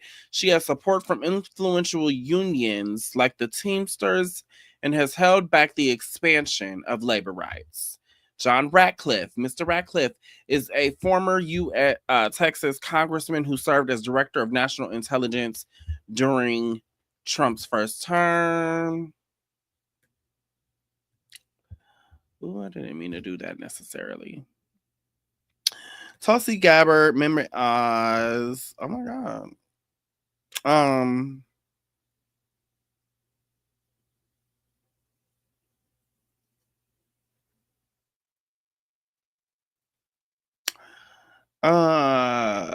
Lee Zeldin, a former congressman from Long Island who ran unsuccessfully for governor in 2022. Mr. Zeldin is an avid supporter of Trump who voted against certifying the results of the 2020 election.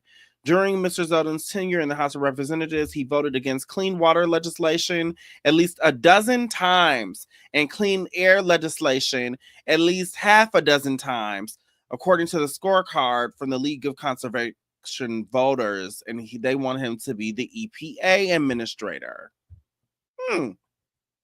Clean water. Not a necessity at all. Elise Stefanik. Ms. Stefanik, who represents the upstate New York district in the House and is a member of the Republican leadership in the chamber, has been a vocal supporter of Mr. Trump. She emerged as a key ally during Mr. Trump's first impeachment proceedings. She has a minimal experience in foreign policy and national security. Robert F. Kennedy. Mr. Kennedy, an environmental lawyer and an heir to one of America's most storied Democratic families, has no medical or public health degree. He is a vocal vaccine skeptic and critic of the CDC and has promoted his theories that suggest that HIV is not the real true cause of AIDS, anti-vaccination, and much more. Doug Burgum, the governor of North Dakota, briefly sought the Republican presidential nomination before dropping out and supporting Trump. He has longstanding ties to fossil fuel companies and was a liaison between the Trump campaign and oil executives. Doug Collins, a former representative of Georgia. Mr. Collins serves in the Air Force Reserve as a chaplain and deployed to Iraq for 5 months in 2008. He was one of Mr. Trump's most vocal defenders during his first impeachment inquiry. I think that's enough for these. Ms. McMahon is a major donor to Donald Trump, a one-time Senate candidate from Connecticut, and a former executive of a professional wrestling empire that she founded with her husband. She served in Mr. Trump's cabinet as the head of Small Business Administration.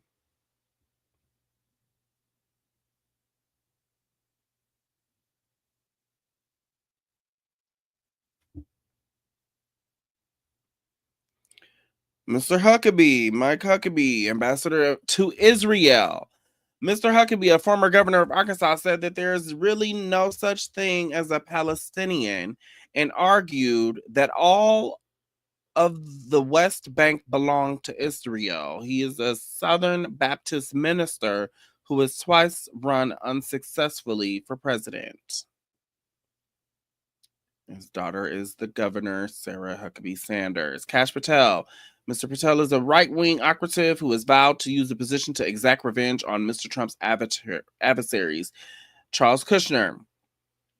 Mr. Kushner is a real estate executive and father-in-law of Mr. Trump's daughter, Ivanka. He served 2 years in prison after pleading guilty to tax evasion, retaliating against a federal witness, and lying to the Federal Election Committee and blackmailing, revenge porning his sister's husband.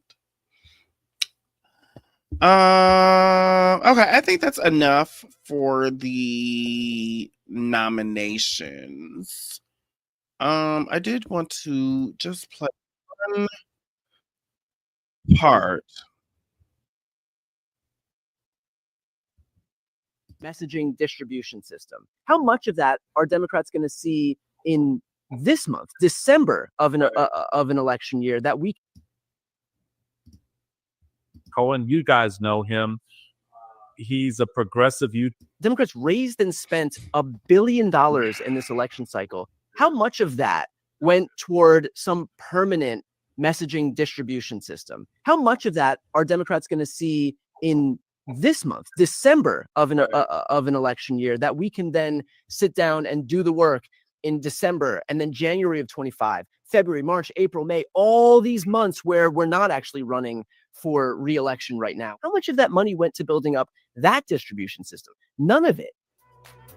As somebody who works in the media, but I do believe that this is largely a function of the media and our messaging. This is Brian and not Tyler so much Cohen on Michael Steele's podcast. Democratic or progressive policies, they win out when they're isolated on the ballot. When you look at abortion rights, they win out, regardless of where you are. I mean, Democrats. Republican women voted in Kansas and Oklahoma, Kansas, Ohio, Virginia, Alabama.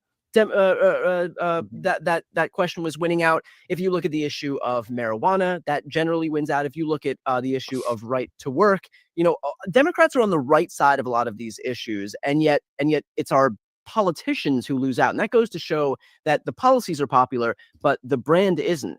And to my grave, I will bring this belief that that's largely a function of how people receive their information, and watch as Democrats either get vilified because of the boogeyman phenomenon that we were speaking about earlier, but also because I think Republicans are really good at homing in on certain issues that frame the left as these fringe figures. I mean, you look at, and this is obviously an overused example, but gender reassignment surgeries for trans inmates in prison. And this is, maybe not necessarily so much about the actual issue itself, but it goes to frame Democrats in a light of like, this is who the Democrats are focused on. And look, this issue comes from, I believe, an ACLU questionnaire. I mean, it's an edge case issue, right? But but Republicans were able to pull that one thing, put $250 million behind an ad campaign, and isolate themselves in a right-wing ecosystem that wouldn't push back against it. And so people largely believe there was some polling that shows of swing voters that actually went to Trump in the end. It was because they viewed Kamala Harris as being more focused on fringe issues in society. And that ad is a testament to exactly that. And so that's I guess the broad disadvantage of the asymmetry at play in the media right now, is that you can have a right-wing media ecosystem that does that, and that doesn't challenge this notion, even though we all know that Kamala Harris not only didn't make the issue of gender reassignment surgeries in prison among trans inmates an issue in this election, she's actually disavowed it. And this comment didn't even occur in this election cycle. Her record on LGBT, which was a strength. But they're so effective at taking an issue and just making it the issue of the election, regardless of what the truth about it actually is. And so what you're left with is an election that's largely a referendum on whatever Republicans want to make it a referendum on. And the only way to combat that is if we're able to have some messaging distribution system that can counter what they have on the right, so that instead of playing defense all the time and saying, no, that's not what she's doing, we promise, instead of that, we actually can go on offense and make them answer for a lot of the policies that are in fact being presented by Donald Trump that aren't being well received by the American people, or that wouldn't be well received by the American people. That's a very good point, because the reality on the transgender issue, which I thought was somewhat ironic, was some of the people who were the loudest in regards to that have their own issues, family members who are transgender. I mean, so to be able to compartmentalize off. He's talking about Elon Musk in your life, daughter is about trans. whom you're now talking and disparaging is a unique Republican trait. To be able to have a transgender. I mean, Michael, you had Dinesh D'Souza come out maybe a week or two ago and trash Joe Biden for issuing a pardon against Hunter. Dinesh D'Souza got a pardon from Donald Trump. Compartmentalization is their superpower. It's a superpower. It is so true. It is so true. And we use our superpowers well. So unfortunately, the book is shameless. Republicans' deliberate dysfunction in the battle to preserve democracy. Having a lot of fun talking to Brian Tyler Cohen. We're going to take a quick break, Brian. When we come back, he said we're this going one to thing. Apply the book to some of the top line stories we see today and have a little bit of fun with 50. that. We'll have more with Brian right after this. Welcome back, everybody, to the Michael Steele podcast. Having a lot of fun with a new on, but to actually focus on them. Okay, with that, what is the response there? How do you see the messaging or what the messaging should be in the face of that? I think that we take a page from the Republicans' longstanding playbook and make sure that our boogeymen are the right people that we're focusing on, but to actually focus on them, to focus on greedy corporations, to focus on a lot of these people who have put these American voters in the position that they're in right now. Look, in large part, I think that what our politicians seek to do is tell people making, $50,000 a year that the people making $7.50 are the problem, in an effort to protect those making millions of dollars per year. And so we have these people who we know full well are benefiting overwhelmingly, disproportionately from the system that we're in right now. And just really quick, Trump's, where'd it go? Laughing all the way to the bank. Trump's divided America. These billionaires made $64 billion. Just really quick. Of the most iconic heists of the 20th century, the Great Train Robbery of 1963. when a group of dollars right into MAGA coffers and basically bought Twitter to turn it into $1 billion. Here. Elon Musk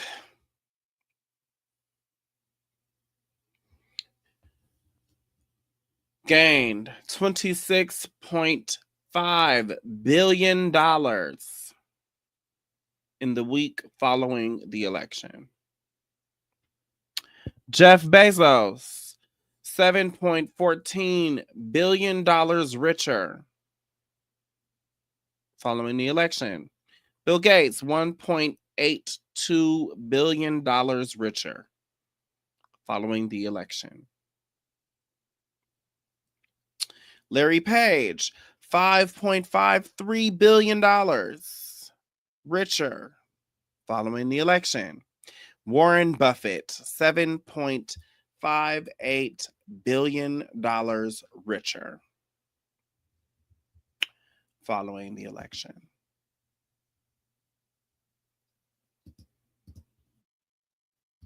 Shame. Our politics. HoneyBook completely changed how I do business. I'm a photographer and independent business. It's a fact. Politicians seek to do is tell people making, $50,000 a year that the people making $7.50 are the problem in an effort to protect those making millions of dollars per year. And so we have these people who we know full well are benefiting overwhelmingly, disproportionately from the system that we're in right now. And that's the people that we should be focusing our ire on. Look, Democrats are the party that's supposed to be stronger on labor. Focus on people who are the greedy corporations who are stealing wages, the people who are not paying workers enough, the people who are making sure that people are working in unsafe conditions. Focus that anger where it should be. And I think when we get to that point, where we're focusing on, greedy corporations, where we're focusing on insurance companies, where we're focusing on pharmaceutical companies who are largely being protected by the Republican Party, then we'll be better off, and we can have we can gain the trust to make that message to people more broadly. But just by defending the amorphous institutions that we defend, those very systems fall into that exact same bucket. And so all right, so let's have a little fun here. All right, so he said something. You're telling me go after the green. Try to find it, but we'll move on. But he said something really interesting. Brian Tyler Cohen. He said that the Democrats are good at doing the work, but that Trump is better at talking about it. And again, earlier when I played Donald Biden's interview, we asked over and over and over. Charlemagne on the Literal Breakfast Club asked over and over from the officials that they should be out more, and people was literally asking that question for the 3 years prior to this year of Biden's term. Where is Kamala? People literally were saying that. Where is she? Why they won't let her outside? Why they won't let her do no speeches? Why they won't have her going to the platforms and the places with the young people? Okay, let us come back over here. I'm not gonna play this one. That's enough for today.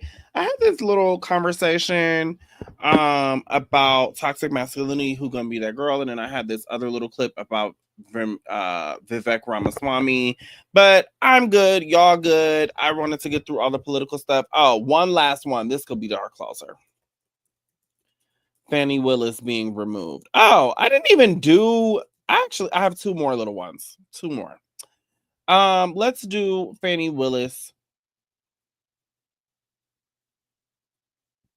being removed.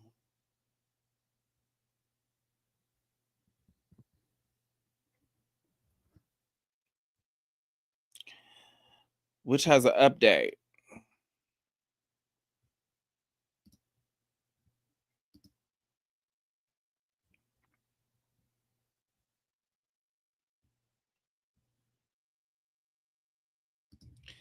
Let's see.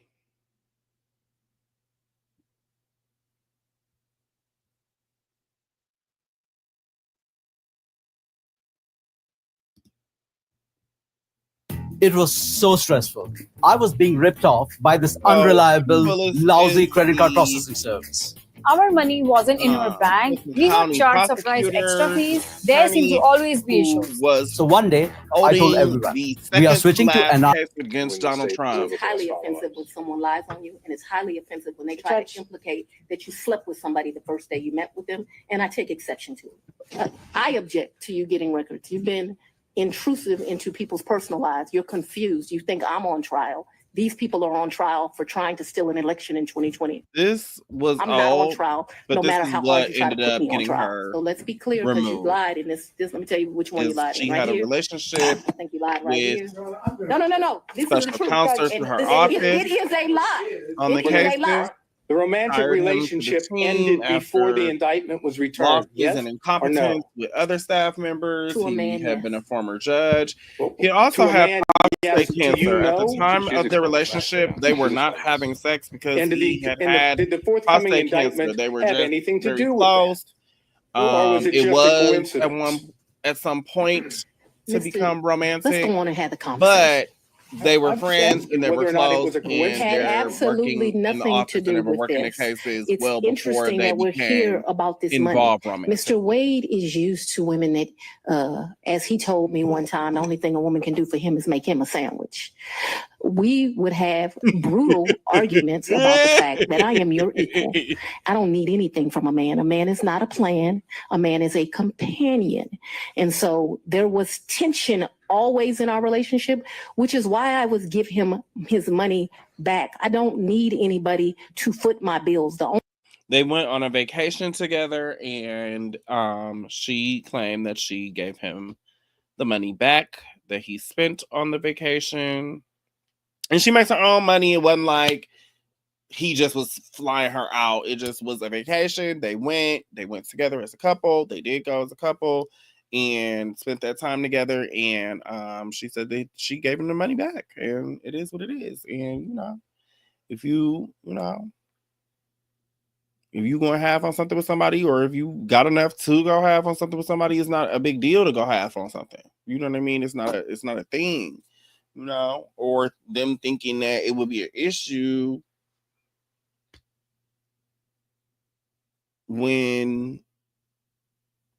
they wasn't necessarily doing something improprietory, you know what I mean? But it was a conflict of interest, and you know what I mean? She couldn't get around it, but it's sad for the rest of us, because that was the one case that Trump truly directly did the most wrong of what we know about so far.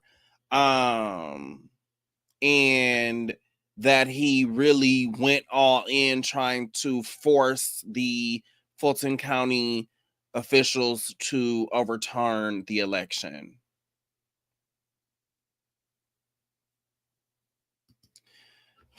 Prosecutor Fannie Willis is removed from the Georgia election case against Trump and others. A state appeals court on Thursday removed Fulton County District Attorney Fannie Willis. Let me give her full screen for y'all. From the Georgia election interference case against Donald Trump and others. The latest legal victory for the presidential case in criminal cases that once threatened his career and freedom.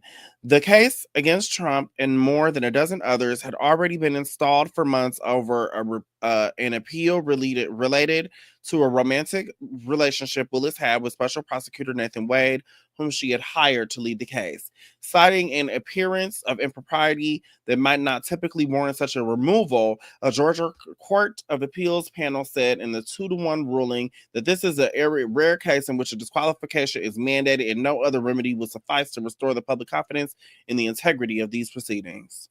Willis's office immediately filed a notice of intent to ask Georgia Supreme Court to review the decision. But pursuing a criminal case against a sitting president is virtually impossible. And Trump will return to the White House having overcome efforts to prosecute him and empower by a Supreme Court ruling granting him presumptive immunity for any official acts he takes in office. The development comes weeks after Justice Department Special Counsel Jack Smith abandoned 2 federal prosecutions against the incoming president, and following the resignation of Chris Wray, the FBI director, and is sentencing in a separate hush money case in New York is indefinitely on hold as a result of Trump's victory in November over Democratic President Joe Biden. A grand jury in Atlanta indicted Trump and 18 others in 2023, including the state's anti-racketeering law, trying to get him with the same thing they tried to get Young Thug with, and I mean many other people, but to accuse them of participating in a wide-ranging scheme to illegally try to overturn Trump's narrow 2020 presidential election loss to Biden in Georgia, which the January 6th insurrection was an arm stretch of this criminal organization overturning the election, as well as the pressures inside of the White House, the pressures inside on Georgia, the pressures on Arizona, and Pennsylvania, I believe, and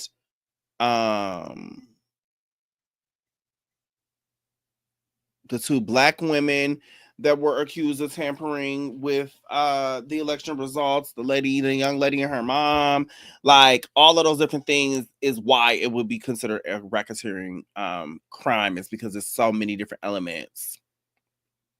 Outside of the documents case, this was the case that really was supposed to be what was going to get Trump, was this in the documents case, because it's where they had the clearest evidence. The sticker is that it's E. Jean Carroll's case in New York, and the tax fraud case about lying about the value of Trump's Tower, New York, that got him kicked out of New York, business dismantled in New York. And E. Jean Carroll, who I think is owed by him $300+ million that he probably doesn't have offhand, and has to capitulate to other billionaires to get. But that is why it would all be considered a racketeering crime and what those cases were. And so them letting the witness case go, which is Stormy Daniels' case, I think, and the other cases, the only 2 left standing is E. Jean Carroll's, who has been adjudicated and has been awarded that amount of money civilly, and then the criminal ones was the documents case and this one, and now they're all being dropped, basically.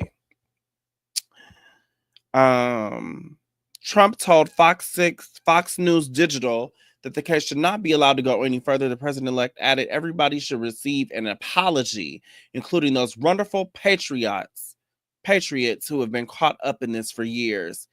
Steve Sadow, Trump's lead attorney in Georgia, said the ruling was well-reasoned and just. This decision puts an end to a politically motivated persecution of the next president of the United States. Representatives for Willis did not immediately respond to a text message seeking comment on the ruling.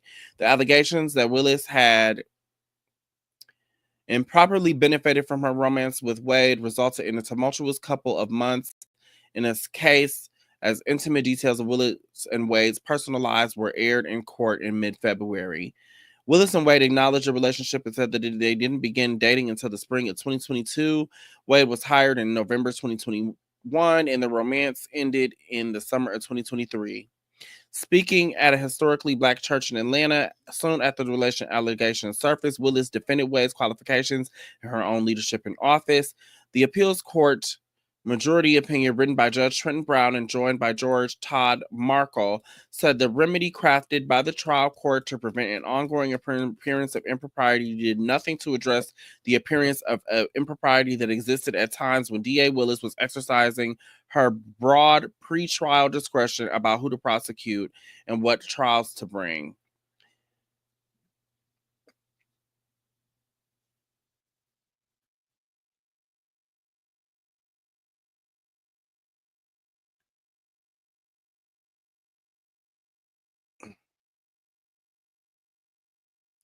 In a dissenting opinion, Judge Benjamin Land wrote that the law does not support the result reached by the majority. Trial court judges, he said, have broad discretion to impose a remedy to fit a situation, and the appeals court should respect that.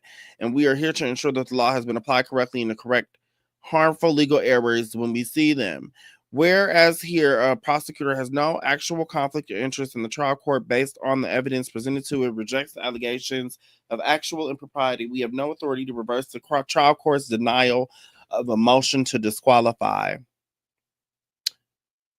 Okay, then they did have updated this here. Court rules. Georgia lawmakers can subpoena Fani Willis for information related to her Trump case.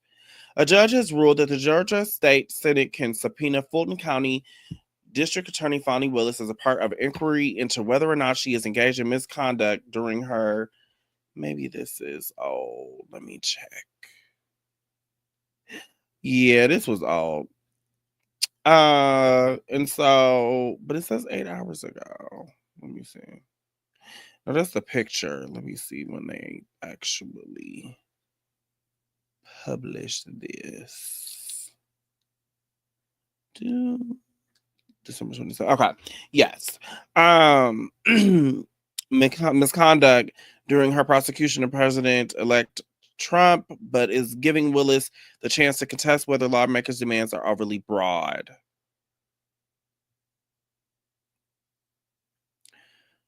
Superior Court Judge Shakora Ingram filed the order Monday, telling Willis she has until Jan 13th to submit arguments over whether the subpoenas seek legally shielded or confidential information. Ingram wrote that they would issue a final order later saying that Willis has to respond to. Willis, though, wants the rulings overturned. We believe the ruling is wrong and we will appeal. Former Georgia Governor Roy Barnes, who was representing Willis in the case, wrote in an email to the Associated Press. State's appeals court earlier this month removed Willis from the Georgia interference case. The Republican-led Senate committee sent subpoenas to Willis in August, seeking to compel her to testify during its September meeting and to produce scores of documents. The committee was formed earlier this year to examine allegations of various forms of misconduct by Willis, an elected Democrat, during her prosecution of Trump. And so they're going to try to take her down all the way, just like they tried to get Marilyn Mosby for prosecuting the killers of Breonna Taylor. The resolution creating the committee focused in particular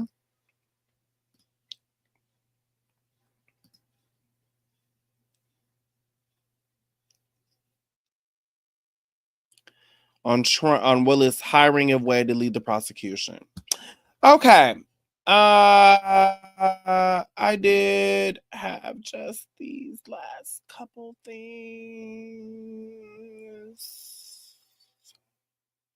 Just these last couple things.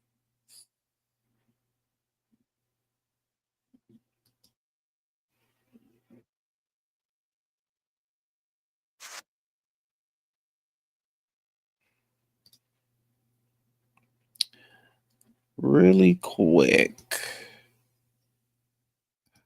Let's just do this here.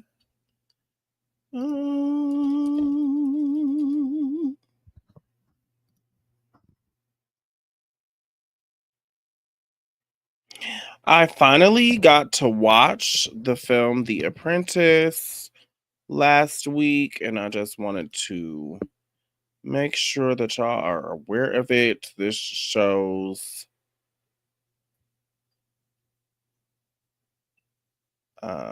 Trump's early years in business and on the New York scene.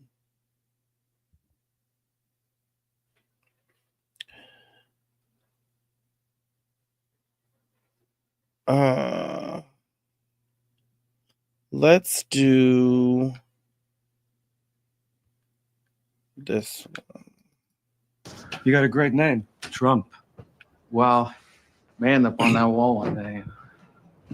You could be on that wall. Well, Yeah, you could be on that wall. Why not? How do you mix with all those people? And this is the Everybody wants to biopic suck a of winner's Trump cock, that they didn't is what want it to comes come down out before to. the election. I've been indicted 3 times. I won 36-0. Government 0. Roy Cohn 36. I'm a winner. How do you win? You want to know how to win? Because I'm gonna even let the you in on a people, little even the secret. liberals are There's benefiting rules. from Roy him Cohn's having 3 won. rules of winning. The first rule is the simplest: attack, attack, attack. This is Roy Cohn, a Civil rights famous, cats. infamous criminal lawyer in New York who has Excuse me? who Unless was you the drop real your baseless mastermind litigation, behind Trump's I am early countersuing the ascension Justice Department for to the top of the New York elite. rue the day that you ever filed this. Who is this? It's Roy Cohn calling on behalf of my client, Donald J. Trump. At Wisconsin Virtual Academy, we're proud to offer Roy families Cohn is alleged to have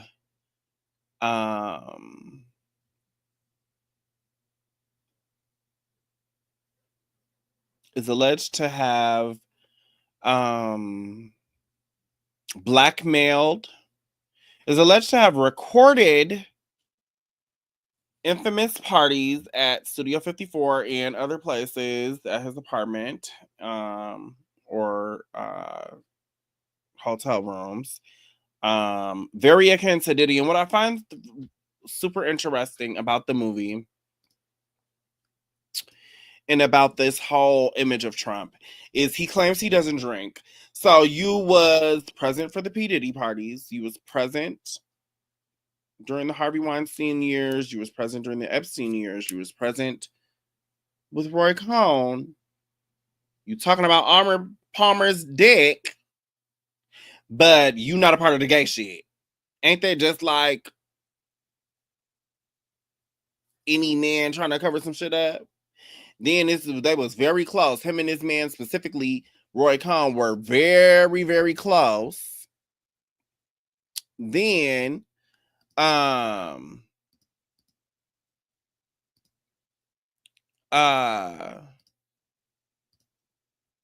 movie also depicts him having weight loss surgery, having a gastric sleeve surgery, at the same time paying extra and having them do a hair transplant on him at the same time while he was under for the gastric sleeve. It shows Ivana,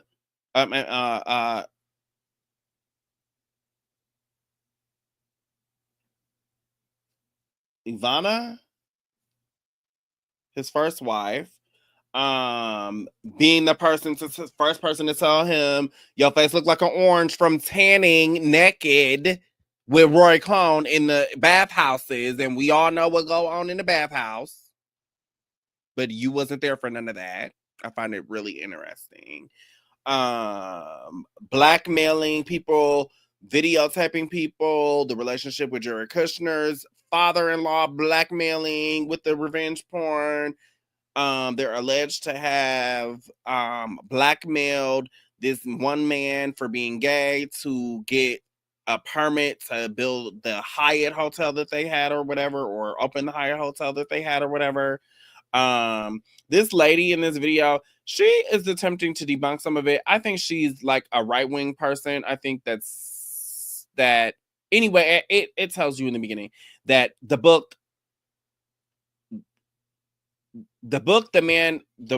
movie is based off of the new book of the man who wrote the book, The Art of the Deal, which Donald Trump is famous for. He came up with The Art of the Deal. It was not Donald Trump. He platformed Donald Trump as this great deal maker when Donald Trump was just a bully and a mobster in New York. And so this lady is going to try to say some of the stuff isn't true. I don't think it's all not true at all. And in the beginning, it says that the author says that it's not fabricated.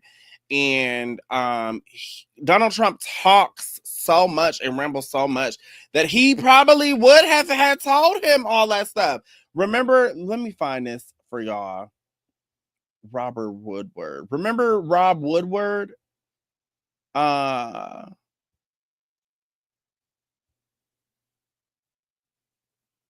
Remember Rob Woodward? Who, let me see.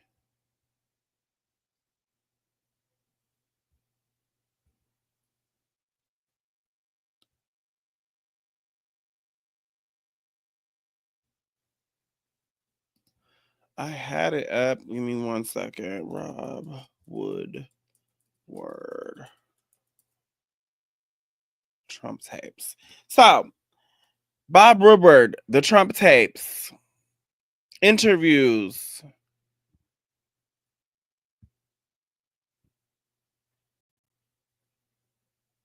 Okay. And you can actually listen to the tapes on Audible from the Trump tapes, the book, the audio book. The Trump tapes. Bob Woodward's 20 interviews with President Trump is a 2022 nonfiction book of 20 interviews conducted from 2016 to 2020. The addition to the interviews between Woodward and Trump, the Trump tapes also includes raw transcripts of 27 letters between Trump and North Korean Chairman Kim Jong-un, 25 of which were previously obtained by Woodward in 2020 for use in Rage. In total, the book contains around 11 and a half hours of audio. Originally released as an audiobook, the transcript was later published. Trump sued Woodward and Simon Schuster in late 2023, arguing the published tapes violated his copyright. The author of the publisher responded to the lawsuit, did not have merit. Let me put hours on it. I think it's 100, but I'm going to be correct. Hours spent with Trump.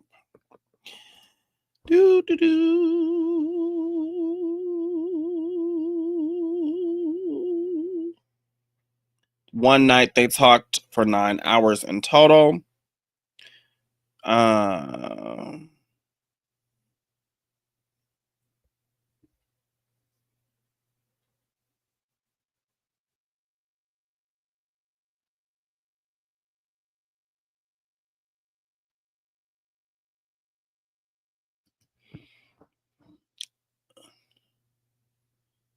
It didn't say hundreds. That would be a bit of a stretch. But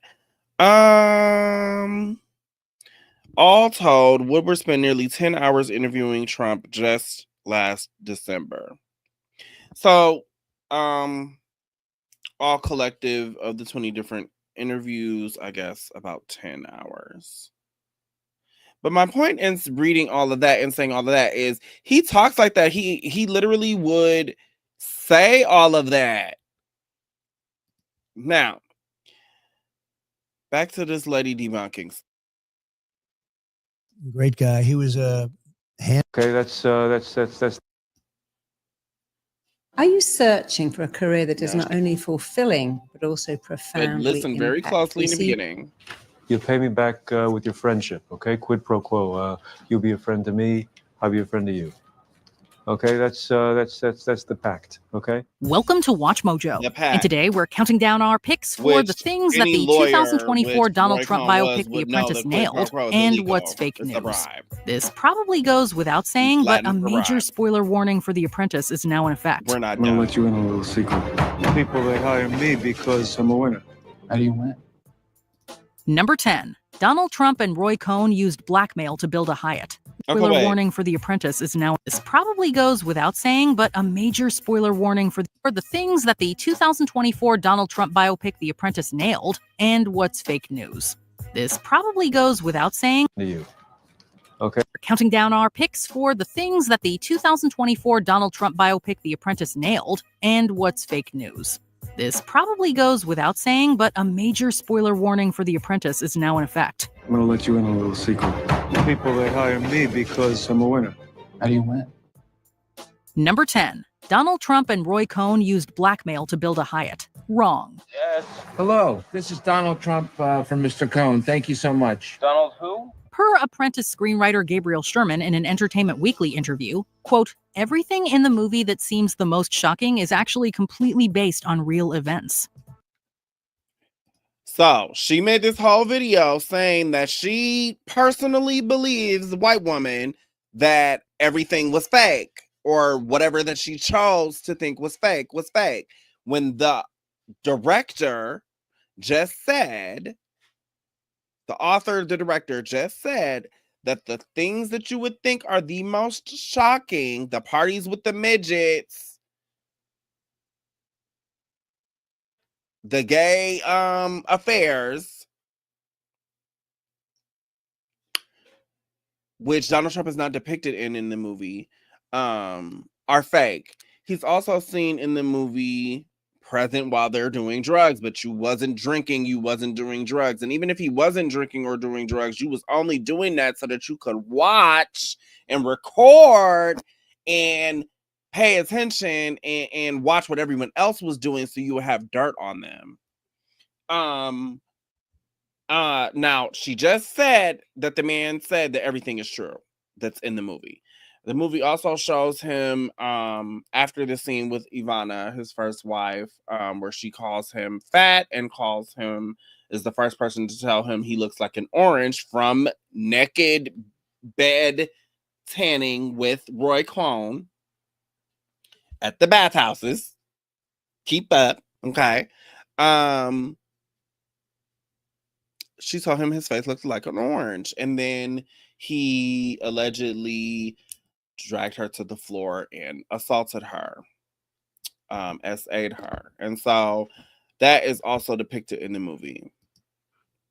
Sherman further claimed that, quote, very little has been dramatized. Roy Cohn, nice to meet you. The Roy Cohn from all the papers? Yeah, you're brutal. Guilty as charged. As depicted in The Apprentice, Trump and mentor Cohn scored an early career victory for the former by securing a contract to build the Grand Hyatt Hotel in 1978. However, no evidence exists to suggest that Cohn used illicit recordings to blackmail a city official.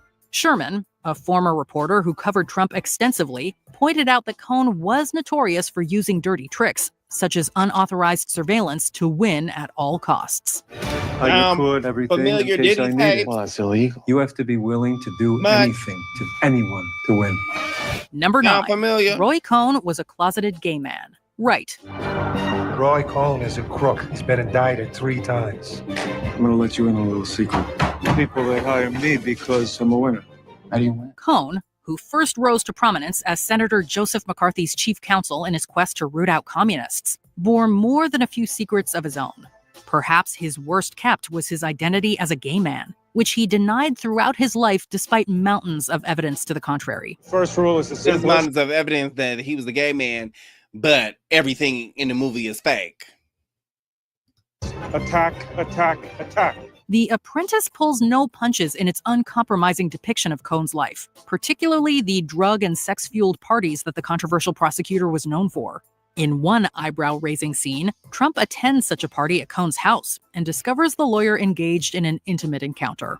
These parties were actually held at the famous Studio 54, and there's no proof of Trump walking in on Cohn in a compromising situation. Rule 2, admit nothing, deny everything. Number 8. Trump and Cohn publicly feuded. Wrong. Rule 3. Okay. No matter.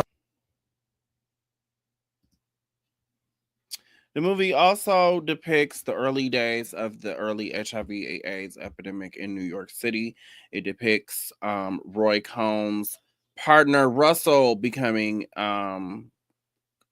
being confirmed as having HIV. It also depicts Roy Cohn trying to lie until his dying breath that he had liver cancer. This is after they both had received AIDS diagnoses. You can live up to 10 years with HIV before having a actual AIDS diagnosis, and it's based off of a viral count. Now, they were on a registry for being in for having HIV, and all of this is also entangled with Dr. Fauci and why Trump didn't like Dr. Fauci was from early days, early HIV in New York. Okay. We are almost at the end. Here we go. This is Roy Cohn famous 60 Minutes interview. Now, you maybe have seen this or heard about this, but this was Donald Trump's very close mentor, very, very, very close personal friend. Him and his partner ended up contracting and passing away from HIV. Yes. But in those moments and in those days and depicted in the Apprentice film, you will see Donald Trump having them steam the seats and the furniture where Roy and his partner sat. You will see him kicking Roy's partner out of his hotel room at the Hyatt. You will see him denying his relationship and closeness with Roy and denying knowing that Roy had HIV. You will see Roy Cohn denying that he had HIV. You will see Roy Cohn depicted having relations and orgies and the wild parties with little people at them and drugs and all the things, where Donald Trump was supposedly sitting there oblivious and didn't do anything, while he wants to devote his campaign time to talking about Arnold Palmer's penis. He has nothing to do with any of this, though. Okay, allegedly. Now, this is Roy Cohn.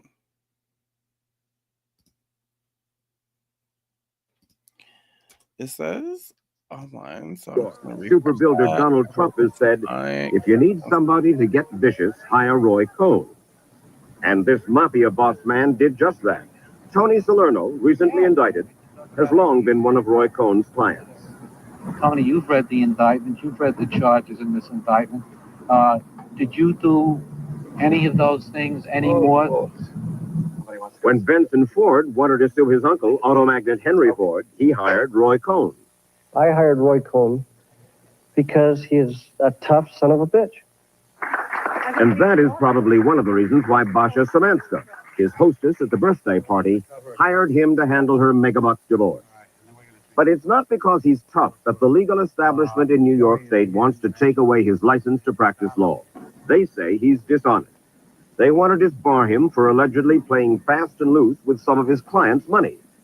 In one famous case, he borrowed $100,000 from a client, Iva Schlesinger, and then, despite his numerous written promises, he failed to repay her that $100,000 for 14 years until May of 1984, when a New York bar disciplinary committee was breathing down his neck. Why are they after you so? All right, let me give you one example to show why they're after me. They're after me for two reasons.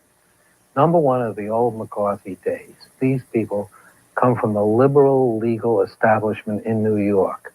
And they're the country club set and the martinis and the tennis matches on Saturday afternoon and all that. 32 years after the fact, they're still going after Roy Cohn. Why? Okay, because certain members, it's a small panel, and certain members of the panel do not conceal their intense dislike for me.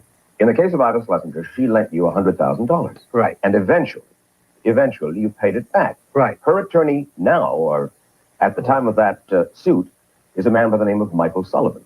I spoke with Michael Sullivan the other day. See, you didn't miss a Cohn hater in the whole crowd. He conducted the case in a fundamentally dishonest manner. It wasn't representing a client. It was attempting to cheat. And from your dealing with him on the case? In my profession, I think he'd be referred to as arch sleaze. One of Cohn's favorite legal tactics, says Sullivan, is to make it expensive for the opposition. And with a couple of his clients, Cohn confirms that is the way he operates. What we want to do is just chip away at them little by little and bring the first suit and let them think that's all their trouble's over with. Then we bring the second suit, let them think the same thing and hire more lawyers. And then see, the way you punish people on the other side is by making them hire lawyers. About Here's what the disciplinary committee of the bar says about you. Quote, a total absence of moral character and professional fitness. The a bar. public use of your illness, pleading for clemency for a dying lawyer and showing up in court the next day. Well, they couldn't say it about me because I never cited my illness as a reason for anything. Anyone who knows me knows I don't plead. And I'm not pleading in this case. I don't like any of them. I've called them a bunch of yo-yos. And there might be other lawyers who have a guilty conscience or feel they have to crawl. But I don't have a guilty conscience, and I'm not going to crawl before this committee or any committee like it. And he never has. Fact is, no one has ever faulted Roy Cohn for lack of courage or for lack of loyalty to his friends. And they reciprocate. Most winters he goes to Palm Beach, this time with constant companion Peter Frazier. The house is not Cohn's, it belongs to friends. It turns out that Cohn doesn't own much of anything, not a piece of his New York law firm, not his apartment, which is in the same townhouse, not his weekend retreat in Greenwich, Connecticut. All of them were purchased by separate corporations. Cohn gets a comparatively small salary, but his non-taxable expense account is immense. He's been battling the IRS about it for years. You are a tax avoider. No, I'm not. I'm a tax avoider. We're all tax avoiders. The president's a tax avoider. Yeah, Everybody but you're more is. successful at it than some of us. Don't blame me for your inadequacy. What Roy Cohn blames for most of his problems are his days with Joe McCarthy. 35 years ago, Senator Joe McCarthy of Wisconsin took advantage of America's growing fear of the communist menace. And when Senator McCarthy claimed he had information showing that our federal government in Washington had been infiltrated by homegrown communists, many Americans were willing to listen. Over, God forbid, would be done in the same way. Where'd you go wrong? I think a couple of things. I think the senator broad brush technique, strong faith in doctors now. You're in remission? Sloan Kettering here in New York, and spreads in strange directions. And he did a biopsy, and they found I had liver. I was shaving one morning, and I felt a little bump. So I called the doctor. He said, "Come in." And he did a biopsy, and they found I had liver cancer.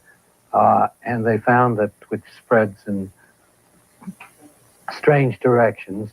And I was treated for 3.5 weeks at the National Institute of Health and by Sloan Kettering here in New York. It's And very the hard for me to doctors sympathize tell me with this very I- rich, strong faith in elitist, doctors now. mobster, Tell me in remission? gangster, I'm in total ass remission. white man. When I talk to However, friends and tell them you that I can am feel the doing a pain profile of Roy in Cohn, they say, them lies ask him this, please. that he's And just I'm sure you didn't know want what to they admit it. tell me to ask you.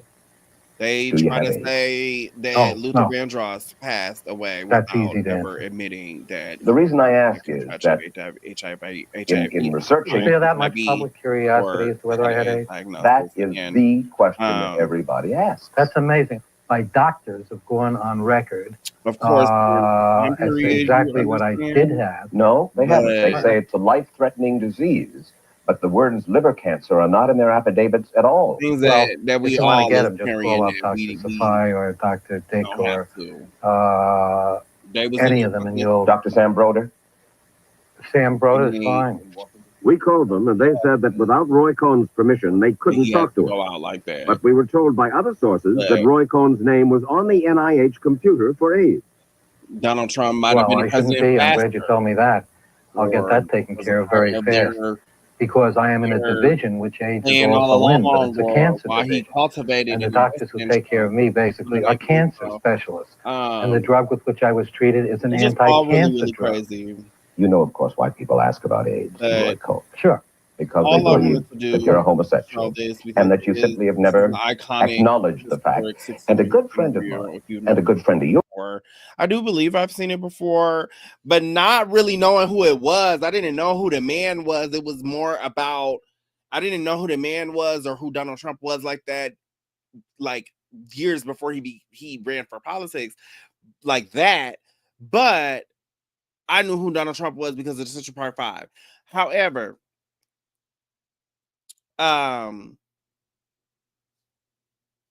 again, my point in showing that is you was there for Diddy, I Epstein, Weinstein, and Roy Cohn filming people, orgies, sex parties, gay acts and affairs But you never did nothing, and now you're the fucking president. Like, are you fucking kidding me? Like, y'all have to really stop fucking kidding me.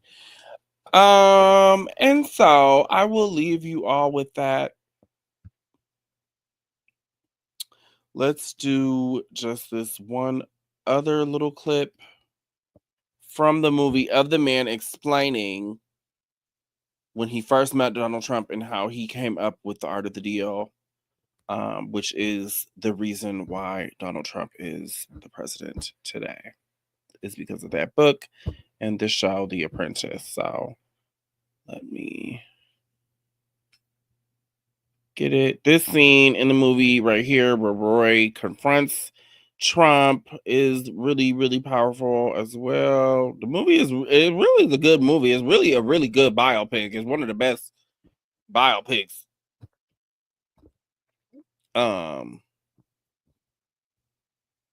Scandalous biopics, I guess. I don't know. That I've seen. Like, they actually did a really good job with the film itself. Yeah. Well, let me tell you something. There's going to be a lot of grandmas in Atlantic City that are going to be very happy with that. Oh, yeah. Okay.